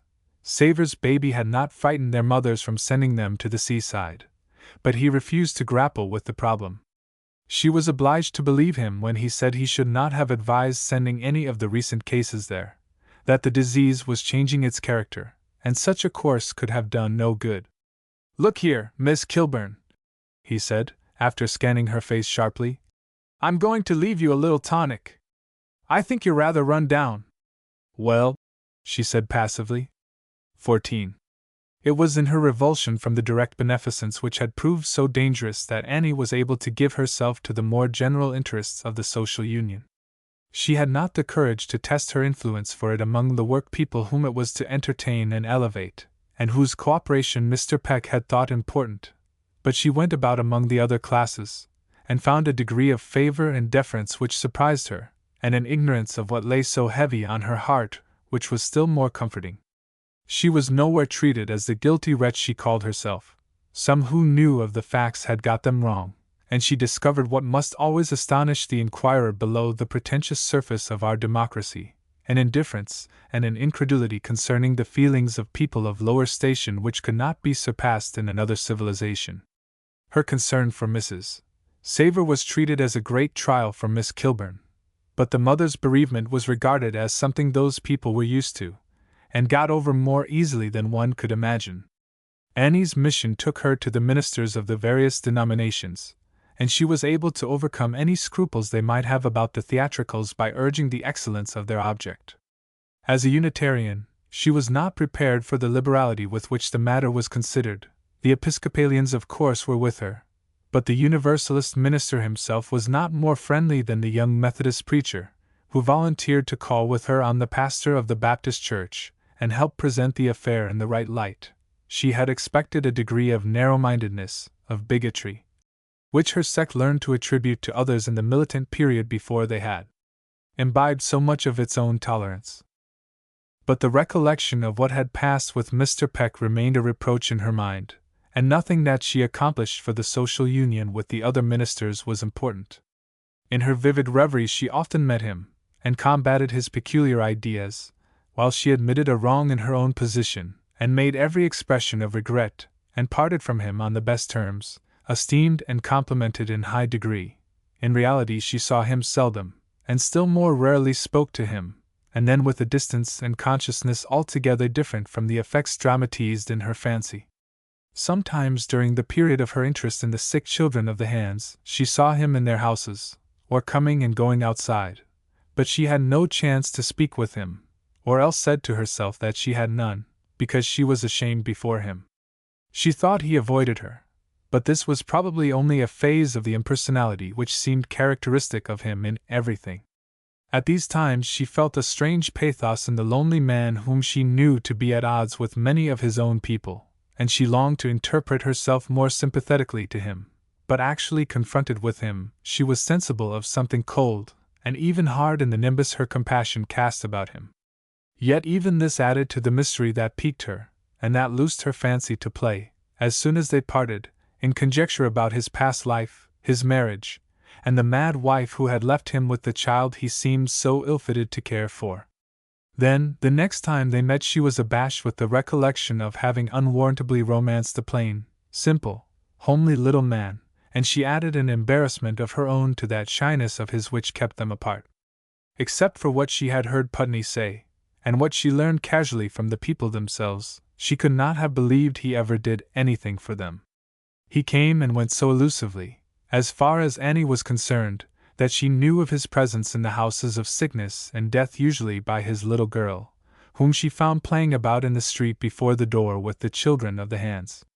She seemed to hold her own among the others in their plays and their squabbles. If she tried to make up to her, Idella smiled, but she would not be approached, and Annie's heart went out to the little mischief in as helpless goodwill as toward the minister himself. She used to hear his voice through the summer open windows when he called upon the Boltons, and wondered if some accident would not bring them together, but she had to send for Mrs.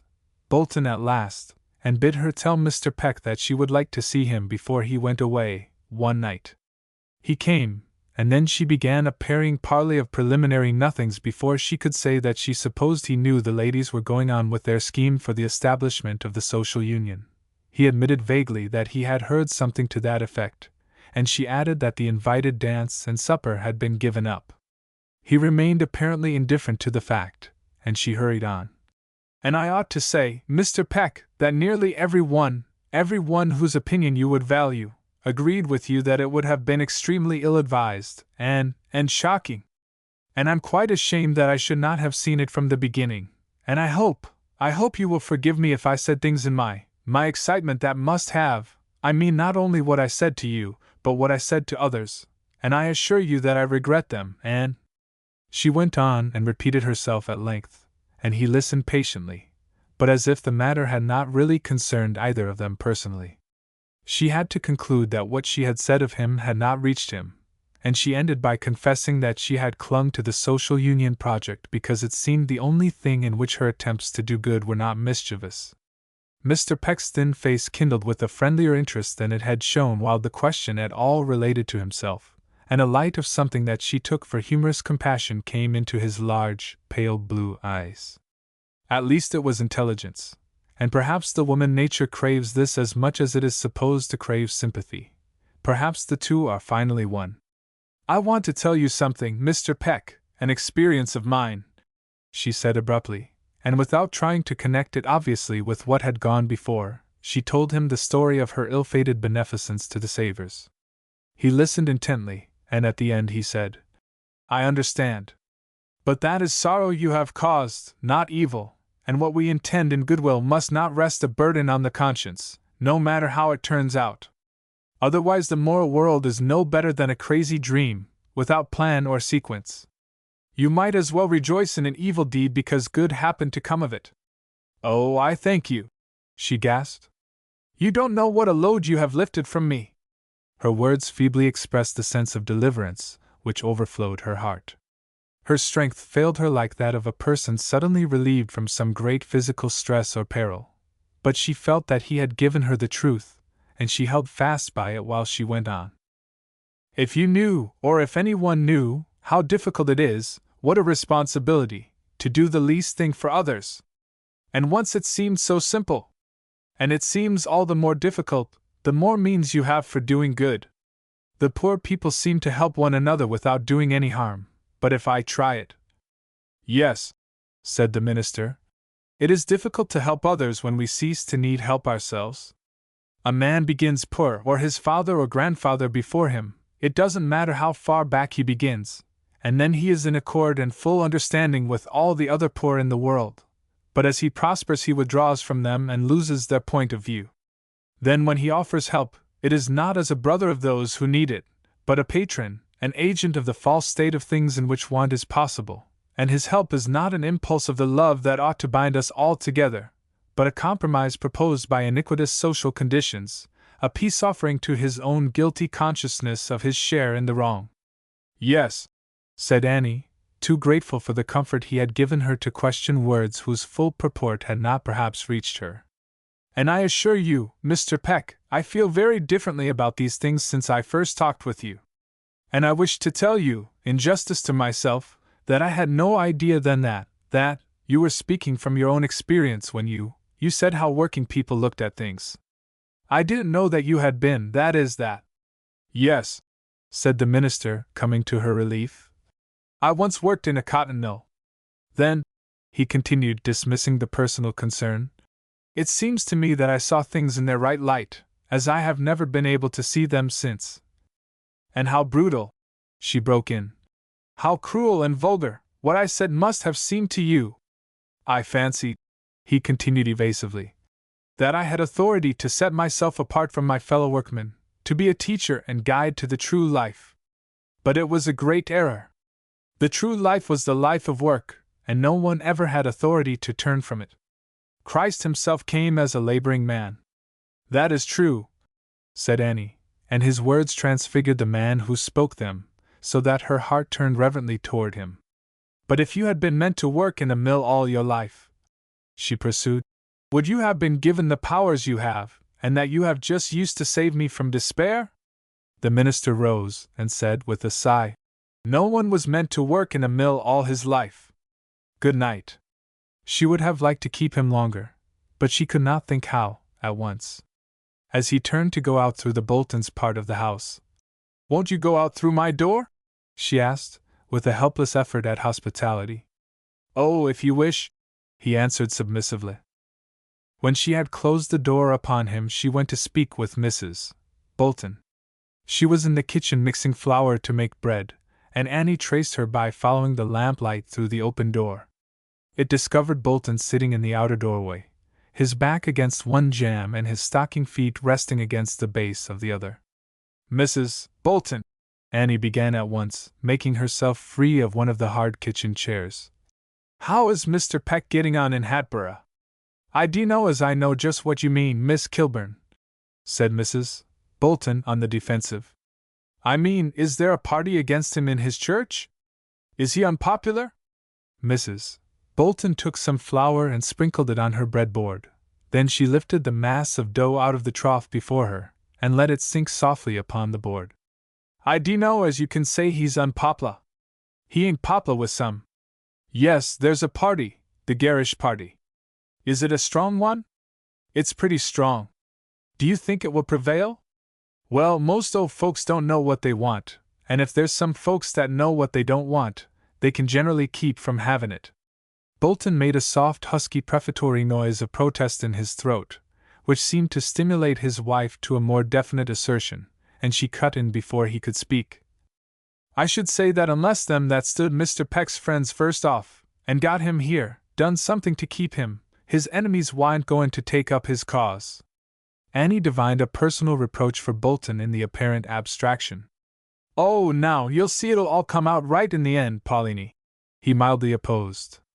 There ain't any such great feelin' about Mr. Peck, nothin' but what'll work itself off perfect ly natural, give it time. It's goin' to come out all right. Yes, at the day o' judgment, Mrs. Bolton assented, plunging her fists into the dough, and beginning to work a contempt for her husband's optimism into it. Yes, and a good deal before, he returned. There's always somethin' to object to every minister.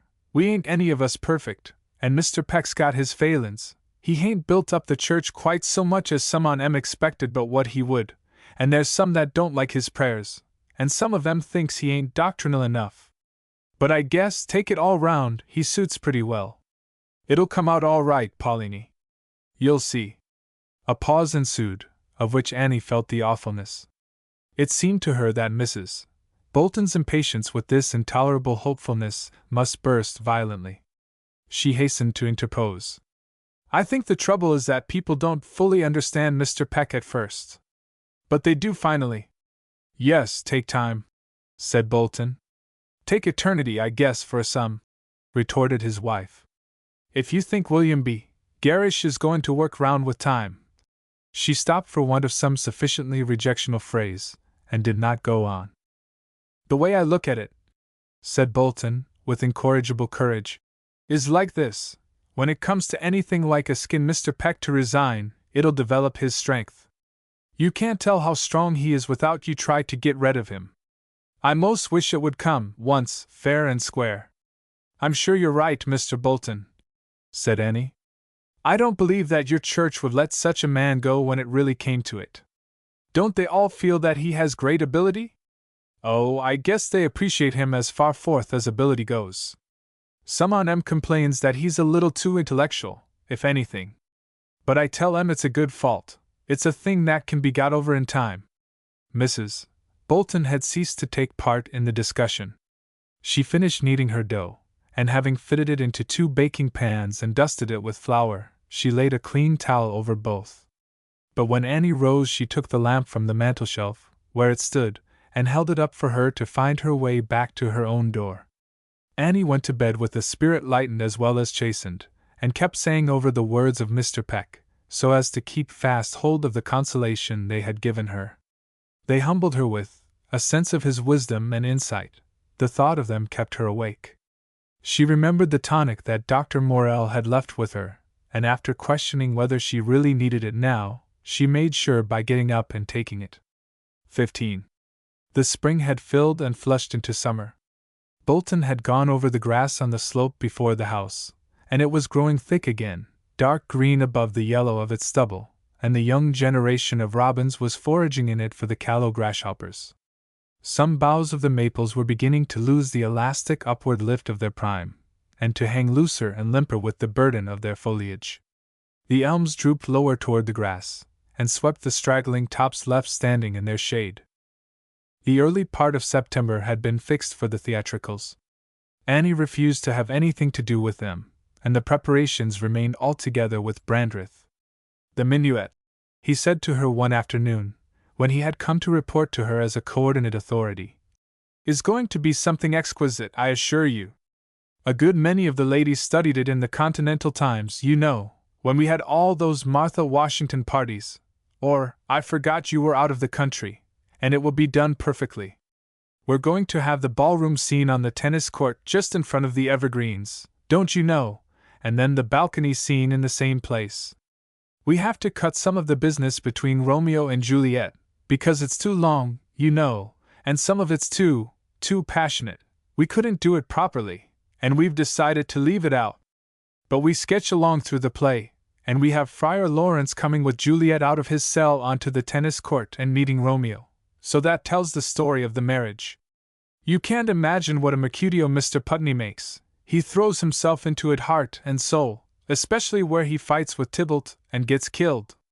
I give him lines there out of other scenes too. The tennis court sets that part admirably. They come out of a street at the side. I think the scenery will surprise you, Miss Kilburn. Well, and then we have the nurse and Juliet, and the poison scene. We put it into the garden, on the tennis court, and we condense the different acts so as to give an idea of all that's happened, with Romeo banished, and all that. Then he comes back from Mantua, and we have the tomb scene set at one side of the tennis court just opposite the street scene, and he fights with Paris. And then we have Juliet come to the door of the tomb. It's a liberty, of course, but we couldn't arrange the light inside, and she stabs herself and falls on Romeo's body, and that ends the play. You see, it gives a notion of the whole action, and tells the story pretty well. I think you'll be pleased. I've no doubt I shall, said Annie. Did you make the adaptation yourself, Mr. Brandreth? Well, yes, I did, Mr. Brandreth modestly admitted. It's been a good deal of work, but it's been a pleasure too. You know how that is, Miss Kilburn, in your charities. Don't speak of my charities, Mr. Brandreth. I'm not a charitable person. You won't get people to believe that, said Mr. Brandreth. Everybody knows how much good you do. But, as I was saying, my idea was to give a notion of the whole play in a series of passages or tableaus. Some of my friends think I've succeeded so well in telling the story, don't you know, without a change of scene, that they're urging me to publish my arrangement for the use of out-of-door theatricals. I should think it would be a very good idea, said Annie. I suppose Mr. Chapley would do it. Well, I don't know, Mr. Brandreth answered, with a note of trouble in his voice. I'm afraid not, he added sadly. Miss Kilburn, I've been put in a very unfair position by Miss Northwick's changing her mind about Juliet, after the part had been offered to Miss Chapley. I've been made the means of a seeming slight to Miss Chapley, when, if it hadn't been for the cause, I'd rather have thrown up the whole affair. She gave up the part instantly when she heard that Miss Northwick wished to change her mind, but all the same I know. He stopped, and Annie said encouragingly, Yes, I see. But perhaps she doesn't really care. That's what she said, returned Mr. Brandreth ruefully. But I don't know. I have never spoken of it with her since I went to tell her about it, after I got Miss Northwick's note. Well, Mr. Brandreth, I think you've really been victimized, and I don't believe the social union will ever be worth what it's costing. I was sure you would appreciate, would understand. And Mr. Brandreth pressed her hand gratefully in leave-taking. She heard him talking with someone at the gate, who's sharp. All right, my son, identified Putney. She ran to the door to welcome him. Oh, you're both here, she rejoiced, at sight of Mrs. Putney too. I can send Ellen home, suggested Putney. Oh no, indeed, said Annie, with single-mindedness at which she laughed with Mrs. Putney. Only it seemed too good to have you both, she explained, kissing Mrs. Putney. I'm so glad to see you. Well, what's the reason? Putney dropped into a chair and began to rock nervously. Don't be ashamed, we're all selfish. Has Brandreth been putting up any more jobs on you? No. Only giving me a hint of his troubles and sorrows with those wretched social union theatricals. Poor young fellow! I'm sorry for him. He is really very sweet and unselfish. I like him. Yes, Brandreth is one of the most ladylike fellows I ever saw, said Putney. That Juliet business has pretty near been the death of him. I told him to offer Miss Chapley some other part, Rosalind, the part of the young lady who was dropped, but he couldn't seem to see it. Well, and how come on the good works, Annie? The good works? Ralph, tell me, do people think me a charitable person? Do they suppose I've done or can do any good whatever? She looked from Putney to his wife, and back again with comic entreaty. Why, aren't you a charitable person? Don't you do any good? He asked. No, she shouted. Not the least in the world. It is pretty rough, said Putney, taking out a cigar for a dry smoke. And nobody will believe me when I report what you say, Annie. Mrs. Munger is telling round that she don't see how you can live through the summer at the rate you're going. She's got it down pretty cold about your taking Brother Peck's idea of the invited dance and supper, and joining hands with him to save the vanity of the self-respecting poor. She says that your suppression of that one unpopular feature has done more than anything else to promote the success of the social union. You ought to be glad Brother Peck is coming to the show. To the theatricals? Putney nodded his head. That's what he says. I believe Brother Peck is coming to see how the upper classes amuse themselves when they really try to benefit the lower classes. Annie would not laugh at his joke. Ralph, she asked, is it true that Mr. Peck is so unpopular in his church? Is he really going to be turned out, dismissed? Oh, I don't know about that. But they'll bounce him if they can. And can nothing be done? Can't his friends unite? Oh, they're united enough now. What they're afraid of is that they're not numerous enough. Why don't you buy in, Annie, and help control the stock? That old Unitarian concern of yours isn't ever going to get into running order again, and if you owned a pew in Ellen's church you could have a vote in church meeting, after a while, and you could lend Brother Peck your moral support now. I never liked that sort of thing, Ralph. I shouldn't believe with your people. Ellen's people, please. I don't believe with them either. But I always vote right. Now you think it over. No, I shall not think it over.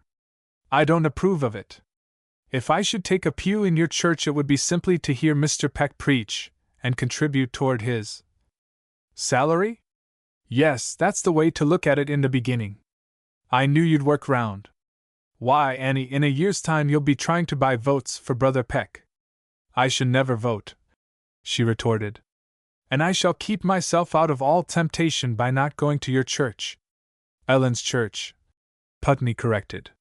She went the next Sunday to hear Mr. Peck preach, and Putney, who seemed to see her the moment she entered the church, rose, as the sexton was showing her up the aisle, and opened the door of his pew for her with ironical welcome. You can always have a seat with us, Annie, he mocked on their way out of the church together. Thank you, Ralph, she answered boldly. I'm going to speak to the sexton for a pew. 16. A wire had been carried from the village to the scene of the play at South Hadborough, and electric globes fizzed and hissed overhead, flooding the open tennis court with the radiance of sharper moonlight, and stamping the thick velvety shadows of the shrubbery and treetops deep into the raw green of the grass along its borders. The spectators were seated on the verandas and terraced turf at the rear of the house, and they crowded the sides of the court up to a certain point, where a cord stretched across it kept them from encroaching upon the space intended for the action. Another rope enclosed an area all round them, where chairs and benches were placed for those who had tickets. After the rejection of the exclusive feature of the original plan, Mrs. Munger had liberalized more and more. She caused it to be known that all who could get into her grounds would be welcome on the outside of that rope, even though they did not pay anything. But a large number of tickets had been sold to the hands, as well as to the other villagers, and the area within the rope was closely packed. Some of the boys climbed the neighboring trees, where from time to time the town authorities threatened them, but did not really dislodge them. Annie, with other friends of Mrs. Munger, gained a reserved seat on the veranda through the drawing-room windows, but once there, she found herself in the midst of a sufficiently mixed company. "How do, Miss Kilburn? That you? Well, I declare," said a voice that she seemed to know, in a key of nervous excitement. Mrs. Savor's husband leaned across his wife's lap and shook hands with Annie. "William thought I'd better come." Mrs. Savor seemed called upon to explain. "I got to do something. Ain't it just too cute for anything the way they got them screens worked into the shrubbery down they are? It's like the cyclorami to Boston.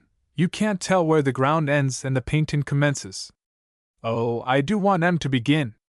Mr. Savor laughed at his wife's impatience, and she said playfully, "What you loggin' at? I guess you're full as excited as what I be, when all's said and done." There were other acquaintances of Annie's from over the track, in the group about her, and upon the example of the Savors they all greeted her. The wives and sweethearts tittered with self-derisive expectation. The men were gravely jocose, like all Americans in unwonted circumstances, but they were respectful to the coming performance, perhaps as a tribute to Annie. She wondered how some of them came to have those seats, which were reserved at an extra price. She did not allow for that self-respect which causes the American workman to supply himself with the best his money can buy while his money lasts. She turned to see who was on her other hand. A row of 3 small children stretched from her to Mrs. Gerrish, whom she did not recognize at first. "Oh, Emmeline," she said, and then, for want of something else, she added, "Where is Mr. Gerrish? Isn't he coming?" "He was detained at the store," said Mrs. Gerrish, with cold importance. "But he will be here. May I ask, Annie," she pursued solemnly, "how you got here?" "How did I get here?" "Why, through the windows. Didn't you?" "May I ask who had charge of the arrangements?" "I don't know, I'm sure," said Annie. "I suppose Mrs. Munger." A burst of music came from the dense shadow into which the group of evergreens at the bottom of the tennis court deepened away from the glister of the electrics. There was a deeper hush, then a slight jarring and scraping of a chair beyond Mrs. Gerrish, who leaned across her children and said, "He's come, Annie, right through the parlor window." Her voice was lifted to carry above the music, and all the people near were able to share the fact that righted Mrs. Gerrish in her own esteem. From the covert of the low pines in the middle of the scene Miss Northwick and Mr. Brandreth appeared hand in hand, and then the place filled with figures from other apertures of the little grove and through the artificial wings at the sides, and walked the minuet. Mr. Fellows, the painter, had helped with the costumes, supplying some from his own artistic properties, and medievalizing others. The Boston costumers had been drawn upon by the men, and they all moved through the stately figures with a security which discipline had given them. The broad solid colors which they wore took the light and shadow with picturesque effectiveness. The masks contributed a sense of mystery novel in Hadborough, and kept the friends of the dancers in exciting doubt of their identity. The strangeness of the audience to all spectacles of the sort held its judgment in suspense. The minuet was encored, and had to be given again, and it was some time before the applause of the repetition allowed the characters to be heard when the partners of the minuet began to move about arm in arm, and the drama properly began. When the applause died away it was still not easy to hear. A boy in one of the trees called, "Louder!" and made some of the people laugh, but for the rest they were very orderly throughout. Toward the end of the 4th act Annie was startled by a child dashing itself against her knees, and breaking into a gurgle of shy laughter, as children do. "Why, you little witch!" she said to the uplifted face of Idella Peck. "Where is your father?" "Oh, somewhere," said the child, with entire ease of mind. "And your hat?" said Annie, putting her hand on the curly bare head. "Where's your hat?" "On the ground." "On the ground, where?" "Oh, I don't know," said Idella lightly, as if the pursuit bored her. Annie pulled her up on her lap. "Well, now you stay here with me, if you please, till your papa or your hat comes after you."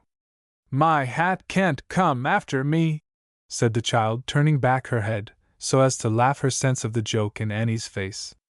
"No matter, your papa can, and I'm going to keep you." Idella let her head fall back against Annie's breast, and began to finger the rings on the hand which Annie laid across her lap to keep her. "For goodness gracious," said Mrs. Savor, "who you got there, Miss Kilburn?" "Mr. Peck's little girl." "Where'd she spring from?" Mrs. Gerrish leaned forward and spoke across the 6 legs of her children, who were all 3 standing up in their chairs. "You don't mean to say that's Idella Peck? Where's her father?" "Somewhere, she says," said Annie, willing to answer Mrs. Gerrish with the child's nonchalance. "Well, that's great," said Mrs. Gerrish. "I should think he better be looking after her, or someone." The music ceased, and the last act of the play began. Before it ended, Idella had fallen asleep, and Annie sat still with her after the crowd around her began to break up. Mrs. Savor kept her seat beside Annie. She said, "Don't you want I should spell you a little while, Miss Kilburn?" She leaned over the face of the sleeping child. "Why, she ain't much more than a baby. William, you go and see if you can't find Mr. Peck. I'm going to stay here with Miss Kilburn." Her husband humored her whim, and made his way through the knots and clumps of people toward the rope enclosing the tennis court. "Won't you let me hold her, Miss Kilburn?" she pleaded again. "No, no, she isn't heavy. I like to hold her," replied Annie. Then something occurred to her, and she started in amazement at herself. "Or yes, Mrs. Savor, you may take her a while." And she put the child into the arms of the bereaved creature, who had fallen desolately back in her chair. She hugged Idella up to her breast, and hungrily mumbled her with kisses, and moaned out over her, "Oh dear! Oh my! Oh my!" 17. The people beyond the rope had nearly all gone away, and Mr. Savor was coming back across the court with Mr. Peck. The players appeared from the grove at the other end of the court in their vivid costumes, chatting and laughing with their friends, who went down from the piazzas and terraces to congratulate them. Mrs. Munger hurried about among them, saying something to each group. She caught sight of Mr. Peck and Mr. Savor, and she ran after them, arriving with them where Annie sat. "I hope you were not anxious about Idella," Annie said, laughing. "No, I didn't miss her at once," said the minister simply. "And then I thought she had merely gone off with some of the other children who were playing about." "You shall talk all that over later," said Mrs. Munger. "Now, Miss Kilburn, I want you and Mr. Peck and Mr. and Mrs. Savor to stay for a cup of coffee that I'm going to give our friends out there. Don't you think they deserve it? Wasn't it a wonderful success? They must be frightfully exhausted. Just go right out to them. I'll be with you in one moment." "Oh yes, the child. Well, bring her into the house, Mrs. Savor. I'll find a place for her, and then you can go out with me. I guess you won't get Maria away from her very easy," said Mr. Savor, laughing. His wife stood with the child's cheek pressed tight against hers. "Oh, I'll manage that," said Mrs. Munger. "I'm counting on Mrs. Savor," she added in a hurried undertone to Annie. "I've asked a number of the work people to stay, representative work people, the foremen in the different shops and their families, and you'll find your friends of all classes together. It's a great day for the social union," she said aloud. "I'm sure you must feel that, Mr. Peck. Miss Kilburn and I have to thank you for saving us from a great mistake at the outset, and now you're staying," she continued. "We'll give it just the appearance we want. I'm going to keep your little girl as a hostage, and you shall not go till I let you. Come, Mrs. Savor." She bustled away with Mrs. Savor, and Mr. Peck reluctantly accompanied Annie down over the lawn. He was silent, but Mr. Savor was hilarious. "Well, Mr. Putney," he said, when he joined the group of which Putney was the center, "you done that in apple pie order. I never see anything much better than the way you carried on with Mrs. Wilmington." "Thank you, Mr. Savor," said Putney. "I'm glad you liked it. You couldn't say I was trying to flatter her up much, anyway." "No, no," Mr. Savor assented, with delight in the joke. "Well, Annie," said Putney. He shook hands with her, and Mrs. Putney, who was there with Dr. Morrell, asked her where she had sat. "We kept looking all round for you." "Yes," said Putney, with his hand on his boy's shoulder. "We wanted to know how you liked the Mercutio. Ralph, it was incomparable." "Well, that will do for a beginning. It's a little cold, but it's in the right spirit." "You mean that the Mercutio wasn't comparable to the nurse?" "Oh, Lyra was wonderful," said Annie. "Don't you think so, Ellen?" "She was Lyra," said Mrs. Putney definitely. "No, she wasn't Lyra at all," retorted Annie. "That was the marvel of it. She was Juliet's nurse." "Perhaps she was a little of both," suggested Putney.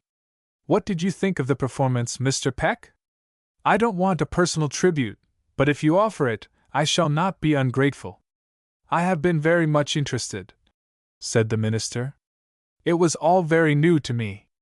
I realized for the first time in my life the great power that the theater must be. I felt how much the drama could do, how much good." "Well, that's what we're after," said Putney. "We had no personal motive. Good, right straight along, was our motto. Nobody wanted to outshine anybody else. I kept my Mercutio down all through, so's not to get ahead of Romeo or Tybalt in the public esteem. Did our friends outside the rope catch on to my idea? Mr. Peck smiled at the banter, but he seemed not to know just what to say, and Putney went on. That's why I made it so bad. I didn't want anybody to go home feeling sorry that Mercutio was killed. I don't suppose Winthrop could have slept. You won't sleep yourself tonight, I'm afraid, said his wife. Oh, Mrs. Munger has promised me a particularly weak cup of coffee. She has got us all in, it seems, for a sort of supper, in spite of everything. I understand it includes representatives of all the stations and conditions present except the outcasts beyond the rope. I don't see what you're doing here, Mr. Peck. Was Mr. Peck really outside the rope? Annie asked Dr. Morrell, as they dropped apart from the others a little. I believe he gave his chair to one of the women from the outside, said the doctor. Annie moved with him toward Lyra, who was joking with some of the hands. With all her good nature, she had the effect of patronizing them, as she stood talking about the play with them in her drawl, which she had got back to again. They were admiring her, in her dress of the querulous old nurse, and told her how they never would have known her. But there was an insincerity in the effusion of some of the more nervous women, and in the reticence of the others, who were holding back out of self-respect. She met Annie and Morrell with eager relief. Well, Annie? Perfect. Well, now, that's very nice. You can't go beyond perfect, you know. I did do it pretty well, didn't I? Poor Mr. Brandreth. Have you seen him? You must say something comforting to him. He's really been sacrificed in this business. You know he wanted Miss Chapley. She would have made a lovely Juliet. Of course she blames him for it. She thinks he wanted to make up to Miss Northwick, when Miss Northwick was just flinging herself at Jack. Look at her! Jack Wilmington and Miss Sue Northwick were standing together near her father and a party of her friends, and she was smiling and talking at him. Eyes, lips, gestures, attitude expressed in the proud girl a fawning eagerness to please the man, who received her homage rather as if it bored him. His indifferent manner may have been one secret of his power over her, and perhaps she was not capable of all the suffering she was capable of inflicting. Lyra turned to walk toward the house, deflecting a little in the direction of her nephew and Miss Northwick. Jack! She drawled over the shoulder next them as she passed. I wish you'd bring your auntie's wrap to her on the piazza. Why, stay here! Putney called after her. They're going to fetch the refreshments out here. Yes, but I'm tired, Ralph, and I can't sit on the grass at my age. She moved on, with her sweeping, lounging pace, and Jack Wilmington, after a moment's hesitation, bowed to Miss Northwick and went after her. The girl remained apart from her friends, as if expecting his return. Silhouetted against the bright windows, Lyra waited till Jack Wilmington reappeared with a shawl and laid it on her shoulders. Then she sank into a chair. The young man stood beside her talking down upon her. Something restive and insistent expressed itself in their respective attitudes. He sat down at her side. Miss Northwick joined her friends carelessly. Ah, Miss Kilburn, said Mr. Brandreth's voice at Annie's ear. I'm glad to find you. I've just run home with Mother, she feels the night air, and I was afraid you would slip through our fingers before I got back. This little business of the refreshments was an afterthought of Mrs. Munger's, and we meant it for a surprise. We knew you'd approve of it in the form it took. He looked round at the straggling workpeople, who represented the harmonization of classes, keeping to themselves as if they had been there alone. Yes, Annie was obliged to say. It's very pleasant, she added. You must all be rather hungry, Mr. Brandreth. If the social union ever gets on its feet, it will have you to thank more than anyone. Oh, don't speak of me, Miss Kilburn. Do you know, we've netted about $200. Isn't that pretty good, Doctor? Very, said the doctor. Hadn't we better follow Mrs. Wilmington's example, and get up under the piazza roof? I'm afraid you'll be the worse for the night air, Miss Kilburn. Putney, he called to his friend. We're going up to the house. All right. I guess that's a good idea. The doctor called to the different knots and groups, telling them to come up to the house. Some of the work people slipped away through the grounds and did not come. The Northwicks and their friends moved toward the house. Mrs. Munger came down the lawn to meet her guests. Ah, that's right. It's much better indoors. I was just coming for you. She addressed herself more particularly to the Northwicks. Coffee will be ready in a few moments. We've met with a little delay. I'm afraid we must say good night at once, said Mr. Northwick. We had arranged to have our friends and some other guests with us at home. And we're quite late now, Mrs. Munger protested. Take our Juliet from us. Oh, Miss Northwick, how can I thank you enough? The whole play turned upon you. It's just as well, she said to Annie, as the Northwicks and their friends walked across the lawn to the gate, where they had carriages waiting. They'd have been difficult to manage, and everybody else will feel a little more at home without them. Per Mr. Brandreth, I'm sure you will. I did pity you so, with such a Juliet on your hands. Indoors, the representatives of the lower classes were less at ease than they were without. Some of the ministers mingled with them, and tried to form a bond between them and the other villagers. Mr. Peck took no part in this work. He stood holding his elbows with his hands, and talking with a perfunctory air to an old lady of his congregation. The young ladies of South Hatboro', as Mrs. Munger's assistants, went about impartially to high and low with trays of refreshments. Annie saw Putney, where he stood with his wife and boy, refuse coffee, and she watched him anxiously when the claret cup came. He waved his hand over it and said, "No, I'll take some of the lemonade." As he lifted a glass of it toward his lips, he stopped and made as if to put it down again, and his hand shook so that he spilled some of it. Then he dashed it off and reached for another glass. "I want some more," he said with a laugh. "I'm thirsty." He drank a second glass, and when he saw a tray coming toward Annie, where Dr. Morrell had joined her, he came over and exchanged his empty glass for a full one. "Not much to brag of as lemonade," he said, "but first-rate rum punch." "Look here, Putney," whispered the doctor, laying his hand on his arm. "Don't you take any more of that. Give me that glass." "Oh, all right," laughed Putney, dashing it off. "You're welcome to the tumbler, if you want it, Doc." 18. Mrs. Munger's guests kept on talking and laughing. With the coffee and the punch there began to be a little more freedom.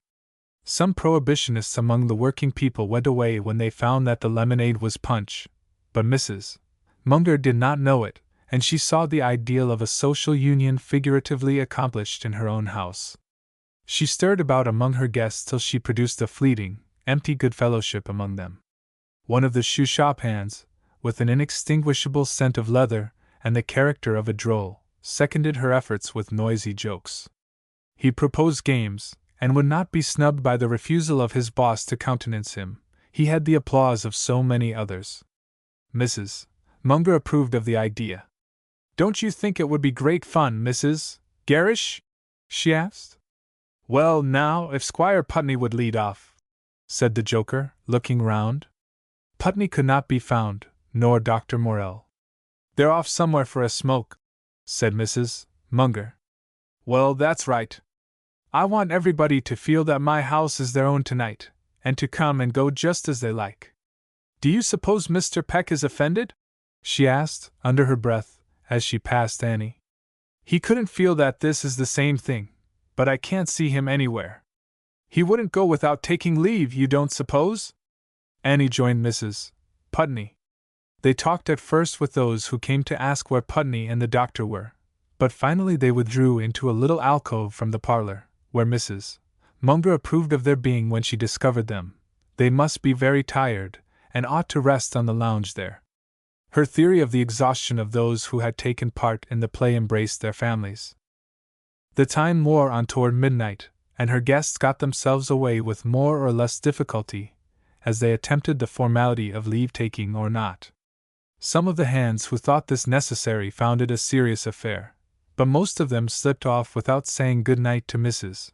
Munger or expressing that rapture with the whole evening from beginning to end which the ladies of South Hatboro' professed. The ladies of South Hatboro' and Old Hatboro' had met in a general intimacy not approached before, and they parted with a flow of mutual esteem. The Gerrish children had dropped asleep in nooks and corners, from which Mr. Gerrish hunted them up and put them together for departure, while his wife remained with Mrs. Munger, unable to stop talking, and no longer amenable to the looks with which he governed her in public. Lyra came downstairs, hooded and wrapped for departure, with Jack Wilmington by her side. "Why, Ellen," she said, looking into the little alcove from the hall. "Are you here yet? And Annie? Where in the world is Ralph?" At the pleading look with which Mrs. Putney replied, she exclaimed, "Oh, it's what I was afraid of. I don't see what the woman could have been about. But of course she didn't think of poor Ralph. Ellen, let me take you and Winthrop home. Dr. Morell will be sure to bring Ralph." "Well," said Mrs. Putney passively, but without rising. "Annie can come too. There's plenty of room. Jack can walk."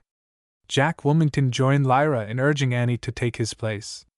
He said to her apart, "Young Munger has been telling me that Putney got at the sideboard and carried off the rum. I'll stay and help look after him." A crazy laugh came into the parlor from the piazza outside, and the group in the alcove started forward. Putney stood at a window, resting one arm on the bar of the long lower sash, which was raised to its full height, and looking ironically in upon Mrs. Munger and her remaining guests. He was still in his Mercutio dress, but he had lost his plumed cap and was bareheaded. A pace or two behind him stood Mr. Peck, regarding the effect of this apparition upon the company with the same dreamy, indrawn presence he had in the pulpit. "Well, Mrs. Munger, I'm glad I got back in time to tell you how much I've enjoyed it. Brother Peck wanted me to go home, but I told him, not till I've thanked Mrs. Munger, Brother Peck, not till I've drunk her health in her own old particular Jamaica." He put to his lips the black bottle which he had been holding in his right hand behind him. Then he took it away, looked at it, and flung it rolling along the piazza floor. "Didn't get hold of the inexhaustible bottle that time, never do. But it's a good article, a better article than you used to sell on the sly, Bill Garish. You'll excuse my helping myself, Mrs. Munger, I knew you'd want me to. Well, it's been a great occasion, Mrs. Munger." He winked at the hostess. "You've had your little invited supper, after all. You're a manager, Mrs. Munger. You've made even the wrath of Brother Peck to praise you." The ladies involuntarily shrank backward as Putney suddenly entered through the window and gained the corner of the piano at a dash. He stayed himself against it, slightly swaying, and turned his flaming eyes from one to another, as if questioning whom he should attack next. Except for the wild look in them, which was not so much wilder than they wore in all times of excitement, and an occasional halt at a difficult word, he gave no sign of being drunk. The liquor had as yet merely intensified him. Mrs. Munger had the inspiration to treat him as one caresses a dangerous lunatic. "I'm sure you're very kind, Mr. Putney, to come back. Do sit down." "Why?" demanded Putney. "Everybody else standing." "That's true," said Mrs. Munger. "I'm sure I don't know why." "Oh, yes, you do, Mrs. Munger. It's because they want to have a good view of a man who's made a fool of himself." "Oh, now, Mr. Putney," said Mrs. Munger with hospitable deprecation. "I'm sure no one wants to do anything of the kind." She looked round at the company for corroboration, but no one cared to attract Putney's attention by any sound or sign. "But I'll tell you what," said Putney, with a savage burst, "that a woman who puts hellfire before a poor devil who can't keep out of it when he sees it, is better worth looking at. Mr. Putney, I assure you," said Mrs. Munger, "that it was the mildest punch. And I really I didn't remember." She turned toward Mrs. Putney with her explanation, but Putney seemed to have forgotten her, and he turned upon Mr. Garish. "How's that drunkard's grave getting along that you've dug for your porter?" Garish remained prudently silent. "I know you, Billy. You're all right. You've got the pull on your conscience. We all have, one way or another. Here's Annie Kilburn, come back from Rome, where she couldn't seem to fix it up with hers to suit her, and she's trying to get round it in Hatboro' with good works. Why, there isn't any occasion for good works in Hatboro'. I could have told you that before you came," he said, addressing Annie directly. "What we want is faith, and lots of it. The church is going to pieces because we haven't got any faith." His hand slipped from the piano, and he dropped heavily back upon a chair that stood near. The concussion seemed to complete in his brain the transition from his normal dispositions to their opposite, which had already begun. Bill Gerrish has done more for Hatboro than any other man in the place. He's the only man that holds the church together, because he knows the value of faith. He said this without a trace of irony, glaring at Annie with fierce defiance. You come back here, and try to set up for a saint in a town where William B.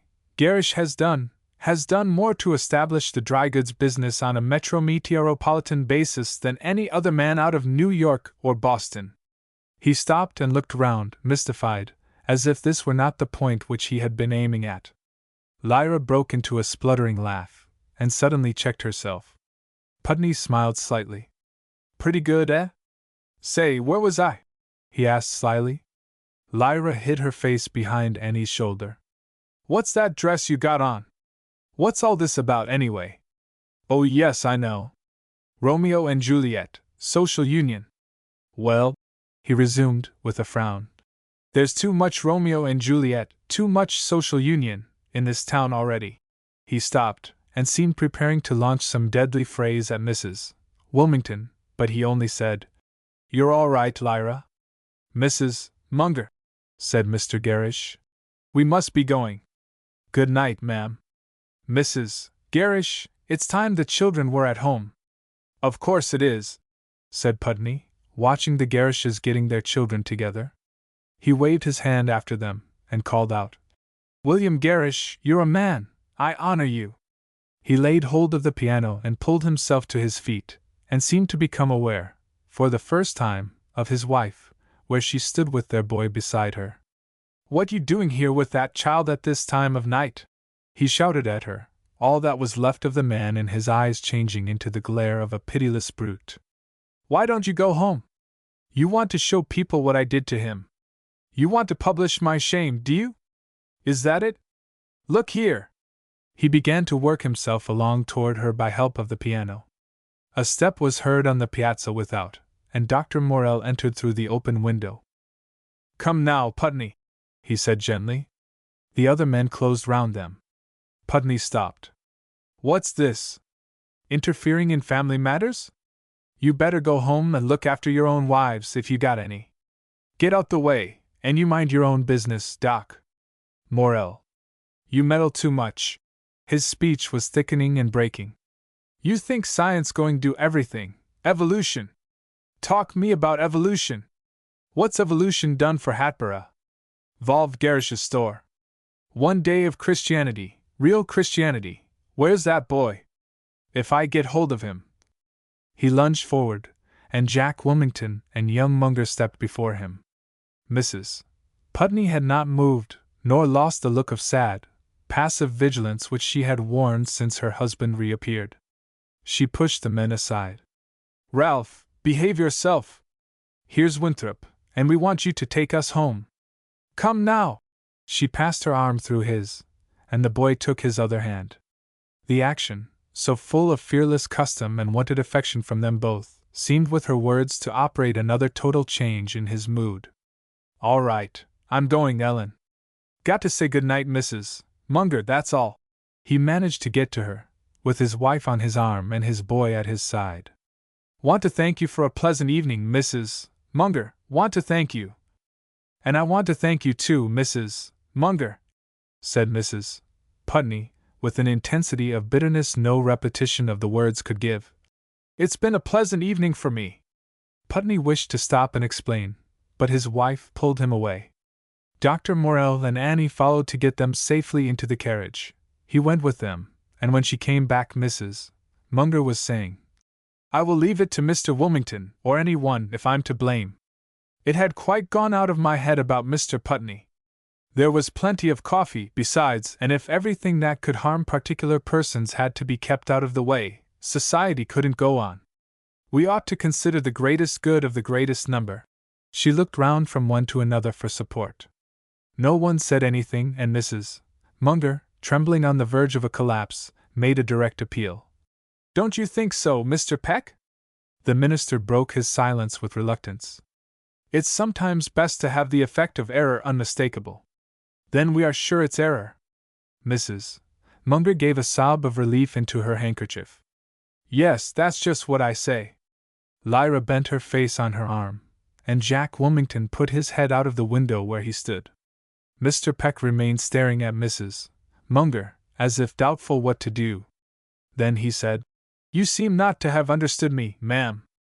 I should be to blame if I left you in doubt. You have been guilty of forgetting your brother's weakness, and if the consequence has promptly followed in his shame, it is for you to realize it. I wish you a good evening. He went out with a dignity that thrilled Annie. Lyra leaned toward her and said, choking with laughter, He's left Idella asleep upstairs. We haven't any of us got perfect memories, have we? Run after him, Annie said to Jack Wilmington, in undertone, and get him into my carriage. I'll get the little girl. Lyra, don't speak of it. Never, said Mrs. Wilmington with delight. I'm solid for Mr. Peck every time. 19. Annie made up a bed for Idella on a wide, old-fashioned lounge in her room, and put her away in it, swathed in a nightgown which she found among the survivals of her own childish clothing in that old chest of drawers. When she woke in the morning she looked across at the little creature, with a tender sense of possession and protection suffusing her troubled recollections of the night before. Idella stirred, stretched herself with a long sigh, and then sat up and stared round the strange place as if she were still in a dream. Would you like to come in here with me? Annie suggested from her bed. The child pushed back her hair with her little hands, and after waiting to realize the situation to the limit of her small experience, she said, with a smile that showed her pretty teeth, Yes. Then come. Idella tumbled out of bed, pulling up the nightgown, which was too long for her, and softly thumped across the carpet. Annie leaned over and lifted her up, and pressed the little face to her own, and felt the play of the quick, light breath over her cheek. Would you like to stay with me, live with me, Idella? She asked. The child turned her face away, and hid a roguish smile in the pillow. I don't know. Would you like to be my little girl? No. No? Why not? Because, she seemed to search her mind. Because your nightgowns are too long. Oh, is that all? That's no reason. Think of something else. Idella rubbed her face hard on the pillow. You dress up cats. She lifted her face, and looked with eyes of laughing malice into Annie's, and Annie pushed her face against Idella's neck and cried, You're a rogue! The little one screamed with laughter and gurgled. Oh, you tickle! You tickle! They had a childish romp, prolonged through the details of Idella's washing and dressing, and Annie tried to lose, in her frolic with the child, the anxieties that had beset her waking. She succeeded in confusing them with one another in one dull, indefinite pain. She wondered when Mr. Peck would come for Idella, but they were still at their belated breakfast when Mrs. Bolton came in to say that Bolton had met the minister on his way up, and had asked him if Idella might not stay the week out with them. I don't know, but he done more'n he'd ought. But she can be with us the rest part, when you've got done with her. I haven't begun to get done with her, said Annie. I'm glad Mr. Bolton asked. After breakfast Bolton himself appeared, to ask if Idella might go up to the orchard with him. Idella ran out of the room and came back with her hat on, and tugging to get into her shabby little sack. Annie helped her with it, and Idella tucked her hand into Bolton's loose, hard fist, and gave it a pull toward the door. Well, I don't see but what she's going, he said. Yes, you'd better ask her the next time if I can go, said Annie. Well, why don't you? Asked Bolton, humoring the joke. I guess you'd enjoy it about as well as any. We're just going for a basket of windfalls for pies. I guess we ain't a-going to be gone a great while. Annie watched them up the lane from the library window with a queer grudge at heart. Bolton stiffly lumbering forward at an angle of 45 degrees, the child whirling and dancing at his side, and now before and now after him. At the sound of wheels on the gravel before the front door, Annie turned away with such an imperative need of its being Dr. Morell's buggy that it was almost an intolerable disappointment to find it Mrs. Munger's phaeton. Mrs.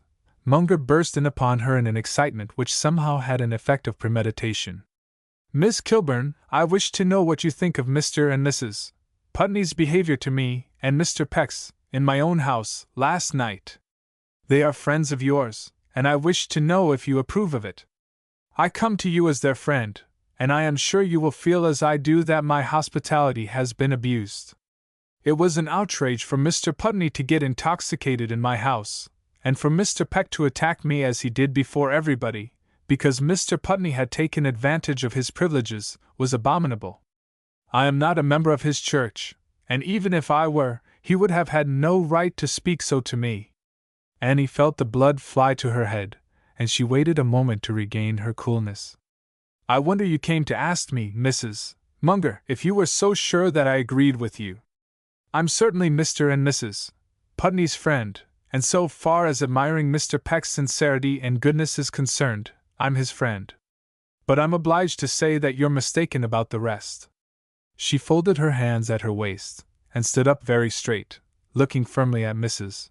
Munger, who made a show of taking a new grip of her senses as she sank unbidden into a chair.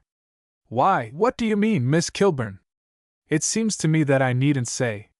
Why, but you must. You must, you know. I can't be left so.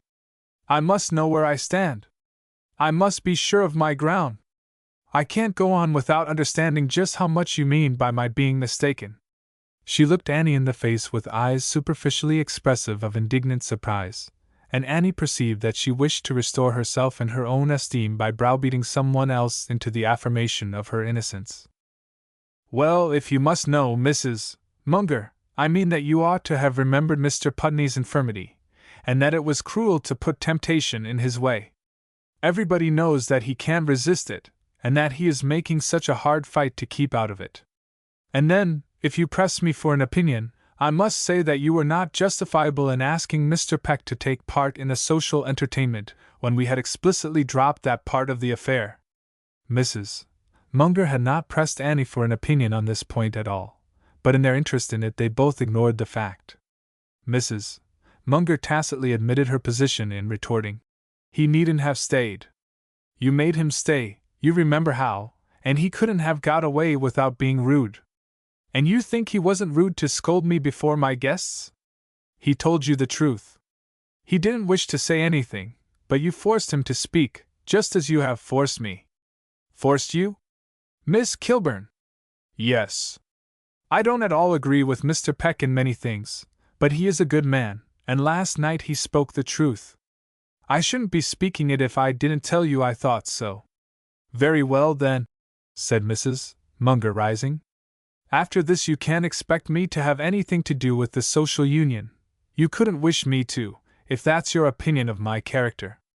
"I haven't expressed any opinion of your character, Mrs. Munger, if you remember, please, and as for the social union, I shall have nothing further to do with it myself." Annie drew herself up a little higher, and silently waited for her visitor to go. But Mrs. Munger remained. "I don't believe Mrs. Putney herself would say what you have said," she remarked, after an embarrassing moment. "If it were really so, I should be willing to make any reparation, to acknowledge it. Will you go with me to Mrs. Putney's? I have my phaeton here, and I shouldn't dream of going to Mrs. Putney's with you," Mrs. Munger urged, with the effect of invincible argument. "I've been down in the village, and I've talked to a good many about it. Some of them hadn't heard of it before, and I must say, Miss Kilburn, that people generally take a very different view of it from what you do. They think that my hospitality has been shamefully abused. Mr. Gates said he should think I would have Mr. Putney arrested.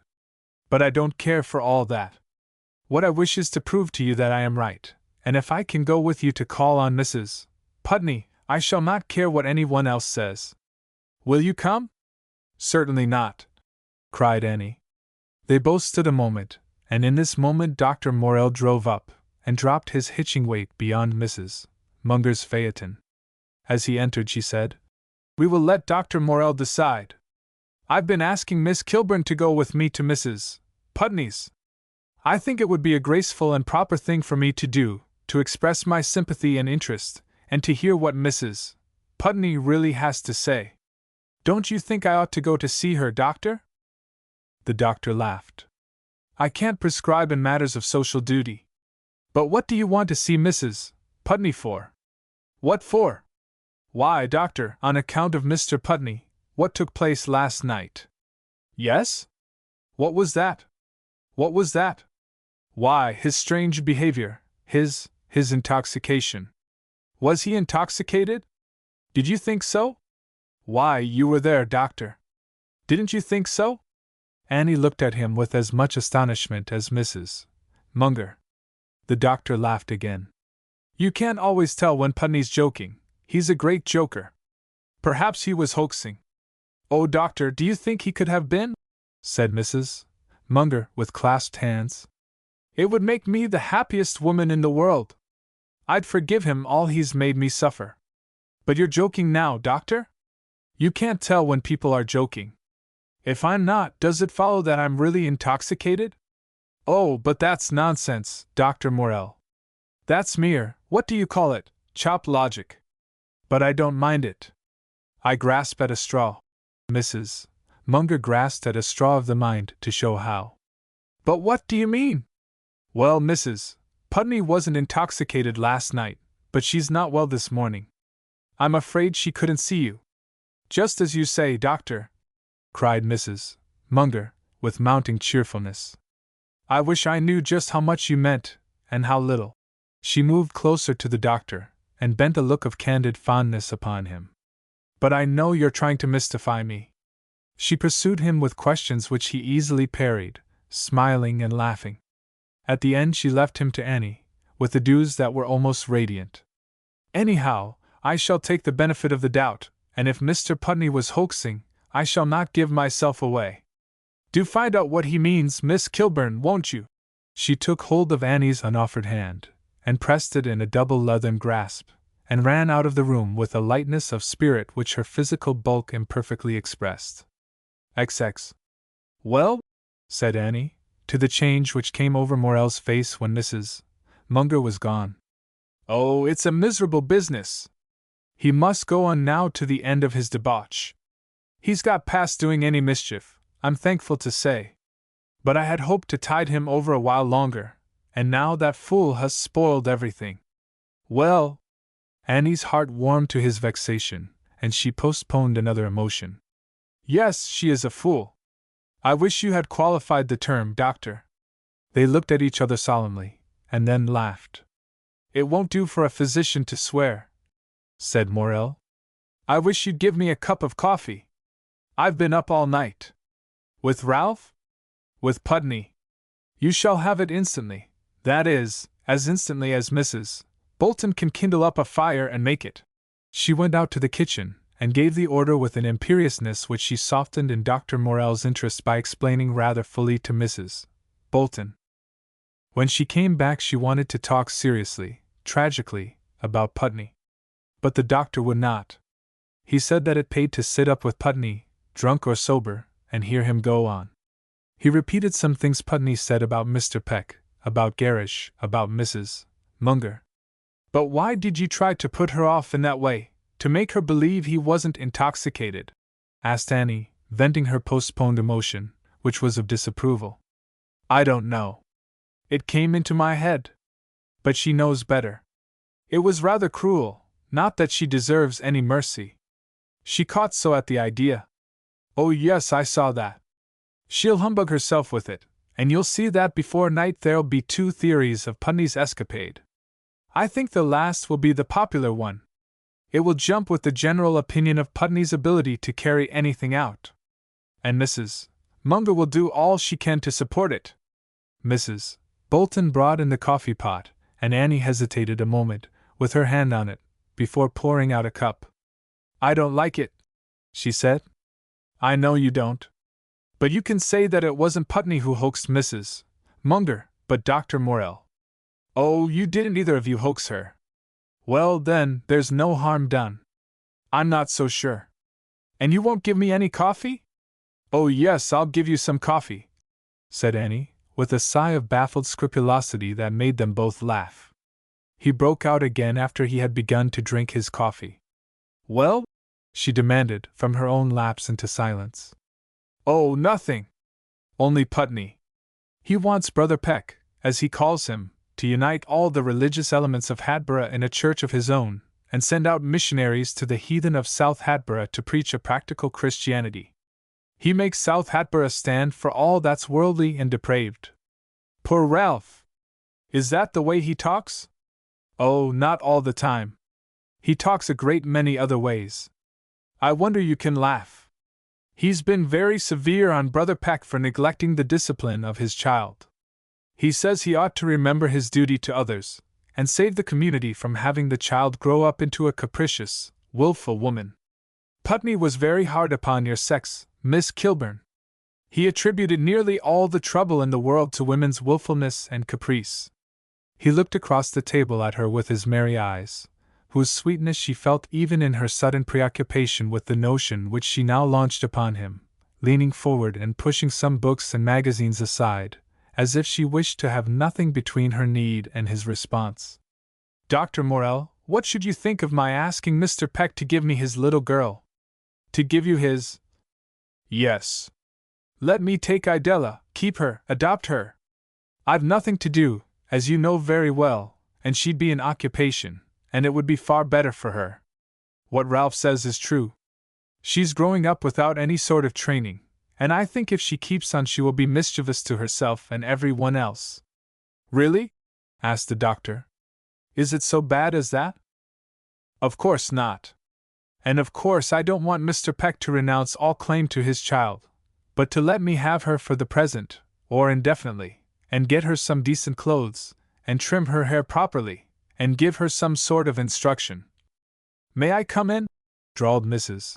Wilmington's mellow voice, and Annie turned and saw Lyra peering round the edge of the half-opened library door. I've been discreetly hemming and scraping and hammering on the woodwork so as not to overhear, and I'd have gone away if I hadn't been afraid of being overheard. Oh, come in, Lyra, said Annie, and she hoped that she had kept the spirit of resignation with which she spoke out of her voice. Dr. Morell jumped up with an apparent desire to escape that wounded and exasperated her. She put out her hand quite haughtily to him and asked, Oh, must you go? Yes. How do you do, Mrs. Wilmington? You'd better get Miss Kilburn to give you a cup of her coffee. Oh, I will, said Lyra. She forbore any reference, even by a look, to the intimate little situation she had disturbed. Morell added to Annie, I like your plan. It's the best thing you could do. She found she had been keeping his hand, and in the revulsion from wrath to joy she violently wrung it. I'm so glad! She could not help following him to the door, in the hope that he would say something more, but he did not, and she could only repeat her rapturous gratitude in several forms of incoherency. She ran back to Mrs. Wilmington. Lyra, what do you think of my taking Mr. Peck's little girl? Mrs. Wilmington never allowed herself to seem surprised at anything. She was, in fact, surprised at very few things. She had got into the easiest chair in the room, and she answered from it, with a luxurious interest in the affair. Well, you know what people will say, Annie. No, I don't. What will they say? That you're after Mr. Peck pretty openly. Annie turned scarlet. And when they find I'm not? She demanded with severity, that had no effect upon Lyra. Then they'll say you couldn't get him. They may say what they please. What do you think of the plan? I think it would be the greatest blessing for the poor little thing, said Lyra, with a nearer approach to seriousness than she usually made. And the greatest care for you, she added, after a moment. I shall not care for the care. I shall be glad of it, thankful for it, cried Annie fervidly. If you can get it, Lyra suggested. I believe I can get it. I believe I can make Mr. Peck see that it's a duty. I shall ask him to regard it as a charity to me, as a mercy. Well, that's a good way to work upon Mr. Peck's feelings, said Lyra demurely. Was that the plan that Dr. Morell approved of so highly? Yes. I didn't know but it was some course of treatment. You pressed his hand so affectionately. I said to myself, well, Annie's either an enthusiastic patient or else. What? Demanded Annie, at the little stop Lyra made. Well, you know what people do say, Annie. What? Why, that you're very much out of health, or… Lyra made another of her tantalizing stops. Or what? Or Dr. Morell is very much in love. Lyra, I can't allow you to say such things to me. No, that's what I've kept saying to myself all the time. But you would have it out of me. I didn't want to say it. It was impossible to resist Lyra's pretended deprecation. Annie laughed. I suppose I can't help people's talking, and I ought to be too old to care. You ought, but you're not, said Lyra flatteringly. Well, Annie, what do you think of our little evening at Mrs. Munger's in the dim retrospect? Poor Ralph! What did the doctor say about him? She listened with so keen a relish for the report of Putney's sayings that Annie felt as if she had been turning the affair into comedy for Lyra's amusement. Oh dear, I wish I could hear him. I thought I should have died last night when he came back, and began to scare everybody blue with his highly personal remarks. I wish he'd had time to get round to the Northwicks. Lyra, said Annie, nerving herself to the office, don't you think it was wicked to treat that poor girl as you did? Well, I suppose that's the way some people might look at it, said Lyra dispassionately. Then how could you do it? Oh, it's easy enough to behave wickedly, Annie, when you feel like it, said Lyra, much amused by Annie's fervor, apparently. Besides, I don't know that it was so very wicked. What makes you think it was? Oh, it wasn't that merely. Lyra, may I speak to you plainly, frankly, like a sister? Annie's heart filled with tenderness for Lyra, with the wish to help her, to save a person who charmed her so much. Well, like a stepsister you may, said Lyra demurely. It wasn't for her sake alone that I hated to see it. It was for your sake, for his sake. Well, that's very kind of you, Annie, said Lyra, without the least resentment. And I know what you mean. But it really doesn't hurt either Jack or me. I'm not very goody-goody, Annie. I don't pretend to be, but I'm not very bad either. I assure you. Lyra laughed mischievously. I'm one of the very few persons in Hatboro' who are better than they should be. I know it, Lyra, I know it. But you have no right to keep him from taking a fancy to some young girl, and marrying her, to keep him to yourself, to make people talk. There's something in that. Lyra assented, with impartiality. But I don't think it would be well for Jack to marry yet, and if I see him taking a fancy to any real nice girl, I shan't interfere with him. But I shall be very particular, Annie. She looked at Annie with such a droll mock earnest, and shook her head with such a burlesque of grandmotherly solicitude, that Annie laughed in spite of herself. Oh, Lyra!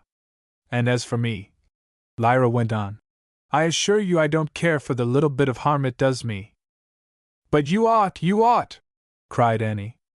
You ought to respect yourself enough to care. You ought to respect other women enough. Oh, I guess I'd let the balance of the sex slide, Annie, said Lyra. No, you mustn't, you can't. We are all bound together. We owe everything to each other. Isn't that rather peckish? Lyra suggested. I don't know. But it's true, Lyra. And I shouldn't be ashamed of getting it from Mr. Peck. Oh, I didn't say you would be. And I hope you won't be hurt with me. I know that it's a most unwarrantable thing to speak to you about such a matter, but you know why I do it. Yes, I suppose it's because you like me, and I appreciate that, I assure you, Annie. Lyra was soberer than she had yet been, and Annie felt that she was really gaining ground. And your husband, you ought to respect him. Lyra laughed out with great relish. Oh, now, Annie, you are joking. Why in the world should I respect Mr. Wilmington?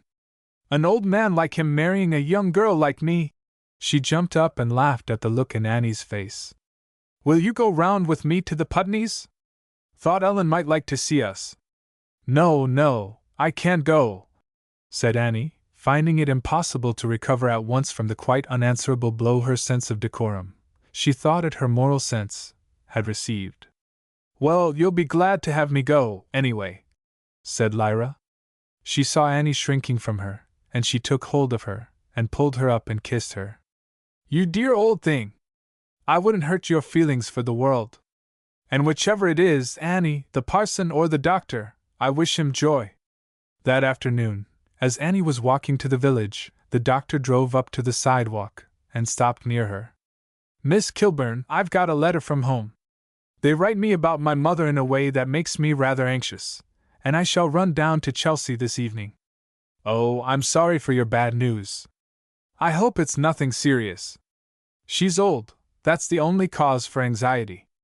But of course I must go. Oh, yes, indeed. I do hope you'll find all right with her. Thank you very much. I'm sorry that I must leave Putney at such a time. But I leave him with Mr. Peck, who's promised to be with him. I thought you'd like to know. Yes, I do. It's very kind of you, very kind indeed. Thank you, said the doctor. It was not the phrase exactly, but it served the purpose of the cordial interest in which they parted as well as another. 21. During the days that Mr. Peck had consented to leave Idella with her, Annie took the whole charge of the child, and grew into an intimacy with her that was very sweet. It was not necessary to this that Idella should be always tractable and docile, which she was not, but only that she should be affectionate and dependent. Annie found that she even liked her to be a little baddish. It gave her something to forgive, and she experienced a perverse pleasure in discovering that the child of a man so self-forgetful as Mr. Peck was rather more covetous than most children. It also amused her that when some of Idella's shabby playmates from over the track casually found their way to the woods past Annie's house, and tried to tempt Idella to go with them, the child disowned them, and ran into the house from them. So soon was she alienated from her former life by her present social advantages.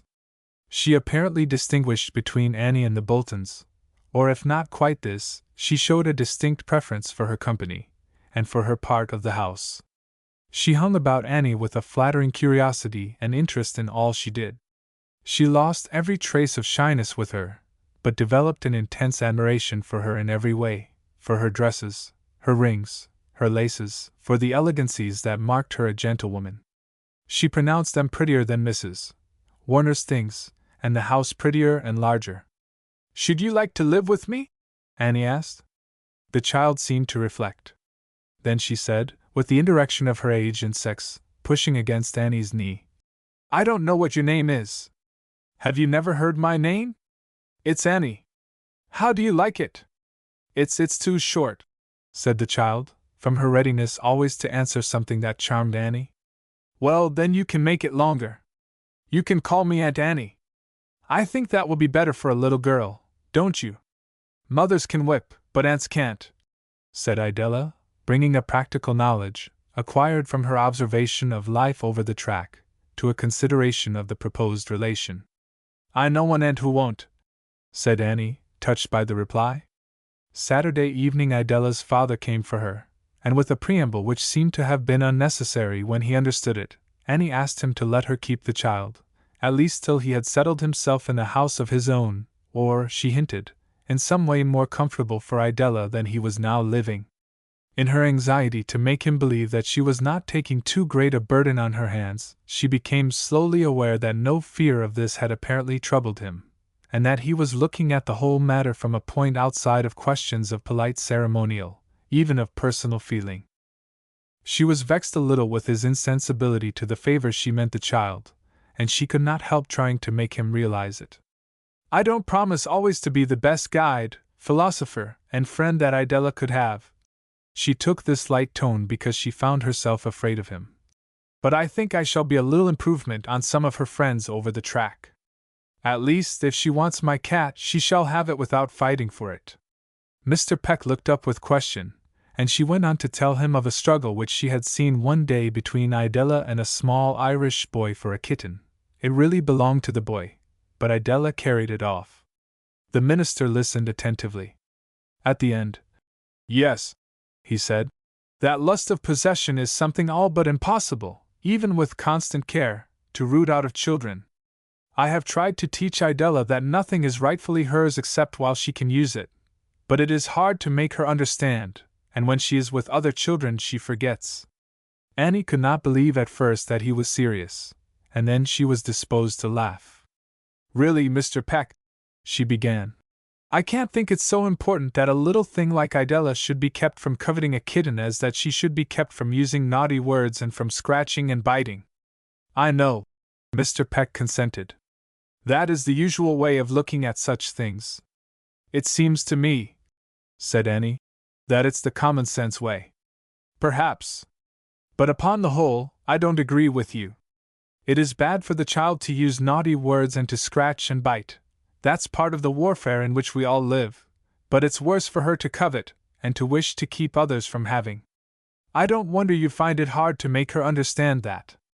Yes, it's hard with all of us. But if it is ever to be easier, we must begin with the children. He was silent, and Annie did not say anything. She was afraid that she had not helped her cause.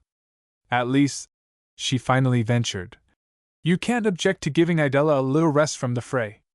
Perhaps if she finds that she can get things without fighting for them, she'll not covet them so much. Yes, he said, with a dim smile that left him sad again. There is some truth in that. But I'm not sure that I have the right to give her advantages of any kind, to lift her above the lot, the chance, of the least fortunate. Surely, we are bound to provide for those of our own household, said Annie. Who are those of our own household? Asked the minister. All mankind are those of our own household. These are my mother and my brother and my sister. Yes, I know, said Annie, somewhat eagerly quitting this difficult ground.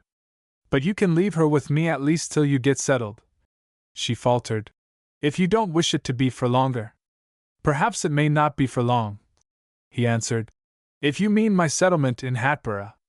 I doubt, he continued, lifting his eyes to the question in hers, whether I shall remain here. Oh, I hope you will, cried Annie.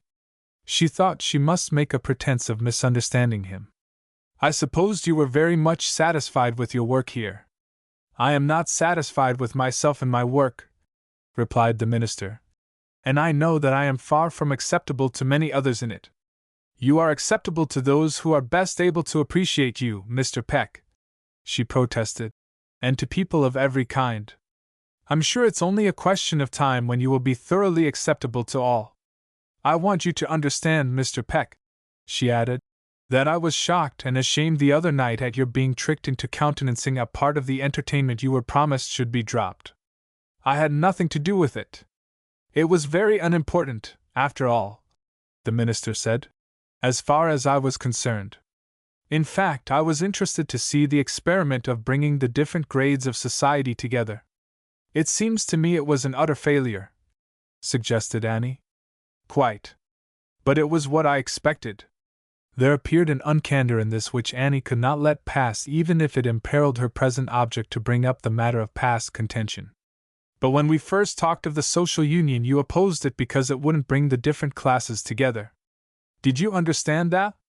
Then I failed to make myself clear. I wished merely to argue that the well-meaning ladies who suggested it were not intending a social union at all. In fact, such a union in our present condition of things, with its division of classes, is impossible, as Mrs. Munger's experiment showed, with the best will on both sides. But, as I said, the experiment was interesting, though unimportant, except as it resulted in heart-burning and offense. They were on the same ground, but they had reached it from starting points so opposite that Annie felt it very unsafe. In her fear of getting into some controversy with Mr. Peck that might interfere with her designs regarding Idella, she had a little insincerity in saying, Mrs. Munger's bad faith in that was certainly unimportant compared with her part in poor Mr. Putney's misfortune. That was the worst thing. That's what I can't forgive. Mr. Peck said nothing to this, and Annie, somewhat daunted by his silence, proceeded. I've had the satisfaction of telling her what I thought on both points. But Ralph, Mr. Putney, I hear, has escaped this time with less than his usual. She did not know what ladylike word to use for spree, and so she stopped. Mr. Peck merely said, He has shown great self-control. And she perceived that he was not going to say more. He listened patiently to the reasons she gave for not having offered Mrs. Putney anything more than passive sympathy at a time when help could only have cumbered and kindness wounded her, but he made no sign of thinking them either necessary or sufficient. In the meantime he had not formally consented to Idella's remaining with her, and Annie prepared to lead back to that affair as artfully as she could. I really want you to believe, Mr. Peck, that I think very differently on some points from what I did when we first talked about the social union, and I have you to thank for seeing things in a new light. And you needn't, she added lightly. be afraid of my contaminating Idella's mind with any wicked ideas. I'll do my best to keep her from coveting kittens or property of any kind, though I've always heard my father say that civilization was founded upon the instinct of ownership, and that it was the only thing that had advanced the world. And if you dread the danger of giving her advantages, as you say, or bettering her worldly lot," she continued, with a smile for his quixotic scruples, "why, I'll do my best to reduce her blessings to a minimum, though I don't see why the poor little thing shouldn't get some good from the inequalities that there always must be in the world." "I am not sure there always must be inequalities in the world," answered the minister. "There always have been," cried Annie. "There always had been slavery, up to a certain time," he replied. "Oh, but surely you don't compare the two," Annie pleaded with what she really regarded as a kind of lunacy in the good man. "In the freest society, I've heard my father say, there is naturally an upward and downward tendency. A perfect level is impossible. Some must rise and some must sink." "But what do you mean by rising?" "If you mean in material things, in wealth and the power over others that it gives." "I don't mean that altogether. But there are other ways, in cultivation, refinement, higher tastes and aims than the great mass of people can have. You have risen yourself, Mr. Peck." "I have risen, as you call it," he said, with a meek sufferance of the application of the point to himself. "Those who rise above the necessity of work for daily bread are in great danger of losing their right relation to other men, as I said when we talked of this before." A point had remained in Annie's mind from her first talk with Dr. Morrell. "Yes, and you said once that there could be no sympathy between the rich and the poor, no real love, because they had not had the same experience of life. But how is it about the poor who become rich? They have had the same experience. Too often they make haste to forget that they were poor. They become hard masters to those they have left behind them. They are eager to identify themselves with those who have been rich longer than they. Some working men who now see this clearly have the courage to refuse to rise. Miss Kilburn, why should I let you take my child out of the conditions of self-denial and self-help to which she was born?" "I don't know," said Annie rather blankly. Then she added impetuously, "Because I love her and want her. I won't, pretend that it's for her sake. It's for my sake, though I can take better care of her than you can. But I'm all alone in the world, I've neither kith nor kin, nothing but my miserable money. I've set my heart on the child, I must have her. At least let me keep her a while. I will be honest with you, Mr. Peck. If I find I'm doing her harm and not good, I'll give her up. I should wish you to feel that she is yours as much as ever, and if you will feel so, and come often to see her, I shall be very glad, and—" She stopped, and Mr. Peck rose. "Where is the child?" he asked, with a troubled air, and she silently led the way to the kitchen, and left him at the door to Idella and the Boltons. When she ventured back later he was gone, but the child remained. Half exultant and half ashamed, she promised herself that she really would be true as far as possible to the odd notions of the minister in her treatment of his child. When she undressed Idella for bed, she noticed again the shabbiness of her poor little clothes. She went through the bureau that held her own childish things once more, but found them all too large for Idella, and too hopelessly antiquated. She said to herself that on this point at least she must be a law to herself. She went down to see Mrs. Bolton. "Isn't there some place in the village where they have children's ready-made clothes for sale?" she asked. "Mr. Gerrish's," said Mrs. Bolton briefly. Annie shook her head, drawing in her breath. "I shouldn't want to go there." "Is there nowhere else?" "There's a Jew place. They say he cheats." "I dare say he doesn't cheat more than most Christians," said Annie, jumping from her chair. "I'll try the Jew place. I want you to come with me, Mrs. Bolton." They went together, and found a dress that they both decided would fit Idella, and a hat that matched it. "I don't know as he'd like to have anything quite so nice," said Mrs. Bolton coldly. "I don't know as he has anything to say about it," said Annie, mimicking Mrs. Bolton's accent and syntax. They both meant Mr. Peck. Mrs. Bolton turned away to hide her pleasure in Annie's audacity and extravagance. "Want I should carry him?" she asked, when they were out of the store. No, I can carry them, said Annie. She put them where Idella must see them as soon as she woke. It was late before she slept, and Idella's voice broke upon her dreams. The child was sitting up in her bed, gloating upon the dress and hat hung and perched upon the chair back in the middle of the room. "Oh, whose is it? Whose is it? Whose is it?" she screamed, and as Annie lifted herself on her elbow and looked over at her, "Is it mine? Is it mine?" Annie had thought of playing some joke, of pretending not to understand, of delaying the child's pleasure, playing with it, teasing. But in the face of this rapturous longing, she could only answer, "Yes. Mine? My very own? To have? To keep always? Yes." Idella sprang from her bed, and flew upon the things with a primitive, greedy transport in their possession. She could scarcely be held long enough to be washed before the dress could be put on. Be careful not to get it soiled now," said Annie. "No, I won't spoil it." She went quietly downstairs, and when Annie followed, she found her posing before the long pier glass in the parlor, and twisting and turning for this effect and that. All the morning she moved about prim and anxious. The wildwood flower was like a hothouse blossom wired for a bouquet. At the church door she asked Idella, "Would you rather sit with Mrs. Bolton?"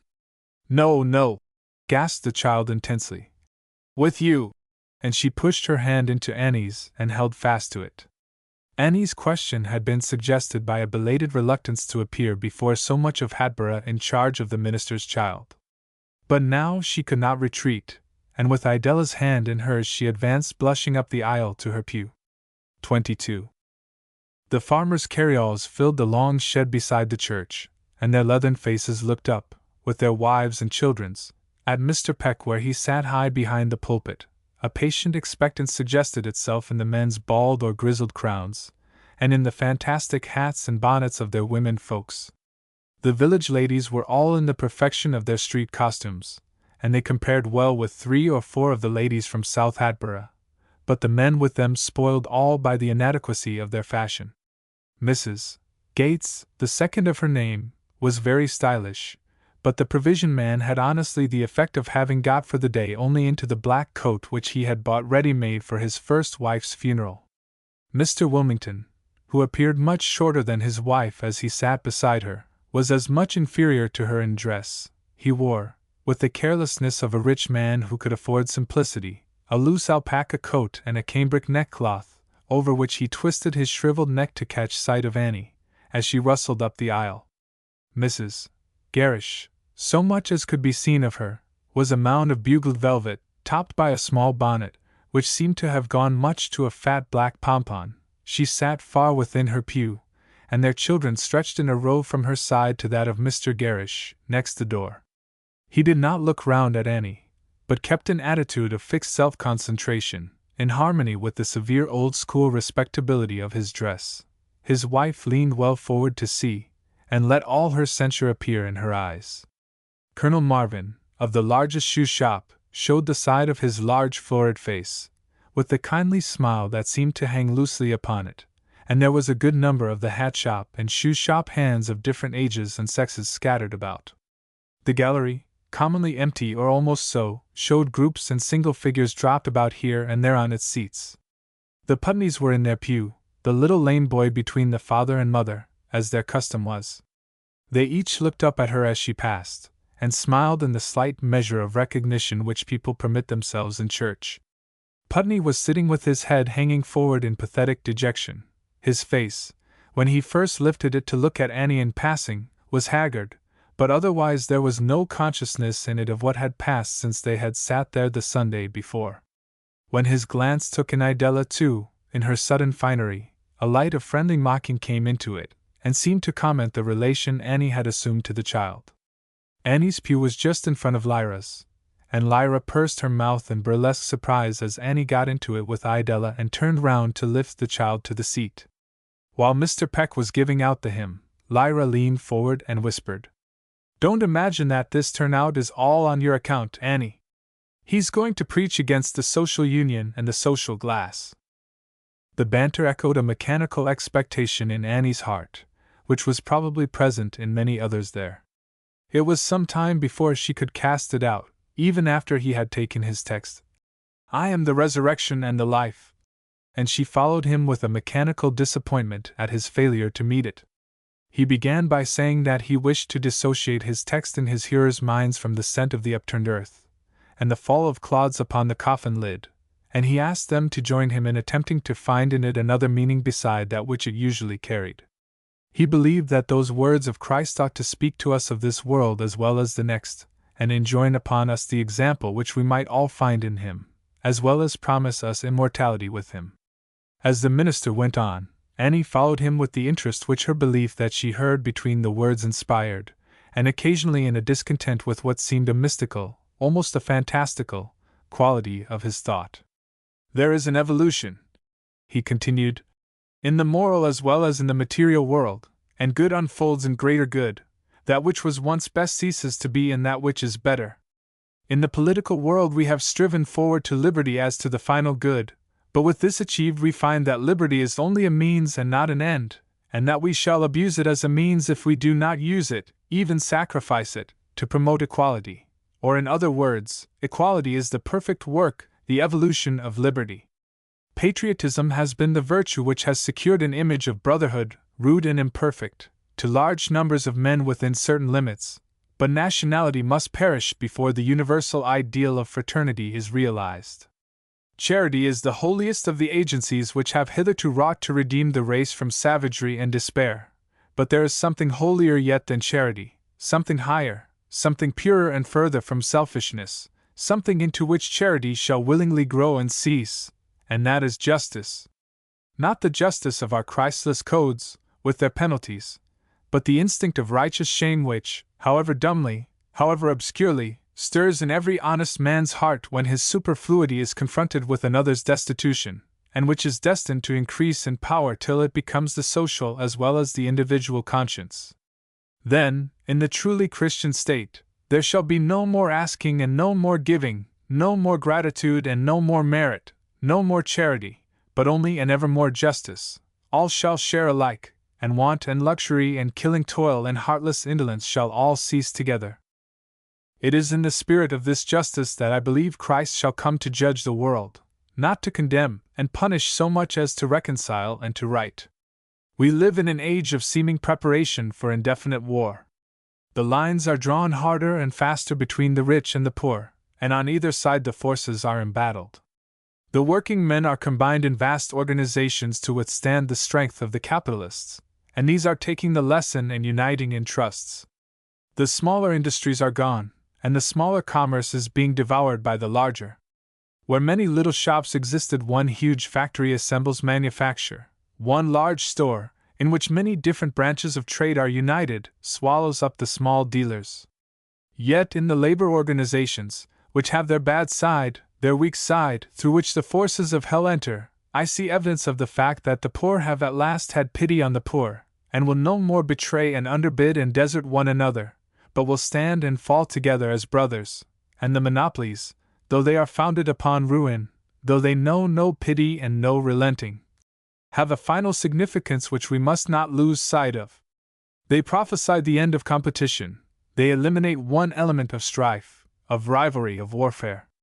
But woe to them through whose evil this good comes, to any man who prospers on to ease and fortune, forgetful or ignorant of the ruin on which his success is built. For that death, the resurrection, and the life seem not to be. Whatever his creed or his religious profession, his state is more pitiable than that of the skeptic, whose words perhaps deny Christ, but whose works affirm him.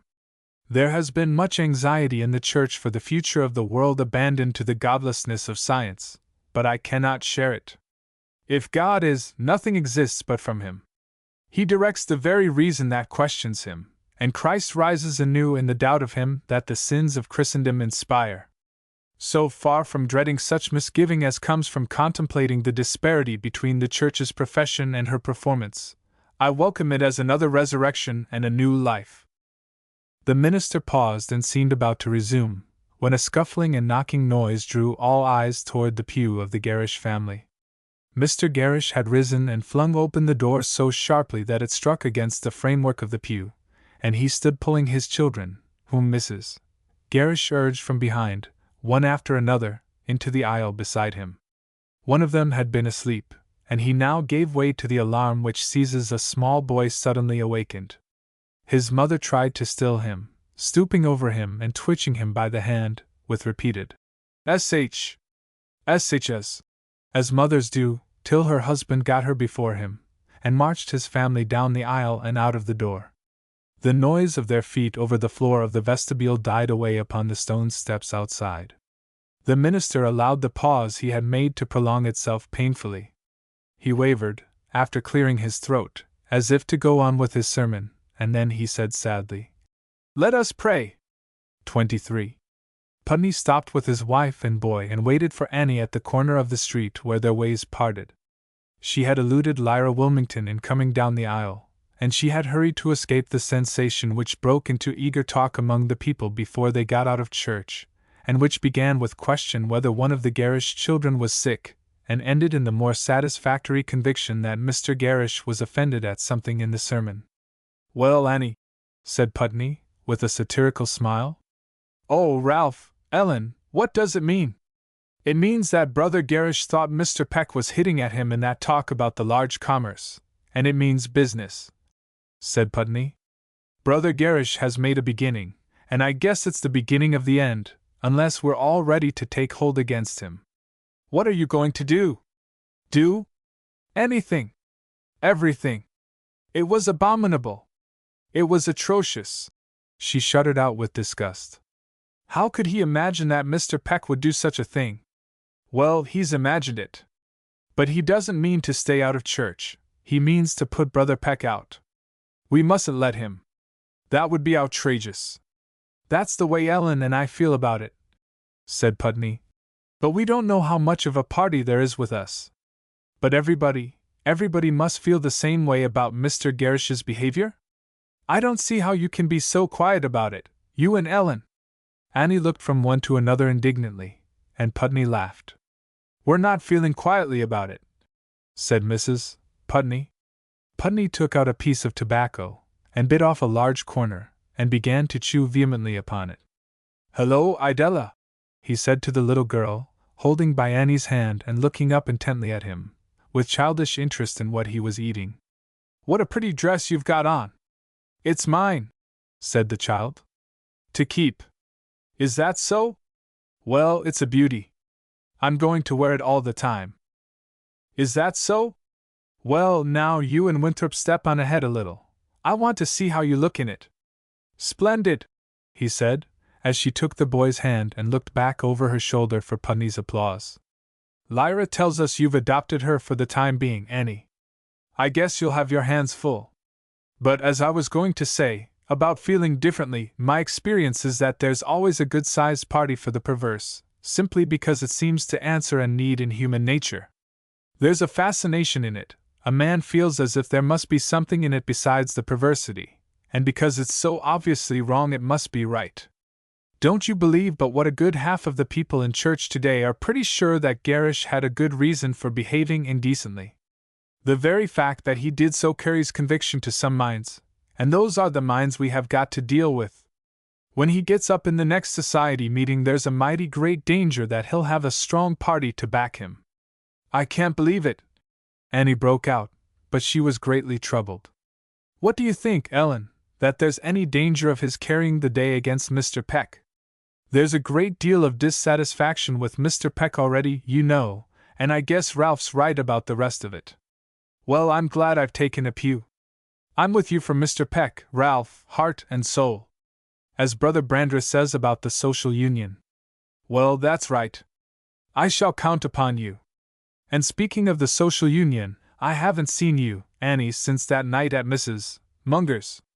I suppose you don't expect me to say anything in self-defense?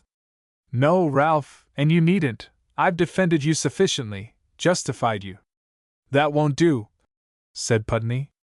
"Ellen and I have thought that all out, and we find that I, or something that stood for me, was to blame, whoever else was to blame, too. We won't mention the hospitable Mrs. Munger.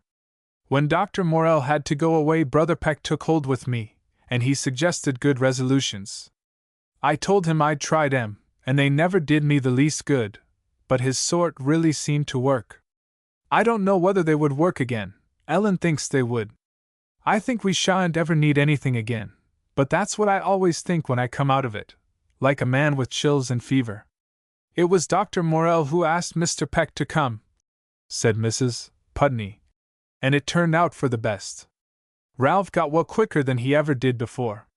Of course, Annie, she explained, it must seem strange to you hearing us talk of it as if it were a disease, but that's just like what it is, a raging disease, and I can't feel differently about anything that happens in it, though I do blame people for it. Annie followed with tender interest the loving pride that exonerated and idealized Putney in the words of the woman who had suffered so much with him, and must suffer. I couldn't help speaking as I did to Mrs. Munger. She deserved it every word, said Annie. I wonder you didn't say more. Oh, hold on, Putney interposed. We'll allow that the local influences were malarial, but I guess we can't excuse the invalid altogether. That's Brother Peck's view, and I must say I found it decidedly tonic. It helped to brace me up. I think he was too severe with you altogether, said his wife. Putney laughed. It was all I could do to keep Ellen from getting up and going out of church too, when Brother Gerrish set the example. She's a Gerrishite at heart. Well, remember, Ralph, said Annie, that I'm with you in whatever you do to defeat that man. It's a good cause, a righteous cause, the cause of justice, and we must do everything for it, she said fervently. Yes, any enormity is justifiable against injustice, he suggested. Or the unjust, it's the same thing. You know I don't mean that. I can trust you. I shall keep within the law, at any rate, said Putney. Well, Mrs. Bolton, Annie called out, when she entered her house, and she pushed on into the kitchen. She had not the patience to wait for her to bring in the dinner before speaking about the exciting event at church. But Mrs. Bolton would not be led up to the subject by a tacit invitation, and after a suspense in which her zeal for Mr. Peck began to take a color of resentment toward Mrs. Bolton, Annie demanded, What do you think of Mr. Gerrish's scandalous behavior? Mrs. Bolton gave herself time to put a stick of wood into the stove, and to punch it with the stove lid handle before answering. I don't know as it's anything more than I expected, Annie went on. It was shameful. Do you suppose he really thought Mr. Peck was referring to him in his sermon? I presume he felt the cap fit. But if it hadn't been one thing, 'twould been another. Mr. Peck was bound to roil the brook for Mr. Gerrish's drinkin', wherever he stood, upstream or down. Yes. He is a wolf. A wolf in sheep's clothing, said Annie excitedly. I dunno as you can call him a wolf, exactly, returned Mrs. Bolton dryly. He's got his good points, I presume. Annie was astounded. Why, Mrs. Bolton, you're surely not going to justify him. Mrs. Bolton erected herself from cutting a loaf of her best bread into slices, and stood with the knife in her hand, like a figure of justice. Well, I guess you no need to ask me a question like that, Miss Kilburn. I hain't obliged to make up to Mr. Peck, though, for what I done in the beginning by condemnin' everybody else without mercy now. Mrs. Bolton's eyes did not flash fire, but they sent out an icy gleam that went as sharply to Annie's heart. Bolton came in from feeding the horse and cow in the barn, with a mealy tin pan in his hand, from which came a mild, subdued radiance like that of his countenance. He was not sensible of arriving upon a dramatic moment, and he said, without noticing the attitude of either lady, I see you walking home with Mr. Putney, Miss Kilburn. What did he say?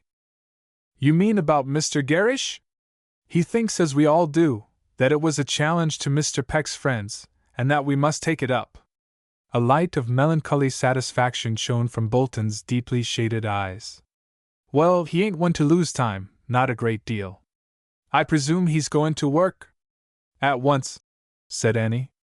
He says Mr. Gerrish will be sure to bring his grievance up at the next society meeting, and we must be ready to meet him, and out-talk him and outvote him. She reported these phrases from Putney's lips. Well, I guess if it was out-talkin', Mr. Putney wouldn't have much trouble about it. And as far forth as votin' goes, I don't believe but what we can carry the day. We couldn't, said Mrs. Bolton from the pantry, where she had gone to put the bread away in its stone jar. If it was left to the church. She accented the last word with the click of the jar lid, and came out. Well, it ain't a church question. It's a society question, Mrs. Bolton replied on her passage to the dining room with the plate of sliced bread. I can't make it seem right to have the minister a society question. Seems to me that the church members ought have the say. Well, you can't make the discipline over to suit everybody, said Bolton. I presume it was ordered for a wise purpose. Why, land alive, Oliver Bolton! His wife shouted back from the remoteness to which his words had followed her. The statute provisions and rules of the society weren't ordered by Providence. Well, not directly, as you may say, said Bolton, beginning high, and lowering his voice as she rejoined them. But I presume the hearts of them that made them was moved. Mrs. Bolton could not combat a position of such unimpregnable piety in words, but she permitted herself a contemptuous sniff, and went on getting the things into the dining room. And I guess it's all goin' to work together for good. I ain't afraid any but what it's goin' to come out all right. But we got to be up and doin', as they say about 'lection times. The Lord helps them that helps themselves, said Bolton, and then, as if he felt the weakness of this position as compared with that of entire trust in Providence, he winked his mild eyes, and added, if they're on the right side, and put their faith in his promises. Well, your dinner's ready now, Mrs. Bolton said to Annie. Idella had clung fast to Annie's hand. As Annie started toward the dining room, she got before her, and whispered vehemently. What? Asked Annie, bending down. She laughed, in lifting her head. I promised Idella you'd let us have some preserves today, Mrs. Bolton. Mrs. Bolton smiled with grim pleasure. I see all the while her mind was set on something. She ain't one to let you forget your promises. Well, I guess if Mr. Peck had a little more of her disposition there wouldn't be much doubt about the way it would all come out. Well, you don't often see parents take after their children, said Bolton, venturing a small joke. No, nor husbands after their wives either, said Mrs. Bolton sharply. The more's the pity. 24. Dr. Morrell came to see Annie late the next Wednesday evening. I didn't know you'd come back, she said.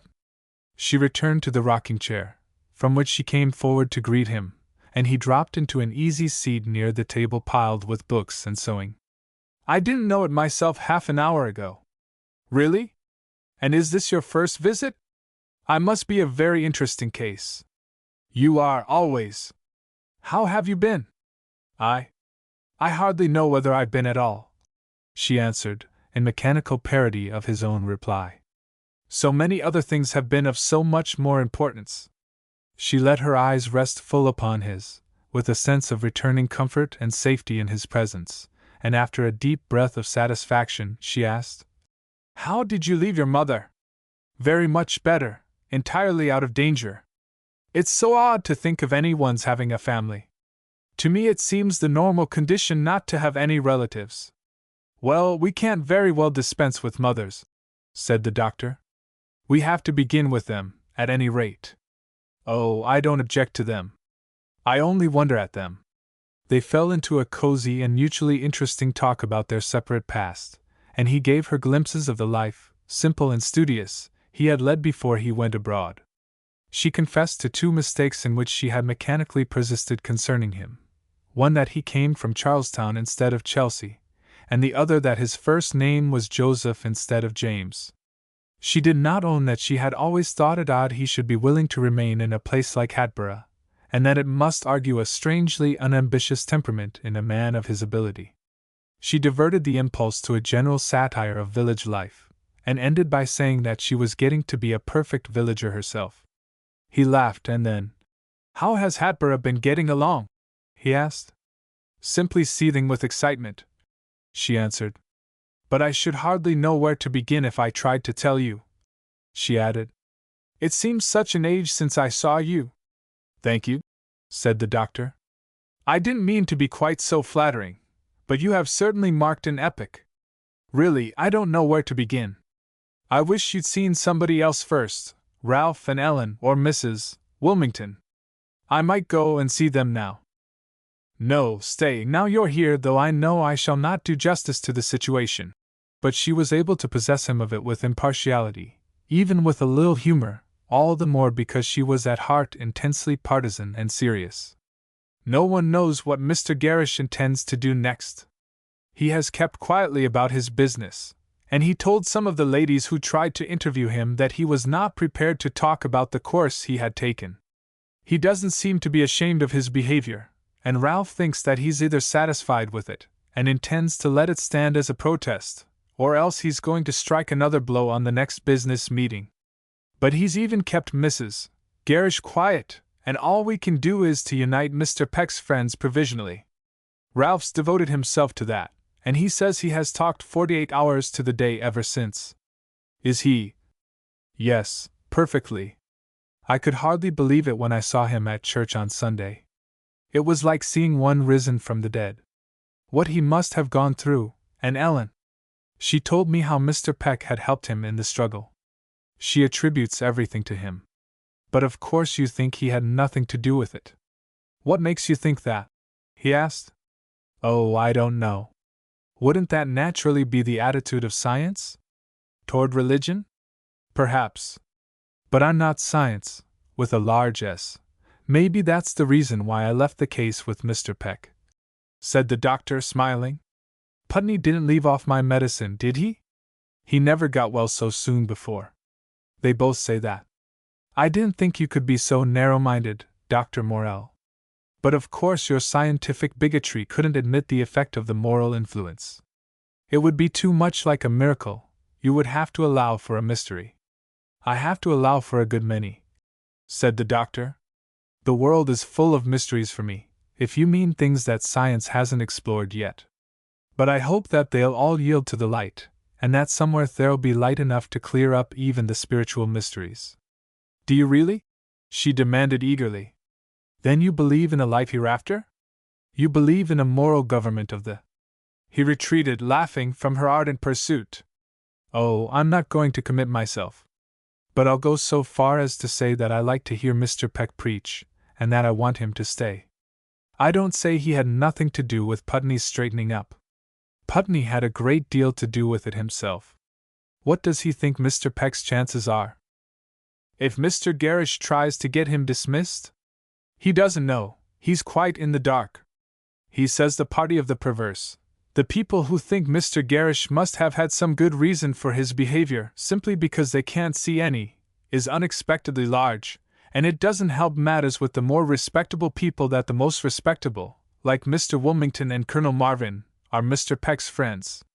They think there must be something wrong if such good men are opposed to Mr. Gerrish. And I suspect, said Dr. Morell soberly, that Putney's championship isn't altogether an advantage. The people all concede his brilliancy, and they are prouder of him on account of his infirmity. But I guess they like to feel their superiority to him in practical matters. They admire him, but they don't want to follow him. Oh, I suppose so, said Annie disconsolately.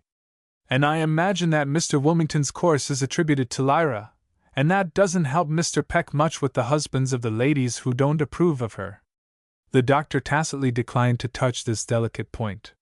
He asked, after a pause, "You'll be at the meeting?" "I couldn't keep away. But I've no vote, that's the worst. I can only suffer in the cause." The doctor smiled. "You must go, too," she added eagerly. "Oh, I shall go. I couldn't keep away either. Besides, I can vote. How are you getting on with your little protégée? Idella? Well, it isn't such a simple matter as I supposed, quite. Did you ever hear anything about her mother?" "Nothing more than what everyone has." "Why?" asked the doctor, with scientific curiosity. "Do you find traits that the father doesn't account for?" "Yes. She is very vain and greedy and quick-tempered." "Are those traits uncommon in children?" "In such a degree I should think they were. But she's very affectionate, too, and you can do anything with her through her love of praise. She puzzles me a good deal. I wish I knew something about her mother. But Mr. Peck himself is a puzzle. With all my respect for him and regard and admiration, I can't help seeing that he's a very imperfect character. Dr. Morell laughed. There's a great deal of human nature in man. There isn't enough in Mr. Peck, Annie retorted. From the very first he has said things that have stirred me up and put me in a fever. But he always seems to be cold and passive himself. Perhaps he is cold, said the doctor. But has he any right to be so? Retorted Annie, with certainly no coldness of her own. Well, I don't know. I never thought of the right or wrong of a man's being what he was born. Perhaps we might justly blame his ancestors. Annie broke into a laugh at herself. Of course. But don't you think that a man who is able to put things as he does, who can make you see, for example, the stupidity and cruelty of things that always seemed right and proper before, don't you think that he's guilty of a kind of hypocrisy if he doesn't feel as well as see? No, I can't say that I do, said the doctor, with pleasure in the feminine excess of her demand. And there are so many ways of feeling. We're apt to think that our own way is the only way, of course, but I suppose that most philanthropists, men who have done the most to better conditions, have been people of cold temperaments, and yet you can't say they are unfeeling. No, certainly. Do you think Mr. Peck is a real philanthropist? How you do get back to the personal always, said Dr. Morell. What makes you ask? Because I can't understand his indifference to his child. It seems to me that real philanthropy would begin at home. But twice he has distinctly forgotten her existence, and he always seems bored with it. Or not that quite, but she seems no more to him than any other child. There's something very curious about all that, said the doctor. In most things the greater includes the less, but in philanthropy it seems to exclude it. If a man's heart is open to the whole world, to all men, it's shut sometimes against the individual, even the nearest and dearest. You see, I'm willing to admit all you can say against a rival practitioner. Oh, I understand, said Annie. But I'm not going to gratify your spite. At the same time, she tacitly consented to the slight for Mr. Peck which their joking about him involved. In such cases we excuse our disloyalty as merely temporary, and intend to turn serious again and make full amends for it. He made very short work, she continued, of that notion of yours that there could be any good feeling between the poor and the rich who had once been poor themselves. Did I have any such notion as that? She recalled the time and place of its expression to him, and he said, Oh, yes. Well? He says that rich people like that are apt to be the hardest masters, and are eager to forget they ever were poor, and are only anxious to identify themselves with the rich. Dr. Morell seemed to enjoy this immensely. That does rather settle it, he said recreantly. She tried to be severe with him, but she only kept on laughing and joking. She was aware that he was luring her away from her seriousness. Mrs. Bolton brought in the lamp, and set it on the library table, showing her gaunt outline a moment against it before she left it to throw its softened light into the parlor where they Saturday the autumn moonshine, almost as mellow, fell in through the open windows, which let in the shrilling of the crickets and grasshoppers, and wafts of the warm night wind. Does life, Annie was asking, at the end of half an hour, seem more simple or more complicated as you live on? That sounds awfully abstruse, doesn't it? And I don't know why I'm always asking you abstruse things, but I am. Oh, I don't mind it, said the doctor. Perhaps I haven't lived on long enough to answer this particular question. I'm only 36, you know. Only? I'm 31, and I feel 100, she broke in. You don't look it. But I believe I rather like abstruse questions. You know Putney and I have discussed a great many. But just what do you mean by this particular abstraction? He took from the table a large ivory paper knife which he was in the habit of playing with in his visits, and laid first one side and then the other side of its smooth, cool blade in the palm of his left hand, as he leaned forward, with his elbows on his knees, and bent his smiling eyes keenly upon her. She stopped rocking herself, and said imperatively, Will you please put that back, Dr. Morell? This paper knife? Yes. And not look at me just in that way. When you get that knife and that look, I feel a little too much as if you were diagnosing me. Diagnosticating, suggested the doctor. Is it? I always supposed it was diagnosing. But it doesn't matter. It wasn't the name I was objecting to. He put the knife back and changed his posture, with a smile that left nothing of professional scrutiny in his look. Very well, then, you shall diagnose yourself. Diagnosticate, please. Oh, I thought you preferred the other. No, it sounds undignified, now that I know there's a larger word. Where was I? The personal bearing of the question whether life isn't more and more complicated. How did you know it had a personal bearing? I suspected as much. Yes, it has. I mean that within the last 4 or 5 months, since I've been in Hatboro', I seem to have lost my old point of view, or rather, I don't find it satisfactory anymore. I'm ashamed to think of the simple plans, or dreams, that I came home with. I hardly remember what they were, but I must have expected to be a sort of Lady Bountiful here, and now I think a Lady Bountiful one of the most mischievous persons that could infest any community. You don't mean that charity is played out? Asked the doctor. In the old-fashioned way, yes. But they say poverty is on the increase. What is to be done? Justice, said Annie. Those who do most of the work in the world ought to share in its comforts as a right, and not be put off with what we idlers have a mind to give them from our superfluity as a grace. Yes, that's all very true. But what till justice is done? Oh, we must continue to do charity, cried Annie, with self-contempt that amused him. But don't you see how much more complicated it is? That's what I meant by life not being simple anymore. It was easy enough to do charity when it used to seem the right and proper remedy for suffering. But now, when I can't make it appear a finality, but only something provisional, temporary, don't you see? Yes, I see. But I don't see how you're going to help it at the same time. I'll allow that it makes life more difficult. For a moment they were both serious and silent.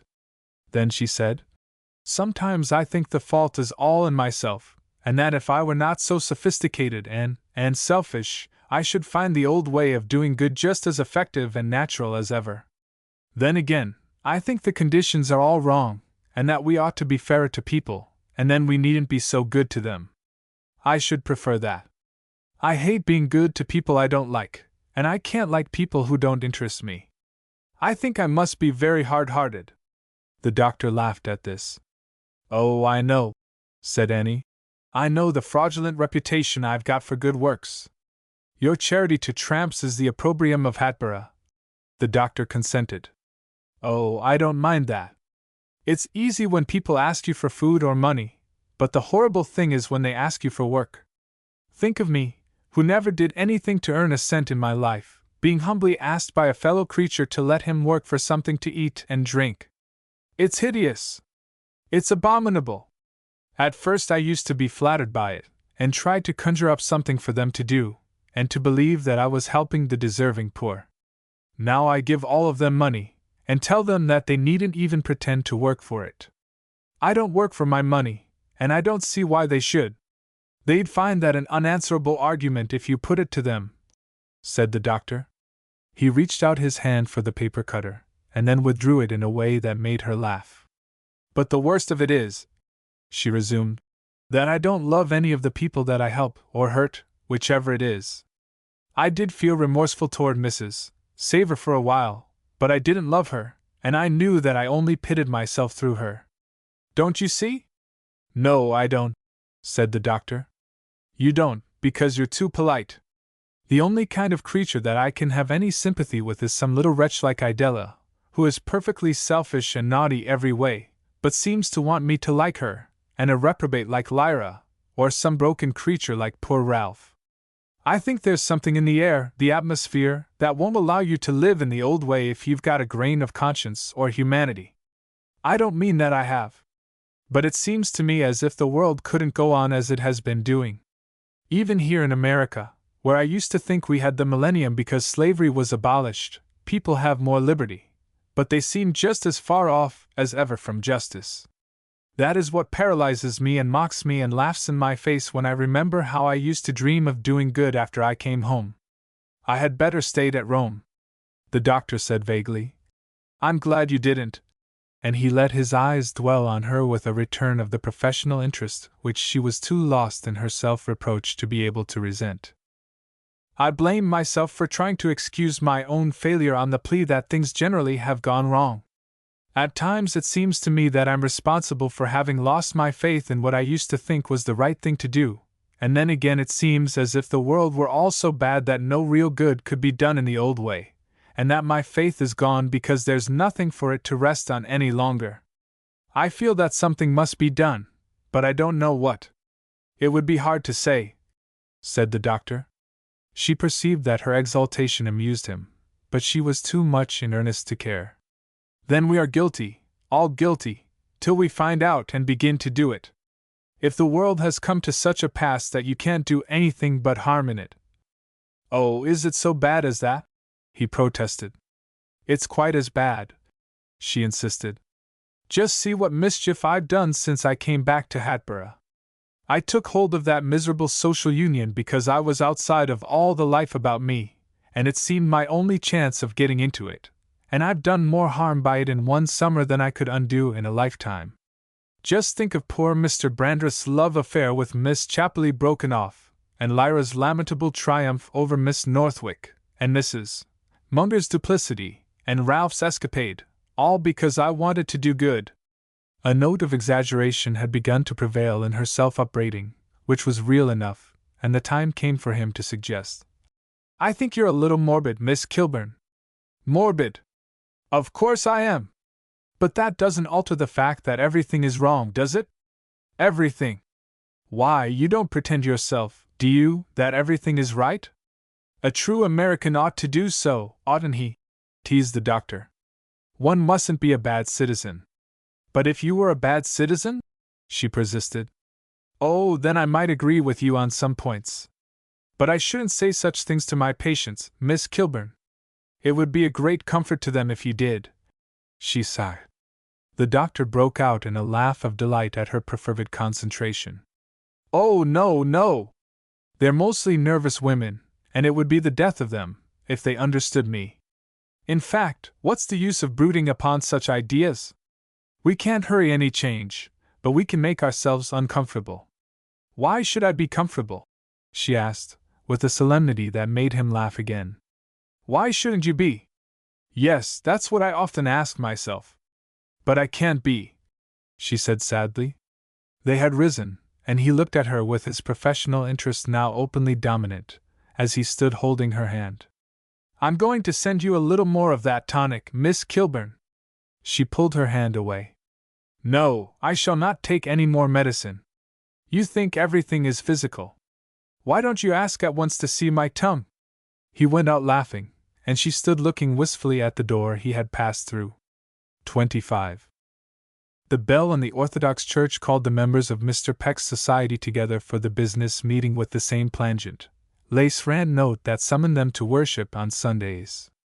Among those who crowded the house were many who had not been there before, and seldom in any place of the kind.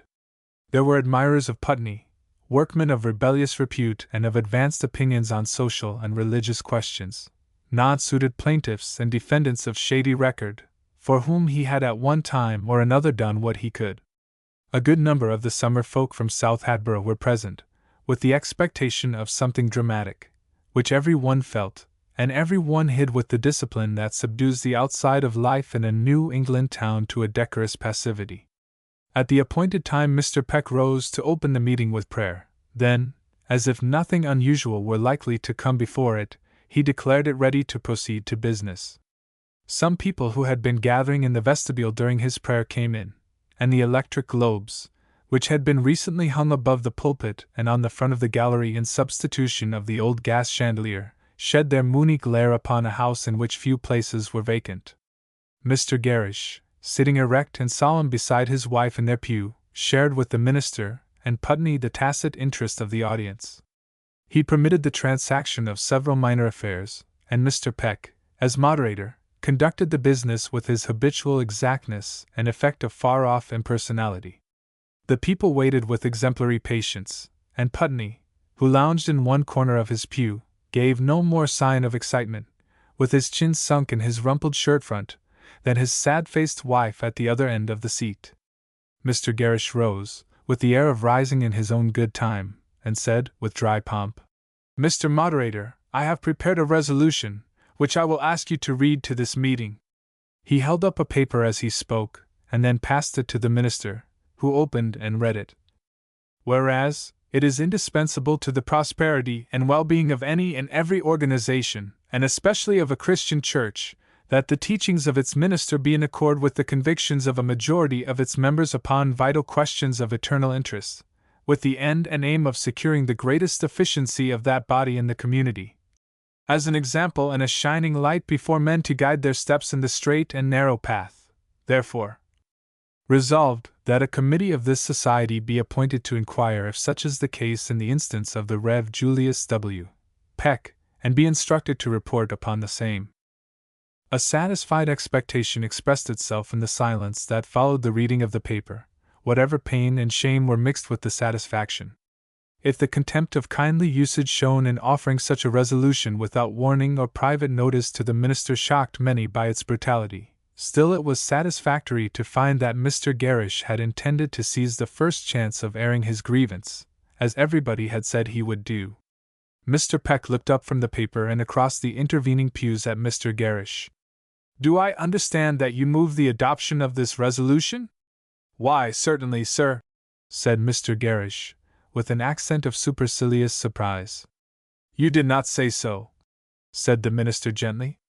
"Does any one second Brother Gerrish's motion?" A murmur of amusement followed Mr. Peck's reminder to Mr. Gerrish, and an ironical voice called out, "Mr. Moderator! Mr. Putney! I think it important that the sense of the meeting should be taken on the question the resolution raises. I therefore second the motion for its adoption." Putney sat down, and the murmur now broadened into something like a general laugh, hushed as with a sudden sense of the impropriety. Mr. Gerrish had gradually sunk into his seat, but now he rose again, and when the minister formally announced the motion before the meeting, he called, sharply, "Mr. Moderator!" "Brother Gerrish," responded the minister, in recognition. "I wish to offer a few remarks in support of the resolution which I have had the honor, the duty, I would say, of laying before this meeting." He jerked his head forward at the last word, and slid the fingers of his right hand into the breast of his coat like an orator, and stood very straight. "I have no desire, sir, to make this the occasion of a personal question between myself and my pastor. But, sir, the question has been forced upon me against my will and my consent, and I was obliged on the last ensuing Sabbath, when I sat in this place, to enter my public protest against it. Sir, I came into this community a poor boy, without a penny in my pocket, and unaided and alone, and by my own exertions I have built up one of the business interests of the place. I will not stoop to boast of the part one have taken in the prosperity of this place, but I will say that no public object has been wanting, that my support has not been wanting, from the first proposition to concrete the sidewalks of this village to the introduction of city waterworks and an improved system of drainage and electric lighting. So much for my standing in a public capacity. As for my business capacity, I would gladly let that speak for itself, if that capacity had not been turned in the sanctuary itself against the personal reputation which every man holds dearer than life itself, and which has had a deadly blow aimed at it through that very capacity. Sir, I have established in this town a business which I may humbly say that in no other place of the same numerical size throughout the Commonwealth will you find another establishment so nearly corresponding to the wants and the facilities of a great city. In no other establishment in a place of the same importance will you find the interests and the demands and the necessities of the whole community so carefully considered. In no other. Putney got upon his feet and called out, "Mr. Moderator, will Brother Gerrish allow me to ask him a single question?" Mr. Peck put the request, and Mr. Gerrish involuntarily made a pause, in which Putney pursued. "My question is simply this. Doesn't Brother Gerrish think it would help us to get at the business in hand sooner if he would print the rest of his advertisement in the Hatboro' Register?" A laugh broke out all over the house as Putney dropped back into his seat. Mr. Gerrish stood apparently undaunted. "I will attend to you presently, sir," he said, with a schoolmasterly authority which made an impression in his favor with some. "And I thank the gentleman," he continued, turning again to address the minister, "for recalling me from a side issue. as he acknowledges in the suggestion which he intended to wound my feelings, but I can assure him that my self-respect is beyond the reach of slurs and innuendos. I care little for them. I care not what quarter they originate from, or have their origin, and still less when they spring from a source notoriously incompetent and unworthy to command the respect of this community, which has abused all its privileges and trampled the forbearance of its fellow citizens underfoot until it has become a byword in this place, sir. Putney sprang up again with, "Mr. Moderator." "No, sir! No, sir!" pursued Gerrish.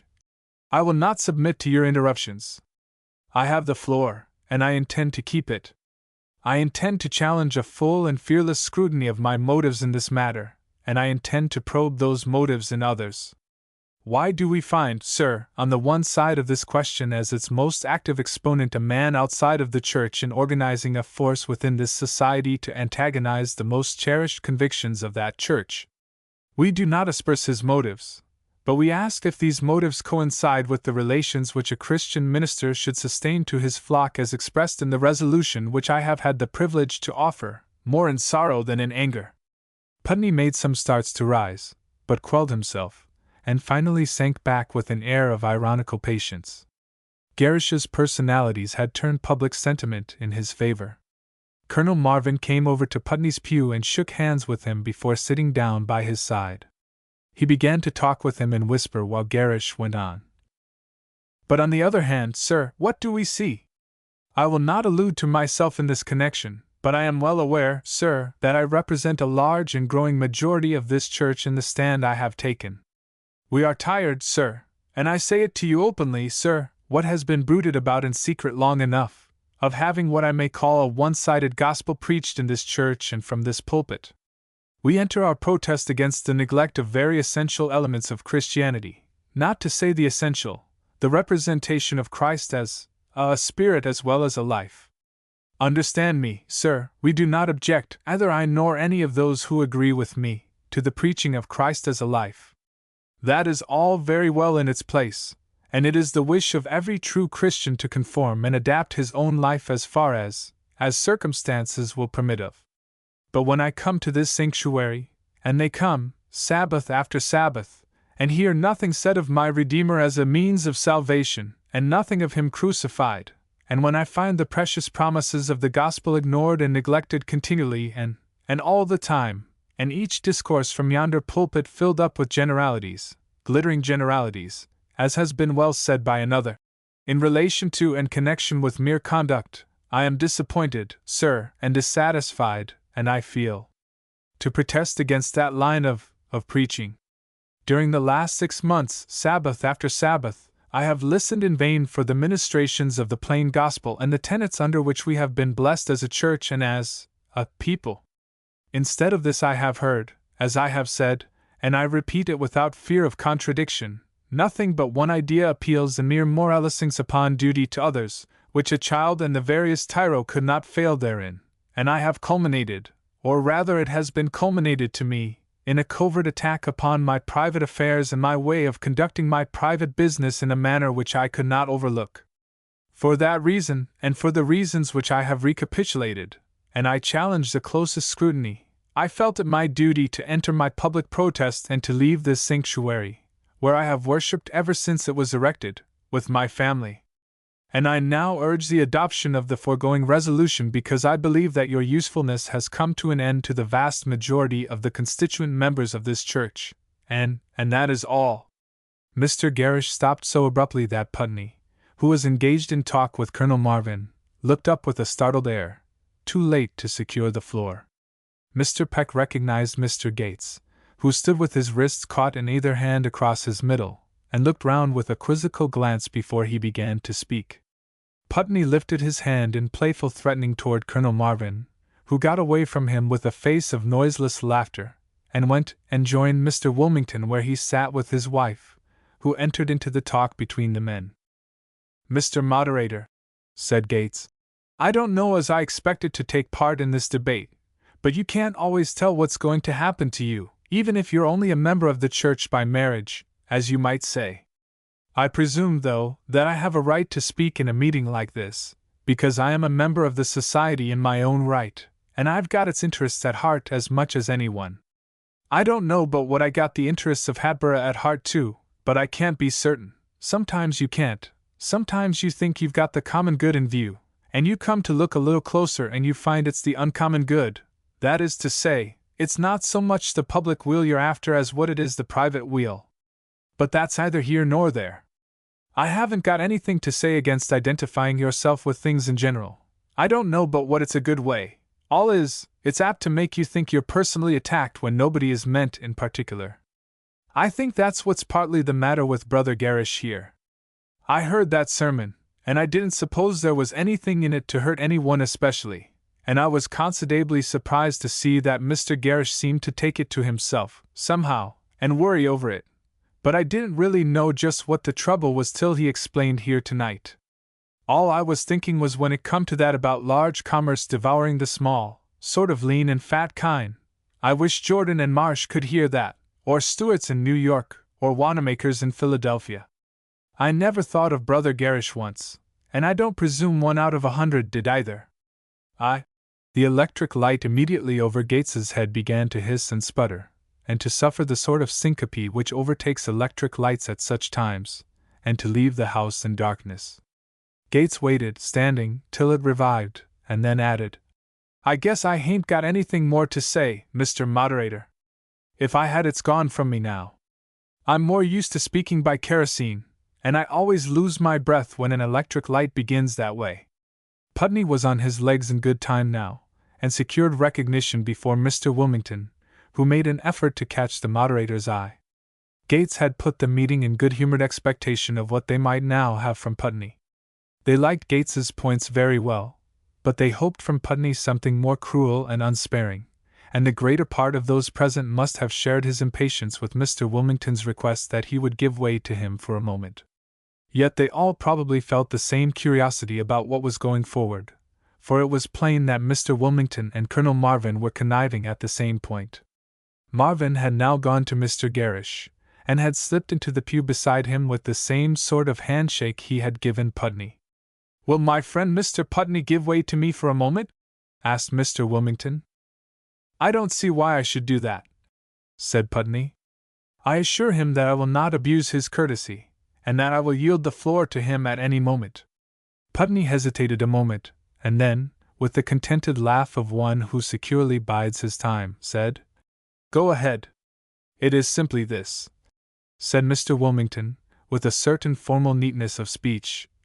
"The point has been touched by the last speaker, which I think suggested itself to all who heard the remarks of Brother Garish in support of his resolution, and the point is simply this: whether he has not misapplied the words of the discourse by which he felt himself aggrieved, and whether he has not given them a particular bearing foreign to the intention of their author.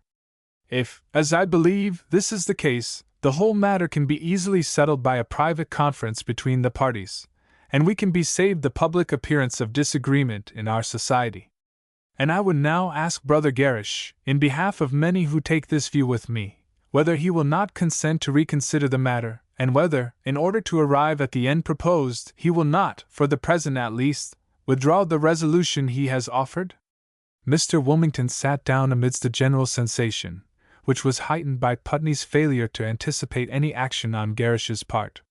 Garish rapidly finished something he was saying to Colonel Marvin, and then half rose and said, "Mr. Moderator, I withdraw my resolution, for the time being, and for the present, sir," and sat down again. "Mr. Moderator," Putney called sharply, from his place, "this is altogether unparliamentary. That resolution is properly before the meeting. Its adoption has been moved and seconded, and it cannot be withdrawn without leave granted by a vote of the meeting. I wish to discuss the resolution in all its bearings, and I think there are a great many present who share with me a desire to know how far it represents the sense of this society. I don't mean as to the supposed personal reflections which it was intended to punish. That is a very small matter, and as compared with the other questions involved, of no consequence whatever." Putney tossed his head with insolent pleasure in his contempt of Garish. His nostrils swelled, and he closed his little jaws with a firmness that made his heavy black mustache hang down below the corners of his chin. he went on with a wicked twinkle in his eye, and a look all round to see that people were waiting to take his next point. I judge my old friend Brother Garish by myself. My old friend Garish cares no more really about personal allusions than I do. What he really had at heart in offering his resolution was not any supposed attack upon himself or his shop from the pulpit of this church. He cared no more for that than I should care for a reference to my notorious habits. These are things that we feel may be safely left to the judgment, the charitable judgment, of the community, which will be equally merciful to the man who devours widows' houses and to the man who puts an enemy in his mouth to steal away his brains. Mr. Moderator, said Colonel Marvin, getting upon his feet. No, sir, shouted Putney fiercely. I can't allow you to speak. Wait till I get done. He stopped, and then said gently, Excuse me, Colonel, I really must go on. I'm speaking now in behalf of Brother Garish, and he doesn't like to have the speaking on his side interrupted. Oh, all right, said Colonel Marvin amiably. Go on. What my old friend William Garish really designed in offering that resolution was to bring into question the kind of Christianity which has been preached in this place by our pastor, the one-sided gospel, as he aptly called it, and what he and I want to get at is the opinion of the society on that question. Has the gospel preached to us here been one-sided or hasn't it? Brother Garish says it has, and Brother Garish, as I understand, doesn't change his mind on that point, if he does on any, in asking to withdraw his resolution. He doesn't expect Mr. Peck to convince him in a private conference that he has been preaching an all-round gospel. I don't contend that he has, but I suppose I'm not a very competent judge. I don't propose to give you the opinion of one very fallible and erring man, and I don't set myself up in judgment of others, but I think it's important for all parties concerned to know what the majority of this society think on a question involving its future. That importance must excuse, if anything can excuse, the apparent want of taste, of humanity, of decency, in proposing the inquiry at a meeting over which the person chiefly concerned would naturally preside unless he were warned to absent himself. Nobody cares for the contemptible point, the wholly insignificant question, whether allusion to Mr. Garish's variety store was intended or not. What we are all anxious to know is whether he represents any considerable portion of this society in his general attack upon its pastor. I want a vote on that, and I move the previous question. No one stopped to inquire whether this was parliamentary or not.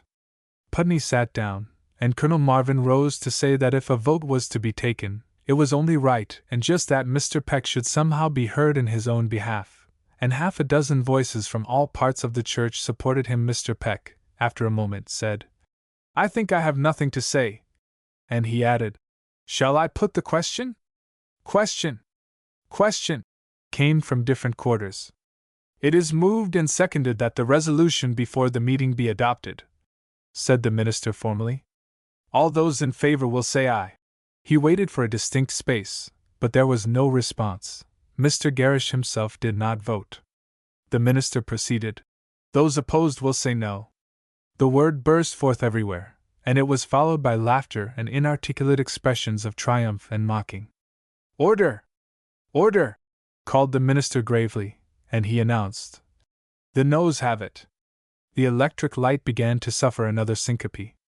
When it recovered, with the usual fizzing and sputtering, Mr. Peck was on his feet, asking to be relieved from his duties as moderator, so that he might make a statement to the meeting. Colonel Marvin was voted into the chair, but refused formally to take possession of it. He stood up and said, There is no place where we would rather hear you than in that pulpit, Mr. Peck. I thank you, said the minister, making himself heard through the approving murmur. But I stand in this place only to ask to be allowed to leave it. The friendly feeling which has been expressed toward me in the vote upon the resolution you have just rejected is all that reconciles me to its defeat. Its adoption might have spared me a duty which I find painful. But perhaps it is best that I should discharge it. As to the sermon which called forth that resolution, it is only just to say that I intended no personalities in it, and I humbly entreat any one who felt himself aggrieved to believe me. Every one looked at Garish to see how he took this. He must have felt it the part of self-respect not to change countenance. My desire in that discourse was, as always, to present the truth as I had seen it, and try to make it a help to all. But I am by no means sure that the author of the resolution was wrong in arraigning me before you for neglecting a very vital part of Christianity in my ministrations here. I think with him that those who have made an open profession of Christ have a claim to the consolation of his promises, and to the support which good men have found in the mysteries of faith, and I ask his patience and that of others who feel that I have not laid sufficient stress upon these.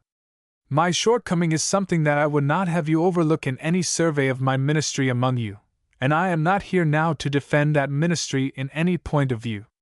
As I look back over it, by the light of the one ineffable ideal, it seems only a record of failure and defeat. He stopped, and a sympathetic dissent ran through the meeting. There have been times when I was ready to think that the fault was not in me, but in my office, in the church, in religion. We all have these moments of clouded vision, in which we ourselves loom up in illusory grandeur above the work we have failed to do. But it is in no such error that I stand before you now. Day after day it has been borne in upon me that I had mistaken my work here, and that I ought, if there was any truth in me, to turn from it for reasons which I will give at length should I be spared to preach in this place next Sabbath. I should have willingly acquiesced if our parting had come in the form of my dismissal at your hands. Yet I cannot wholly regret that it has not taken that form, and that in offering my resignation, as I shall formally do to those empowered by the rules of our society to receive it, I can make it a means of restoring concord among you.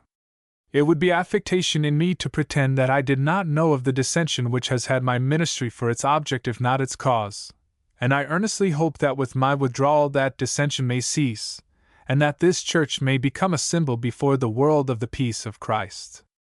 I conjure such of my friends as have been active in my behalf to unite with their brethren in a cause which can alone merit their devotion. Above all things I beseech you to be at peace one with another. Forbear, forgive, submit, remembering that strife for the better part can only make it the worse, and that for Christians there can be no rivalry but in concession and self-sacrifice. Colonel Marvin forgot his office and all parliamentary proprieties in the tide of emotion that swept over the meeting when the minister sat down. I am glad, he said, that no sort of action need be taken now upon Mr. Peck's proposed resignation, which I for one cannot believe this society will ever agree to accept. Others echoed his sentiment. They spoke out, sitting and standing, and addressed themselves to no one, till Putney moved in adjournment, which Colonel Marvin sufficiently recollected himself to put to a vote, and declare carried. Annie walked home with the Putneys and Dr. Morell. She was aware of something unwholesome in the excitement which ran so wholly in Mr. Peck's favor, but abandoned herself to it with feverish helplessness. "H!" cried Putney, when they were free of the crowd which pressed upon him with questions and conjectures and comments. "What a slump, what a slump! That blessed, short-legged little seraph has spoilt the best sport that ever was. Why, he sent that fool of a Garish home with the conviction that he was right in the part of his attack that was the most vilely hypocritical, and he's given that heartless scoundrel the pleasure of feeling like an honest man. I should like to rap Mr. Peck's head up against the back of his pulpit, and I should like to knock the skulls of Colonel Marvin and Mr. Wilmington together, and see which was the thickest. Why, I had Garish fairly by the throat at last, and I was just reaching for the balm of Gilead with my other hand to give him a dose that would have done him for one while. Ah, it's too bad, too bad. Well, but haw, didn't Garish tangle himself up beautifully in his rhetoric? I guess we shall fix Brother Garish yet, and I don't think we shall let Brother Peck off without a tussle. I'm going to try print on Brother Garish. I'm going to ask him in the Hadborough Register. He doesn't advertise, and the editor's as independent as a lion where a man don't advertise." "Indeed he's not going to do anything of the kind, Annie," said Mrs. Putney. "I shall not let him. I shall make him drop the whole affair now, and let it die out, and let us be at peace again, as Mr. Peck says. There seemed to be a good deal of sense in that part of it," said Dr. Morell. "I don't know but he was right to propose himself as a peace offering. Perhaps there's no other way out." "Well," said Mrs. Putney, "whether he goes or stays, I think we owe him that much. Don't you, Annie?" Oh, yes, sighed Annie, from the exultation to which the events of the evening had borne her. And we mustn't let him go. It would be a loss that everyone would feel, that. I'm tired of this fighting, Mrs. Putney broke in. And I think it's ruining Ralph every way. He hasn't slept the last 2 nights, and he's been all in a quiver for the last fortnight. For my part, one don't care what happens now. I'm not going to have Ralph mixed up in it any more. I think we ought all to forgive and forget. I'm willing to overlook everything, and I believe others are the same. You'd better ask Mrs. Gerrish the next time she calls, Putney interposed. Mrs. Putney stopped, and took her hand from her husband's arm. Well, after what Mr. Gerrish said tonight about you, I don't think Emmeline had better call very soon. Ha ha ha! Ha ha ha! Shrieked Putney, and his laugh flapped back at them in derisive echo from the house front they were passing. I guess Brother Peck had better stay and help fight it out. It won't be all brotherly love after he goes, or sisterly either. 26. Annie knew from the light in the kitchen window that Mrs. Bolton, who had not gone to the meeting, was there, and she inferred from the silence of the house that Bolton had not yet come home. She went up to her room, and after a glance at Idella asleep in her crib, she began to lay off her things. Then she sat down provisionally by the open window, and looked out into the still autumnal night. The air was soft and humid, with a scent of smoke in it from remote forest fires. The village lights showed themselves dimmed by the haze that thickened the moonless dark. She heard steps on the gravel of the lane, and then 2 men talking, one of whom she knew to be Bolton. In a little while the back entry door was opened and shut, and after a brief murmur of voices in the library, Mrs. Bolton knocked on the door jamb of the room where Annie sat. What is it, Mrs. Bolton? You in bed yet? No, I'm here by the window. What is it? Well, I don't know but what you'll think it's pretty late for callers, but Mr. Peck is down in the library. I guess he wants to speak with you about Idella. I told him he better see you. I will come right down. She followed Mrs. Bolton to the foot of the stairs, where she kept on to the kitchen, while Annie turned into the library. Mr. Peck stood beside her father's desk, resting one hand on it, and holding his hat in the other. Won't you be seated, Mr. Peck? I thank you. It's only for a moment. I am going away tomorrow, and I wish to speak with you about Idella. Yes, certainly. But surely you are not going to leave Hatboro', Mr. Peck? I hoped, we all did, that after what you had seen of the strong feeling in your favor tonight you would reconsider your determination and stay with us, she went on impetuously. You must know, you must understand now, how much good you can do here, more than anyone else, more than you could do anywhere else. I don't believe that you realize how much depends upon your staying here. You can't stop the dissensions by going away. It will only make them worse. You saw how Colonel Marvin and Mr. Wilmington were with you, and Mr. Gates, all classes. I oughtn't to speak, to attempt to teach you your duty. I'm not of your church, and I can only tell you how it seems to me, that you never can find another place where your principles, your views. He waited for her to go on, but she really had nothing more to say, and he began. I am not hoping for another charge elsewhere, at least not for the present, but I am satisfied that my usefulness here is at an end, and I do not think that my going away will make matters worse. Whether I go or stay, the dissensions will continue. At any rate, I believe that there are those who need help more, and whom I can help more, in another field. Yes, she broke in, with a woman's relevancy to the immediate point. There is nothing to do here. He went on as if she had not spoken. I am going to Fall River tomorrow, where I have heard that there is work for me. In the mills, she exclaimed, recurring in thought to what he had once said of his work in them. Surely you don't mean that? The sight, the smell, the tumult of the work she had seen that day in the mill with Lyra came upon her with all their offense. To throw away all that you have learnt, all that you have become to others. I am less and less confident that I have become anything useful to others in turning aside from the life of toil and presuming to attempt the guidance of those who remained in it. But I don't mean work in the mills, he continued, or not at first, or not unless it seems necessary to my work with those who work in them. I have a plan, or if it hardly deserves that name, a design, of being useful to them in such ways as my own experience of their life in the past shall show me in the light of what I shall see among them now. I needn't trouble you with it. Oh, yes, she interposed. I do not expect to preach at once, but only to teach in one of the public schools, where I have heard of a vacancy, and perhaps otherwise. With those whose lives are made up of hard work, there must be room for willing and peaceful service. And if it should be necessary that I should work in the mills in order to render this, then I will do so. But at present I have another way in view, a social way that shall bring me into immediate relations with the people. She still tried to argue with him, to prove him wrong in going away, but they both ended where they began. He would not or could not explain himself further. At last he said, "But I did not come to urge this matter. I have no wish to impose my will, my theory, upon any one, even my own child."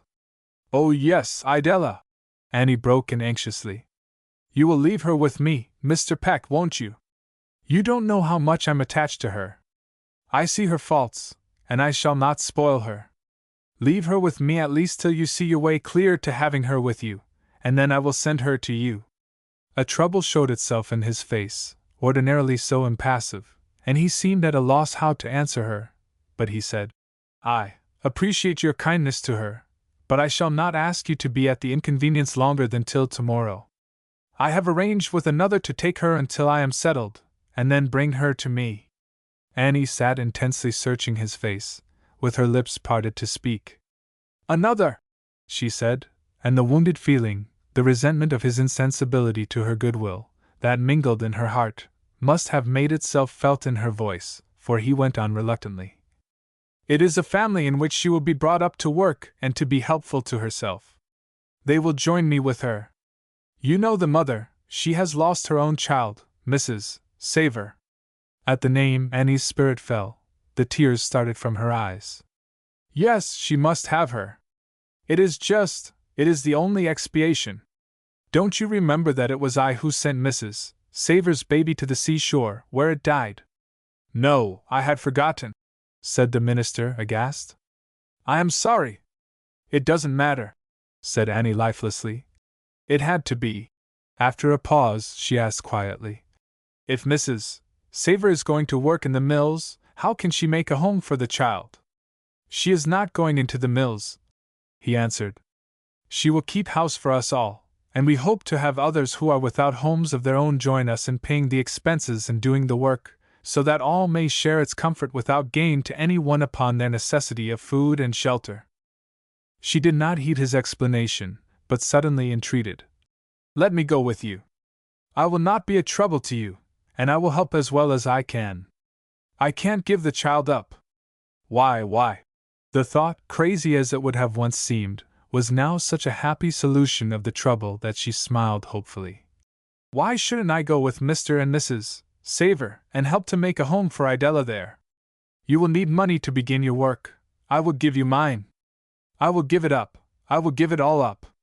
I will give it to any good object that you approve, or you may have it, to do what you think best with, and I will go with Idella and I will work in the mills there, or anything." He shook his head, and for the first time in their acquaintance, he seemed to feel compassion for her. "It isn't possible. I couldn't take your money. I shouldn't know what to do with it." "You know what to do with your own," she broke in. "You do good with that." "I'm afraid I do harm with it too," he returned. "It's only a little, but little as it has been, I can no longer meet the responsibility it brings. But if you took my money," she urged, "you could devote your life to preaching the truth, to writing and publishing books, and all that, and so could others, don't you see?" He shook his head. "Perhaps others, but I have done with preaching for the present. Later I may have something to say. Now I feel sure of nothing, not even of what I've been saying here. Will you send for Idella? When she goes with the Savors I will come too." He looked at her sorrowfully. "I think you are a good woman, and you mean what you say. But I am sorry you say it, if any words of mine have caused you to say it, for I know you cannot do it. Even for me it is hard to go back to those associations, and for you they would be impossible. You will see," she returned, with exultation. "I will take Idella to the Savers tomorrow, or no, I'll have them come here." He stood looking at her in perplexity. At last he asked, "Could I see the child?" "Certainly," said Annie, with the lofty passion that possessed her, and she led him up into the chamber where Idella lay sleeping in Annie's own crib. He stood beside it, gazing long at the little one, from whose eyes he shaded the lamp. Then he said, "I thank you," and turned away. She followed him downstairs, and at the door she said, "You think I will not come, but I will come. Don't you believe that?" He turned sadly from her. "You might come, but you couldn't stay. You don't know what it is, you can't imagine it, and you couldn't bear it." "I will come, and I will stay," she answered, and when he was gone she fell into one of those intense reveries of hers, a rapture in which she prefigured what should happen in that new life before her. At its end Mr. Peck stood beside her grave, reading the lesson of her work to the multitude of grateful and loving poor who thronged to pay the last tribute to her memory. Putney was there with his wife, and Lyra regretful of her lightness, and Mrs. Munger repentant of her mendacities. They talked together in awe-stricken murmurs of the noble career just ended. She heard their voices, and then she began to ask herself what they would really say of her proposing to go to Fall River with the Savers and be a mill hand. 27. Annie did not sleep. After lying a long time awake she took some of the tonic that Dr. Morrell had left her, upon the chance that it might quiet her, but it did no good. She dressed herself, and sat by the window till morning. The breaking day showed her purposes grotesque and monstrous. The revulsion that must come, came with a tide that swept before it all prepossessions, all affections. It seemed as if the child, still asleep in her crib, had heard what she said, and would help to hold her to her word. She choked down a crust of bread with the coffee she drank at breakfast, and instead of romping with Idella at her bath, she dressed the little one silently, and sent her out to Mrs. Bolton. Then she sat down again in the sort of daze in which she had spent the night, and as the day passed, her revolt from what she had pledged herself to do mounted and mounted. It was like the sort of woman she was, not to think of any withdrawal from her pledges. They were all the more sacred with her because they had been purely voluntary, insistent. The fact that they had been refused made them the more obligatory. She thought someone would come to break in upon the heavy monotony of the time. She expected Ralph or Ellen, or at least Lyra, but she only saw Mrs. Bolton, and heard her about her work. Sometimes the child stole back from the kitchen or the barn, and peeped in upon her with a roguish expectance which her gloomy stare defeated, and then it ran off again. She lay down in the afternoon and tried to sleep, but her brain was inexorably alert, and she lay making inventory of all the pleasant things she was to leave for that ugly fate she had insisted on. A swarm of fancies gave every detail of the parting dramatic intensity. Amidst the poignancy of her regrets, her shame for her recreancy was sharper still. By night she could bear it no longer. It was Dr. Morrell's custom to come nearly every night, but she was afraid, because he had walked home with her from the meeting the night before, he might not come now, and she sent for him. It was in quality of medicine man, as well as physician, that she wished to see him. She meant to tell him all that had passed with Mr. Peck, and this was perfectly easy in the interview she forecast. But at the sound of his buggy wheels in the lane a thought came that seemed to forbid her even to speak of Mr. Peck to him. For the first time it occurred to her that the minister might have inferred a meaning from her eagerness and persistence infinitely more preposterous than even the preposterous letter of her words. A number of little proofs of the conjecture flashed upon her: his anxiety to get away from her, his refusal to let her believe in her own constancy of purpose, his moments of bewilderment and dismay. It needed nothing but this to add the touch of intolerable absurdity to the horror of the whole affair, and to snatch the last hope of help from her. She let Mrs. Bolton go to the door, and she did not rise to meet the doctor. She saw from his smile that he knew he had a moral rather than a physical trouble to deal with, but she did not relax the severity of her glare and sympathy, as she was tempted from some infinite remoteness to do. When he said, "You're not well," she whispered solemnly back, "Not at all." He did not pursue his inquiry into her condition, but said, with an irrelevant cheerfulness that piqued her, I was coming here this evening at any rate, and I got your message on the way up from my office. You are very kind, she said, a little more audibly. I wanted to tell you, he went on, of what a time Putney and I have had today working up public sentiment for Mr. Peck, so as to keep him here. Annie did not change her position, but the expression of her glance changed. We've been round in the enemy's camp, everywhere, and I've committed Gerrish himself to an armed neutrality. That wasn't difficult. The difficulty was in another quarter, with Mr. Peck himself. He's more opposed than anyone else to his stay in Hatboro'. You know he intended going away this morning? Did he? Annie asked dishonestly. The question obliged her to say something. Yes.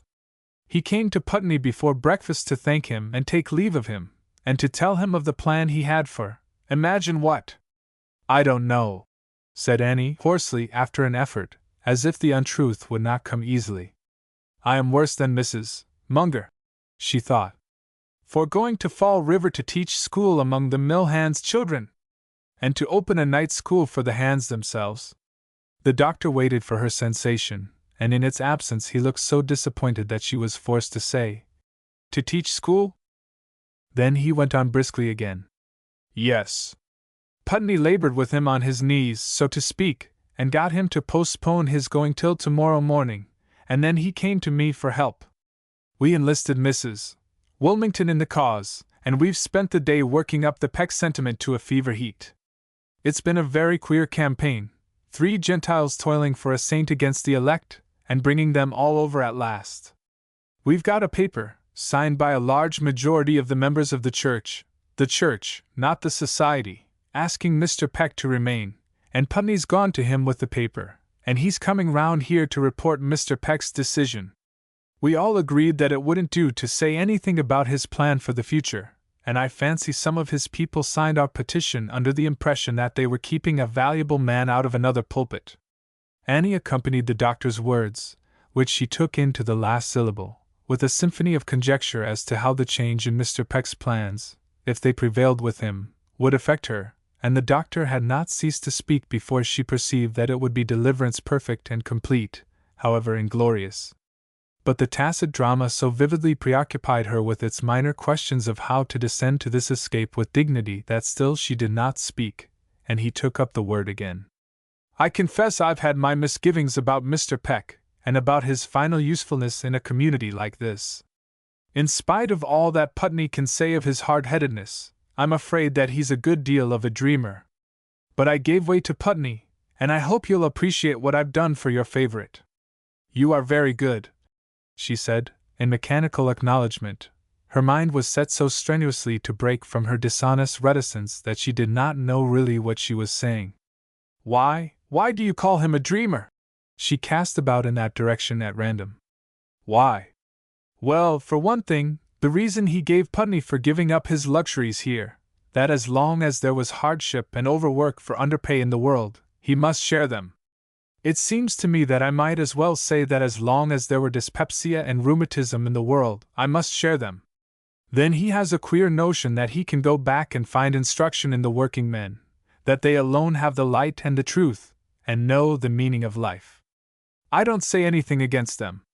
My observation and my experience is that if others were as good as they are in the ratio of their advantages, Mr. Peck needn't go to them for his ideal.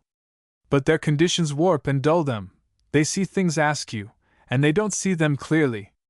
I might as well expose myself to the smallpox in hopes of treating my fellow sufferers more intelligently. She could not perceive where his analogies rang false. They only overwhelmed her with a deeper sense of her own folly. But I don't know, he went on, that a dreamer is such a desperate character, if you can only keep him from trying to realize his dreams, and if Mr. Peck consents to stay in Hatboro', perhaps we can manage it. He drew his chair a little toward the lounge where she reclined, and asked, with the kindliness that was both personal and professional, What seems to be the matter? She started up. There is nothing that medicine can help. Why do you call him my favorite? She demanded violently. But you have wasted your time. If he had made up his mind to what you say, he would never give it up, never in the world, she added hysterically. If you've interfered between any one and his duty in this world, where it seems as if hardly any one had any duty, you've done a very unwarrantable thing." She was aware from his stare that her words were incoherent, if not from the words themselves, but she hurried on. "I am going with him. He was here last night, and I told him I would. I will go with the Savers, and we will keep the child together, and if they will take me, I shall go to work in the mills, and I shall not care what people think if it's right." She stopped and weakly dropped back on the lounge, and hid her face in the pillow. "I really don't understand," the doctor began, with a physician's carefulness, to unwind the coil she had flung down to him. "Are the Savers going, and the child? He will give her the child for the one they lost, you know how. And they will take it with them. But you, what have you? I must have the child too. I can't give it up, and I shall go with them. There's no other way. You don't know. I've given him my word, and there is no hope." "He asked you," said the doctor, to make sure he had heard aright. "He asked you, advised you, to go to work in a cotton mill?" "No." She lifted her face to confront him. "He told me not to go, but I said I would." They sat staring at each other in a silence which either of them broke, and which promised to last indefinitely. They were still in their daze when Putney's voice came through the open hall door. "Hello? Hello? Hello? Hello, Central! Can't I make you hear anyone?" His steps advanced into the hall, and he put his head in at the library doorway. "Thought you'd be here," he said, nodding at the doctor. "Well, doctor, Brother Peck's beaten us again." "He's going." "Going?" the doctor echoed. "Yes. It's no use. I put the whole case before him, and I argued it with a force of logic that would have fetched the 12th man with 11 stubborn fellows against him on a jury, but it didn't fetch Brother Peck. He was very appreciative and grateful, but he believes he's got a call to give up the ministry, for the present at least. Well, there's some consolation in supposing he may know best, after all. It seemed to us that he had a great opportunity in Hatboro', but if he turns his back on it, perhaps it's a sign he wasn't equal to it. The doctor told you what we've been up to, Annie?" "Yes," she answered faintly, from the depths of the labyrinth in which she was plunged again. "I'm sorry for your news about him," said the doctor. "I hoped he was going to stay. It's always a pity when such a man lets his sympathies use him instead of using them. But we must always judge that kind of crank leniently, if he doesn't involve other people in his erase." She knew that he was shielding and trying to spare her, and she felt inexpressibly degraded by the terms of his forbearance. She could not accept, and she had not the strength to refuse it, and Putney said, "I've not seen anything to make me doubt his sanity, but I must say the present racket shakes my faith in his common sense, and I rather held by that, you know. But I suppose no man, except the kind of a man that a woman would be if she were a man, excuse me, Annie, is ever absolutely right. I suppose the truth is a constitutional thing, and you can't separate it from the personal consciousness, and so you get it colored and heated by personality when you get it fresh. That is, we can see what the absolute truth was, but never what it is." Putney amused himself in speculating on these lines with more or less reference to Mr. Peck, and did not notice that the doctor and Annie gave him only a silent assent. "As to misleading anyone else, Mr. Peck's following in his new religion seems to be confined to the Savers, as I understand. They are going with him to help him set up a sort of cooperative boarding house. Well, I don't know where we shall get a hotter gospeler than Brother Peck. Poor old fellow! I hope he'll get along better in Fall River. It is something to be out of reach of garish." The doctor asked, "When is he going?" "Why, he's gone by this time, I suppose," said Putney. "I tried to get him to think about it overnight, but he wouldn't. He's anxious to go and get back, so as to preach his last sermon here Sunday, and he's taken the 9.10, if he hasn't changed his mind." Putney looked at his watch. "Let's hope he hasn't," said Dr. Morrell. "Which?" asked Putney. "Changed his mind. I'm sorry he's coming back." Annie knew that he was talking at her, though he spoke to Putney, but she was powerless to protest. 28. They went away together, leaving her to her despair, which had passed into a sort of torpor by the following night, when Dr. Morell came again, out of what she knew must be mere humanity. He could not respect her any longer. He told her, as if for her comfort, that Putney had gone to the depot to meet Mr. Peck, who was expected back in the 8 o'clock train, and was to labor with him all night long if necessary to get him to change, or at least postpone, his purpose. The feeling in his favor was growing. Putney hoped to put it so strongly to him as a proof of duty that he could not resist it. Annie listened comfortlessly. Whatever happened, nothing could take away the shame of her weakness now. She even wished, feebly, vaguely, that she might be forced to keep her word. A sound of running on the gravel walk outside and a sharp pull at the doorbell seemed to jerk them both to their feet. Someone stepped into the hall panting, and the face of William Savers showed itself at the door of the room where they stood. Dr. Morell, come quick! There's been an accident at the depot. Mr. Peck. He panted out the story, and Annie saw rather than heard how the minister tried to cross the track from his train, where it had halted short of the station, and the flying express from the other quarter caught him from his feet, and dropped the bleeding fragment that still held his life beside the rail 100 yards away, and then kept on in brute ignorance into the night. Where is he? Where have you got him? The doctor demanded of Savor. At my house. The doctor ran out of the house, and she heard his buggy whirl away, followed by the fainter sound of Savor's feet as he followed running, after he had stopped to repeat his story to the Boltons. Annie turned to the farmer. Mr. Bolton, get the carryall. I must go. And me too, said his wife. Why, no, Pauline, I guess you better stay. I guess it'll come out all right in the end, Bolton began. I guess William has exaggerated some maybe.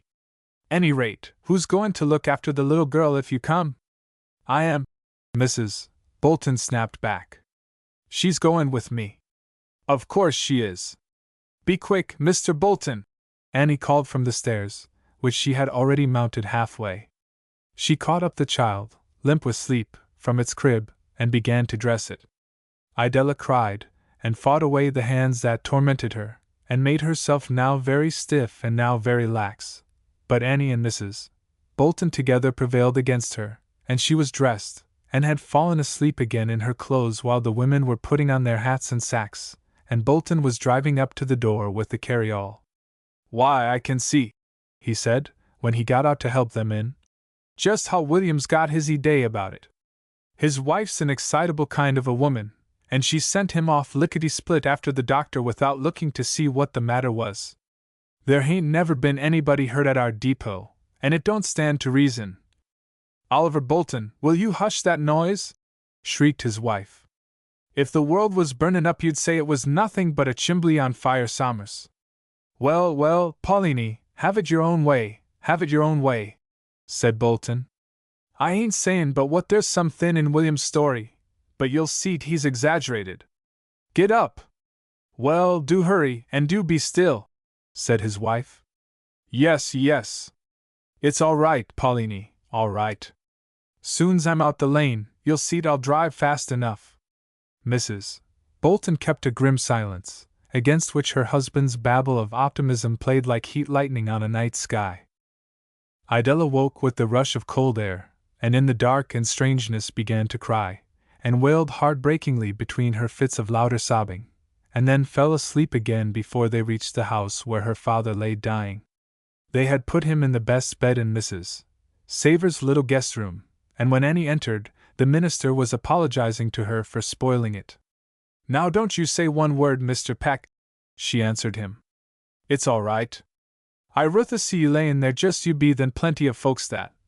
She stopped for want of an apt comparison, and at sight of Annie she said, as if he were a child whose mind was wandering, Well, I declare, if here ain't Miss Kilburn come to see you, Mr. Peck. And Miss Bolton. Well, the land! Mrs. Savor came and shook hands with them, and in her character of hostess urged them forward from the door, where they had halted. Want to see Mr. Peck? Well, he's real comfortable now, ain't he, Dr. Morell? We got him all fixed up nicely, and he ain't in a bit o' pain. It's his spine that's hurt, so't he don't feel nothin', But he's just as clear in his mind as what you or I be. Ain't he, Doctor? He's not suffering, said Dr. Morell, to whom Annie's eye wandered from Mrs. Savor, and there was something in his manner that made her think the minister was not badly hurt. She went forward with Mr. and Mrs. Bolton, and after they had both taken the limp hand that lay outside the covering, she touched it too. It returned no pressure, but his large, wan eyes looked at her with such gentle dignity and intelligence that she began to frame in her mind an excuse for what seemed almost an intrusion. "We were afraid you were hurt badly, and we thought you might like to see Idella, and so we came. She is in the next room." "Thank you," said the minister. "I presume that I am dying. The doctor tells me that I have but a few hours to live." Mrs. Savor protested. "Oh, I guess you ain't a-goin' to die this time, Mr. Peck." Annie looked from Dr. Morell to Putney, who stood with him on the other side of the bed, and experienced a shock from their gravity without yet being able to accept the fact it implied. "There's plenty of folks," continued Mrs. Savor, "hurt worse'n what you be that's alive today and as well as ever they was." Bolton seized his chance. "It's just what I said to Pauline, comin' along. 'You'll see,' said I, 'Mr.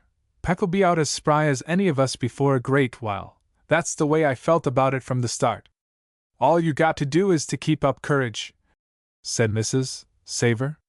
"That's so, that's half the battle," said Bolton. There were numbers of people in the room and at the door of the next. Annie saw Colonel Marvin and Jack Wilmington. She heard afterward that he was going to take the same train to Boston with Mr. Peck, and had helped to bring him to the Savors' house. The station master was there, and some other railroad employees. The doctor leaned across the bed and lifted slightly the arm that lay there, taking the wrist between his thumb and finger. "I think we had better let Mr. Peck rest a while," he said to the company generally. "We're doing him no good." The people began to go. Some of them said, "Well, good night," as if they would meet again in the morning. They all made the pretense that it was a slight matter, and treated the wounded man as if he were a child. He did not humor the pretense, but said, "Goodbye," in return for their "good night," with a quiet patience. Mrs. Savor hastened after her retreating guests. "I ain't a-goin' to let you go without a sup of coffee," she said. "I want you should all stay and get some, and I don't believe but what a little of it would do Mr. Peck good." The surface of her lugubrious nature was broken up, and whatever was kindly and cheerful in its depths floated to the top. She was almost gay in the demand which the calamity made upon her. Annie knew that she must have seen and helped to soothe the horror of mutilation which she could not even let her fancy figure, and she followed her foolish bustle and chatter with respectful awe. "Rebecca'll have it right off the stove in half a minute now," Mrs. Savor concluded, and from a further room came the cheerful click of cups, and then a wandering whiff of the coffee. Life in its vulgar kindliness touched and made friends with death, claiming it a part of nature too. The night at Mrs. Munger's came back to Annie from the immeasurable remoteness into which all the past had lapsed. She looked up at Dr. Morell across the bed. "Would you like to speak with Mr. Peck?" he asked officially. "Better do it now," he said, with one of his short nods. Putney came and set her a chair.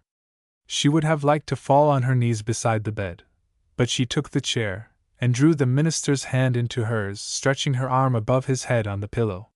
He lay like some poor little wounded boy, like Putney's Winthrop. The mother that is in every woman's heart gushed out of hers in pity upon him, mixed with filial reverence.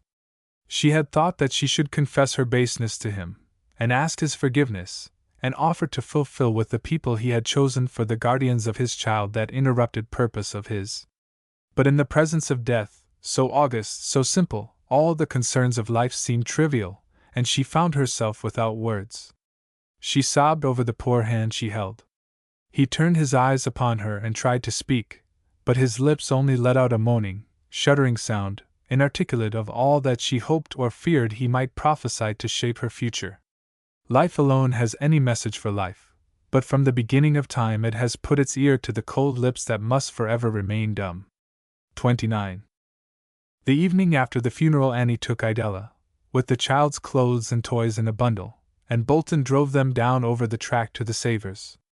She had thought it all out, and she perceived that whatever the minister's final intention might have been, she was bound by the purpose he had expressed to her, and must give up the child. For fear she might be acting from the false conscientiousness of which she was beginning to have some notion in herself, she put the case to Mrs. Bolton. She knew what she must do in any event, but it was a comfort to be stayed so firmly in her duty by Mrs. Bolton, who did not spare some doubts of Mrs. Savor's fitness for the charge, and reflected a subdued censure even upon the judgment of Mr. Peck himself, as she bustled about and helped Annie get Idella and her belongings ready. The child watched the preparations with suspicion. At the end, when she was dressed, and Annie tried to lift her into the carriage, she broke out in sudden rebellion. She cried, she shrieked, she fought. The two good women who were obeying the dead minister's behest were obliged to descend to the foolish lies of the nursery. They told her she was going on a visit to the Savors, who would take her on the cars with them, and then bring her back to Aunt Annie's house. Before they could reconcile her to this fabled prospect, they had to give it verisimilitude by taking off her everyday clothes and putting on her best dress. She did not like Mrs. Savor's house when she came to it, nor Mrs. Savor, who stopped, all bloused and work-deranged from trying to put it in order after the death in it, and gave Idella a motherly welcome. Annie fancied a certain surprise in her manner, and her own ideal of duty was put to proof by Mrs. Savor's owning that she had not expected Annie to bring Idella to her right away. "If I had not done it at once, I never could have done it," Annie explained. "Well, I presume it's a cross," said Mrs. Savor, "and I don't feel right to take her. If it wa'n't for what her father—" "S.H.," Annie said, with a significant glance. "It's an ugly house," screamed the child. "I want to go back to my Aunt Annie's house. I want to go on the cars." "Yes, yes," answered Mrs. Savor, blindly groping to share in whatever cheat had been practiced on the child. "Just as soon as the cars starts. Here, William, you take her out and show her the pretty coop you began making the pigeons, to keep the cats out." They got rid of her with Savor's connivance for the moment, and Annie hastened to escape. "We had to tell her she was going a journey, or we never could have got her into the carriage," she explained, feeling like a thief. "Yes, yes. It's all right," said Mrs. Savor. "I see you'd be'n putting up some kind of job on her the minute she mentioned the cars. Don't you fret any, Miss Kilburn.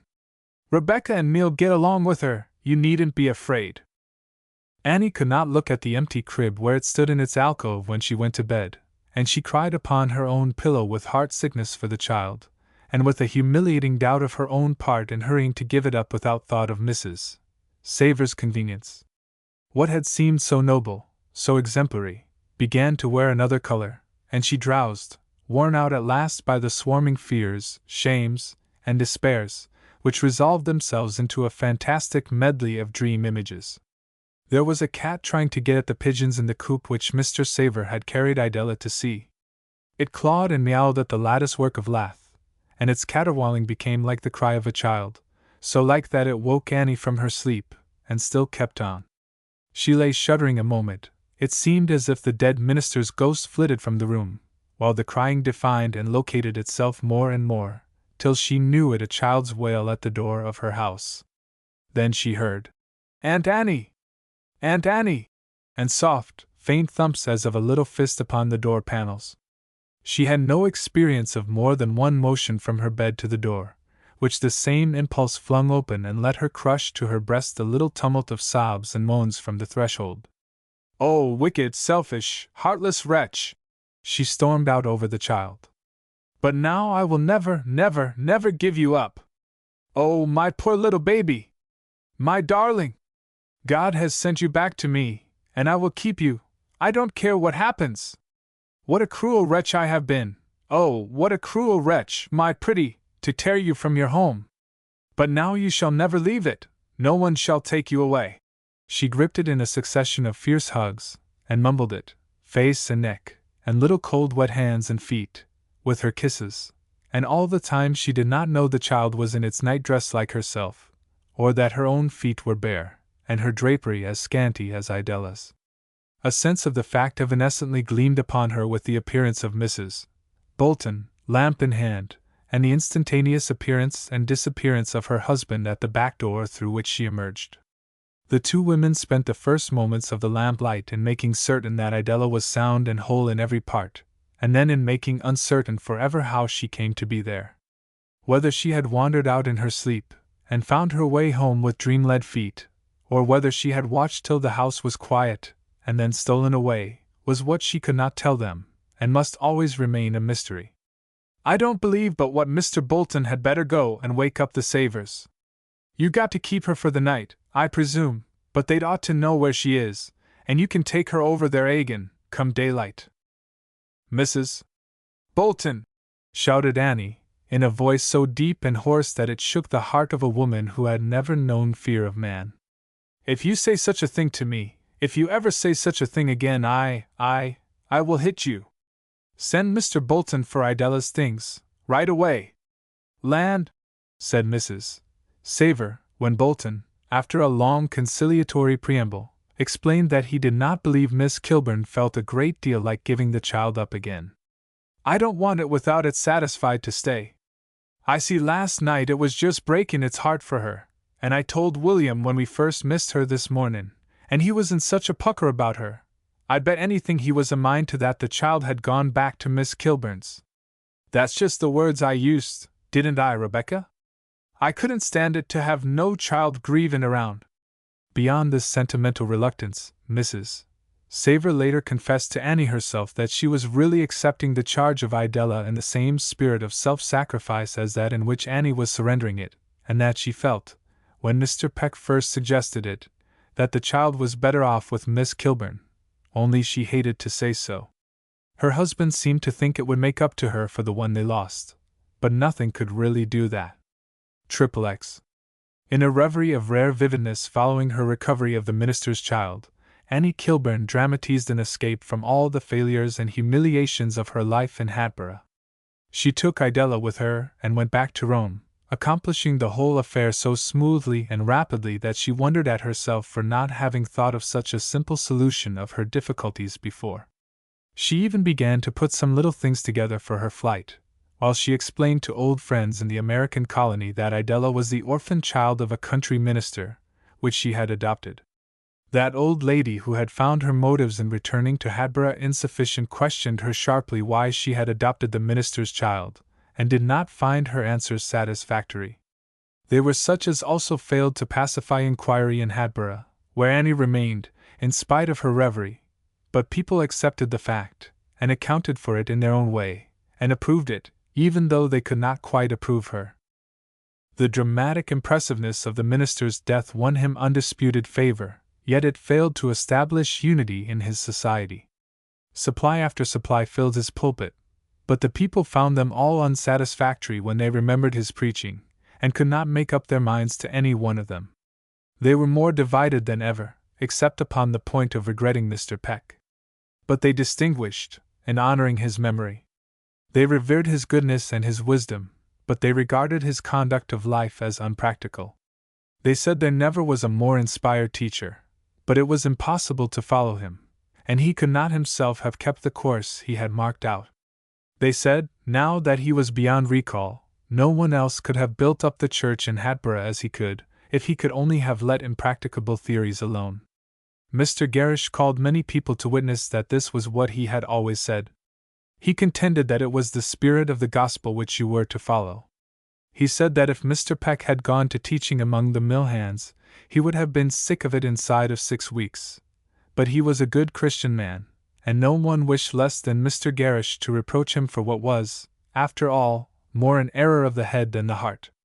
His critics had it their own way in this, for he had not lived to offer that full exposition of his theory and justification of his purpose which he had been expected to give on the Sunday after he was killed, and his death was in no wise exegetic. It said no more to his people than it had said to Annie. It was a mere casualty, and his past life, broken and unfulfilled, with only its intimations and intentions of performance, alone remained. When people learned, as they could hardly help doing from Mrs. Saver's volubility, what his plan with regard to Idella had been, they instanced that in proof of the injuriousness of his idealism as applied to real life, and they held that she had been remanded in that strange way to Miss Kilburn's charge for some purpose which she must not attempt to cross. As the minister had been thwarted in another intent by death, it was a sign that he was wrong in this too, and that she could do better by the child than he had proposed. This was the sum of popular opinion, and it was further the opinion of Mrs. Gerrish, who gave more attention to the case than many others, that Annie had first taken the child because she hoped to get Mr. Peck, when she found she could not get Dr. Morell, and that she would have been very glad to be rid of it if she had known how, but that she would have to keep it now for shame's sake. For shame's sake, certainly, Annie would have done several other things, and chief of these would have been never to see Dr. Morell again. She believed that he not only knew the folly she had confessed to him, but that he had divined the cowardice and meanness in which she had repented it, and she felt intolerably disgraced before the thought of him. She had imagined mainly because of him that escape to Rome which never has yet been effected, though it might have been attempted if Idella had not wakened ill from the sleep she sobbed herself into when she found herself safe in Annie's crib again. She had taken a heavy cold, and she moped lifelessly about during the day, and drowsed early again in the troubled cough-broken slumber. "That child ought to have the doctor," said Mrs. Bolton, with the grim impartiality in which she masked her interference. "Well," said Annie helplessly, at the end of the lung fever which followed. "It was a narrow chance," said the doctor one morning. "But now I needn't come any more unless you send for me." Annie stood at the door, where he spoke with his hand on the dashboard of his buggy before getting into it. She answered with one of those impulses that come from something deeper than intention. "I will send for you, then, to tell you how generous you are." And in the look with which she spoke she uttered the full meaning that her words withheld. He flushed for pleasure of conscious desert, but he had to laugh and turn it off lightly. "I don't think I could come for that. But I'll look in to see Idella unprofessionally." He drove away, and she remained at her door looking up at the summer blue sky that held a few soft white clouds, such as might have overhung the same place at the same hour thousands of years before, and such as would lazily drift over it in 1,000 years to come. The morning had an immeasurable vastness, through which some crows flying across the pasture above the house sent their voices on the spacious stillness. A perception of the unity of all things under the sun flashed and faded upon her, as such glimpses do. Of her high intentions, nothing had resulted. An inexorable centrifugality had thrown her off at every point where she tried to cling. Nothing of what was established and regulated had desired her intervention. A few accidents and irregularities had alone accepted it. But now she felt that nothing withal had been lost. A magnitude, a serenity, a tolerance, intimated itself in the universal frame of things, where her failure, her recurrency, her folly, seemed for the moment to come into true perspective, and to show venial and unimportant, to be limited to itself, and to be even good in its effect of humbling her to patience with all imperfection and shortcoming, even her own. She was aware of the cessation of a struggle that has never since renewed itself with the old intensity. Her wishes, her propensities, ceased in that degree to represent evil in conflict with the portion of good in her. They seemed so mixed and interwoven with the good that they could no longer be antagonized. For the moment they seemed in their way even wiser and better, and ever after to be the nature out of which good as well as evil might come. As she remained standing there, Mr. Brandreth came round the corner of the house, looking very bright and happy. "Miss Kilburn," he said abruptly, "I want you to congratulate me. I'm engaged to Miss Chapley." "Are you indeed, Mr. Brandreth? I do congratulate you with all my heart. She is a lovely girl." "Yes, it's all right now," said Mr. Brandreth. "I've come to tell you the first one, because you seemed to take an interest in it when I told you of the trouble about the Juliet. We hadn't come to any understanding before that, but that seemed to bring us both to the point, and we're engaged. Mother and I are going to New York for the winter. We think she can risk it, and at any rate she won't be separated from me, and we shall be back in our little home next May. You know that I'm to be with Mr. Chapley in his business?" "Why, no. This is great news, Mr. Brandreth. I don't know what to say." "You're very kind," said the young man, and for the third or fourth time he wrung her hand. "It isn't a partnership, of course, but he thinks I can be of use to him." "I know you can," Annie adventured. "We are very busy getting ready, nearly everybody else is gone, and Mother sent her kindest regards. You know she don't make calls, and I just ran up to tell you." "Well, goodbye." "Goodbye. Give my love to your mother, and to Miss Chapley." "I will." He hurried off, and then came running back. "Oh, I forgot. About the Social Union Fund. You know we've got about $200 from the theatricals, but the matter seems to have stopped there, and some of us think there'd better be some other disposition of the money. Have you any suggestion to make?" "No, none." "Then I'll tell you. It's proposed to devote the money to beautifying the grounds around the Soldiers' Monument. They ought to be fenced and planted with flowers, turned into a little public garden. Everybody appreciates the interest you took in the Union, and we hoped you'd be pleased with that disposition of the money." "It is very kind," said Annie, with a meek submission that must have made him believe she was deeply touched. "As I'm not to be here this winter," he continued, "we thought we had better leave the whole matter in your hands, and the money has been deposited in the bank subject to your order. It was Mrs. Munger's idea. I don't think she's ever felt just right about that evening of the dramatics, don't you know? Goodbye." He ran off to escape her thanks for this proof of confidence in her taste and judgment, and he was gone beyond her protests before she emerged from her daze into a full sense of the absurdity of the situation. "Well, it's a very simple matter to let the money lie in the bank," said Dr. Morrell, who came that evening to make his first unprofessional visit, and received with pure amusement the account of the affair, which she gave him with a strong infusion of vexation.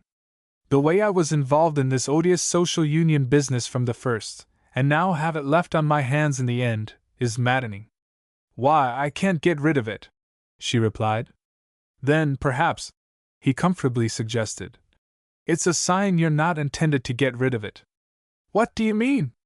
"Why don't you go on," he irresponsibly adventured further, "and establish a social union? Do you mean it? What was that notion of his?" They usually spoke of the minister pronominally.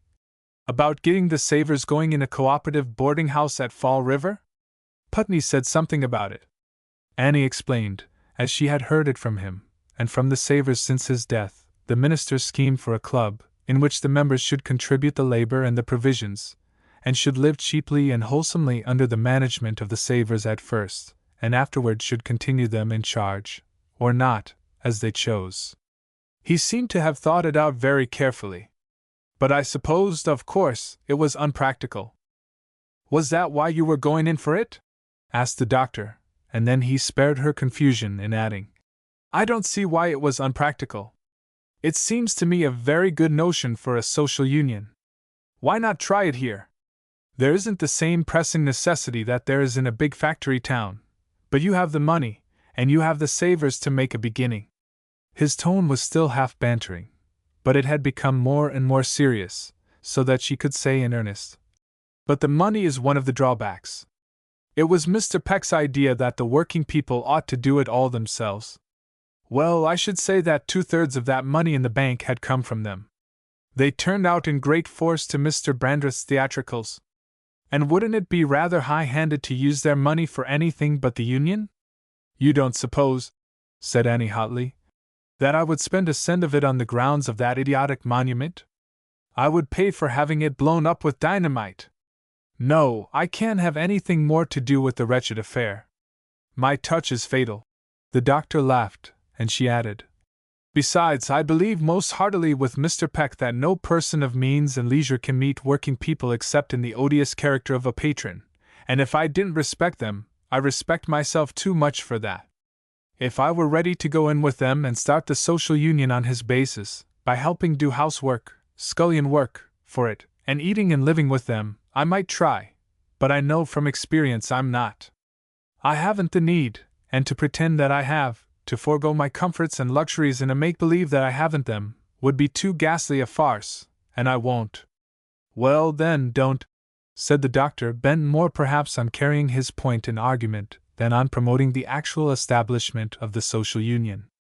"But my idea is this: take 2/3 or 1/2 of that money, and go to Saver, and say, Here! This is what Mr. Brandreth's theatricals swindled the shop hands out of. It's honestly theirs, at least to control, and if you want to try that experiment of Mr. Peck's here in Hatboro', it's yours. We people of leisure, or comparative leisure, have really nothing in common with you people who work with your hands for a living, and as we really can't be friends with you, we won't patronize you. We won't advise you, and we won't help you, but here's the money. If you fail, you fail, and if you succeed, you won't succeed by our aid and comfort. The plan that Annie and Dr. Morell talked over half in joke took a more and more serious character in her sense of duty to the minister's memory, and the wish to be of use, which was not extinct in her, however she mocked and defied it. It was part of the irony of her fate that the people who were best able to counsel with her in regard to it were Lyra, whom she could not approve, and Jack Wilmington, whom she had always disliked. He was able to contribute some facts about the working of the Thayer Club at the Harvard Memorial Hall in Cambridge, and Lyra, because she had been herself a hand, and would not forget it, was of use in bringing the scheme into favor with the hands. They felt easy with her, as they did with Putney, and for much the same reason. It is one of the pleasing facts of our conditions that people who are socially inferior like best those above them who are morally anomalous. It was really through Lyra that Annie got at the working people, and when it came to a formal conference, there was no one who could command their confidence like Putney, whom they saw mad drunk 2 or 3 times a year, but always pulling up and fighting back to sanity against the enemy whose power some of them had felt too. No theory is so perfect as not to be subject to exceptions in the experiment, and in spite of her conviction of the truth of Mr. Peck's social philosophy, Annie is aware, through her simple and frank relations with the hands in a business matter, of mutual kindness which it does not account for. But perhaps the philosophy and the experiment were not contradictory. Perhaps it was intended to cover only the cases in which they had no common interest. At any rate, when the Peck Social Union, as its members voted to call it, at the suggestion of one of their own number, got in working order, she was as cordially welcome to the charge of its funds and accounts as if she had been a hat shop hand or a shoebinder. She is really of use, for its working is by no means ideal, and with her wider knowledge she has suggested improvements and expedients for making both ends meet which were sometimes so reluctant to meet. She has kept a conscience against subsidizing the union from her own means, and she even accepts for her services a small salary, which its members think they ought to pay her. She owns this ridiculous, like all the make-believe work of rich people, a travesty which has no reality except the little sum it added to the greater sum of her superabundance. She is aware that she is a pensioner upon the real members of the social union for a chance to be useful, and that the work they let her do is the right of someone who needs it. She has thought of doing the work and giving the pay to another, but she sees that this would be pauperizing and degrading another. So she dwells in a vicious circle, and waits, and mostly forgets, and is mostly happy. The social union itself, though not a brilliant success in all points, is still not a failure, and the promise of its future is in the fact that it continues to have a present. The people of Hatboro' are rather proud of it, and strangers visit it as one of the possible solutions of one of the social problems. It is predicted that it cannot go on, that it must either do better or do worse, but it goes on the same. Putney studies its existence in the light of his own infirmity, to which he still yields from time to time, as he has always done. He professes to find there a law which would account for a great many facts of human experience otherwise inexplicable. He does not attempt to define this occult preservative principle, but he offers himself and the social union as proofs of its existence, and he argues that if they can only last long enough they will finally be established in a virtue and prosperity as great as those of Mr. Gerrish and his store. Annie sometimes feels that nothing else can explain the maintenance of Lyra Wilmington's peculiar domestic relations at the point which perpetually invites comment and never justifies scandal. The situation seems to her as lamentable as ever. She grieves over Lyra, and likes her, and laughs with her. She no longer detests Jack Wilmington so much since he showed himself so willing and helpful about the social union. She thinks there must be a great deal of good in him, and sometimes she is sorry for him, and longs to speak again to Lyra about the wrong she is doing him. One of the dangers of having a very definite point of view is the temptation of abusing it to read the whole riddle of the painful earth. Annie has permitted herself to think of Lyra's position as one which would be impossible in a state of things where there was neither poverty nor riches, and there was neither luxury on one hand to allure, nor the fear of want to constrain on the other. When her recoil from the fulfillment of her volunteer pledge to Mr. Peck brought her face to face with her own weakness, there were two ways back to self-respect, either of which she might take.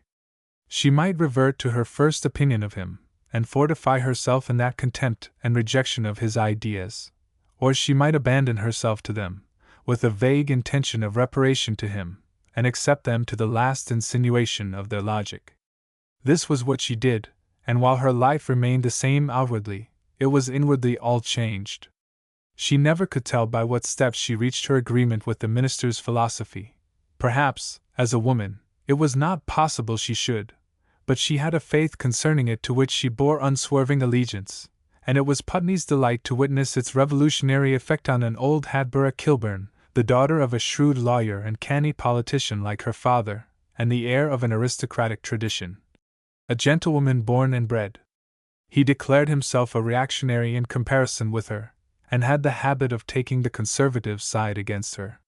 She was in the joke of this, but it was a real trouble to her for a time that Dr. Morell, after admitting the force of her reasons, should be content to rest in a comfortable inconclusion as to his conduct, till one day she reflected that this was what she was herself doing, and that she differed from him only in the openness with which she proclaimed her opinions.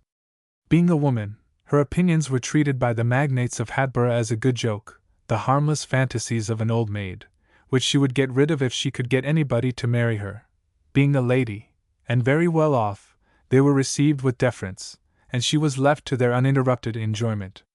Putney amused himself by saying that she was the fiercest apostle of labor that never did a stroke of work, but no one cared half so much for all that as for the question whether her affair with Dr. Morell was a friendship or a courtship. They saw an activity of attention on his part which would justify the most devout belief in the latter, and yet they were confronted with the fact that it so long remained eventless. The two theories, one that she was amusing herself with him, and the other that he was just playing with her, divided public opinion, but they did not molest either of the parties to the mystery, and the village, after a season of acute conjecture, quiesced into that sarcastic sufferance of the anomaly into which it may have been noticed that small communities are apt to subside from such occasions. Except for some such irreconcilable as Mrs. Gerrish, it was a good joke that if you could not find Dr. Morell in his office after tea, you could always find him at Miss Kilburn's. Perhaps it might have helped solve the mystery if it had been known that she could not accept the situation, whatever it really was, without satisfying herself upon 2 points, which resolved themselves into one in the process of the inquiry. She asked, apparently as preliminary to answering a question of his, "Have you heard that gossip about my being in, caring for the poor man?" "Yes." "And what did you think?" "That it wasn't true. I knew if there were anything in it, you couldn't have talked him over with me." She was silent. Then she said in a low voice, "No, there couldn't have been. But not for that reason alone, though it's very delicate and generous of you to think of it, very large-minded, but because it couldn't have been. I could have worshipped him, but I couldn't have loved him any more," she added with an implication that entirely satisfied him. "Then I could have worshipped you." The end.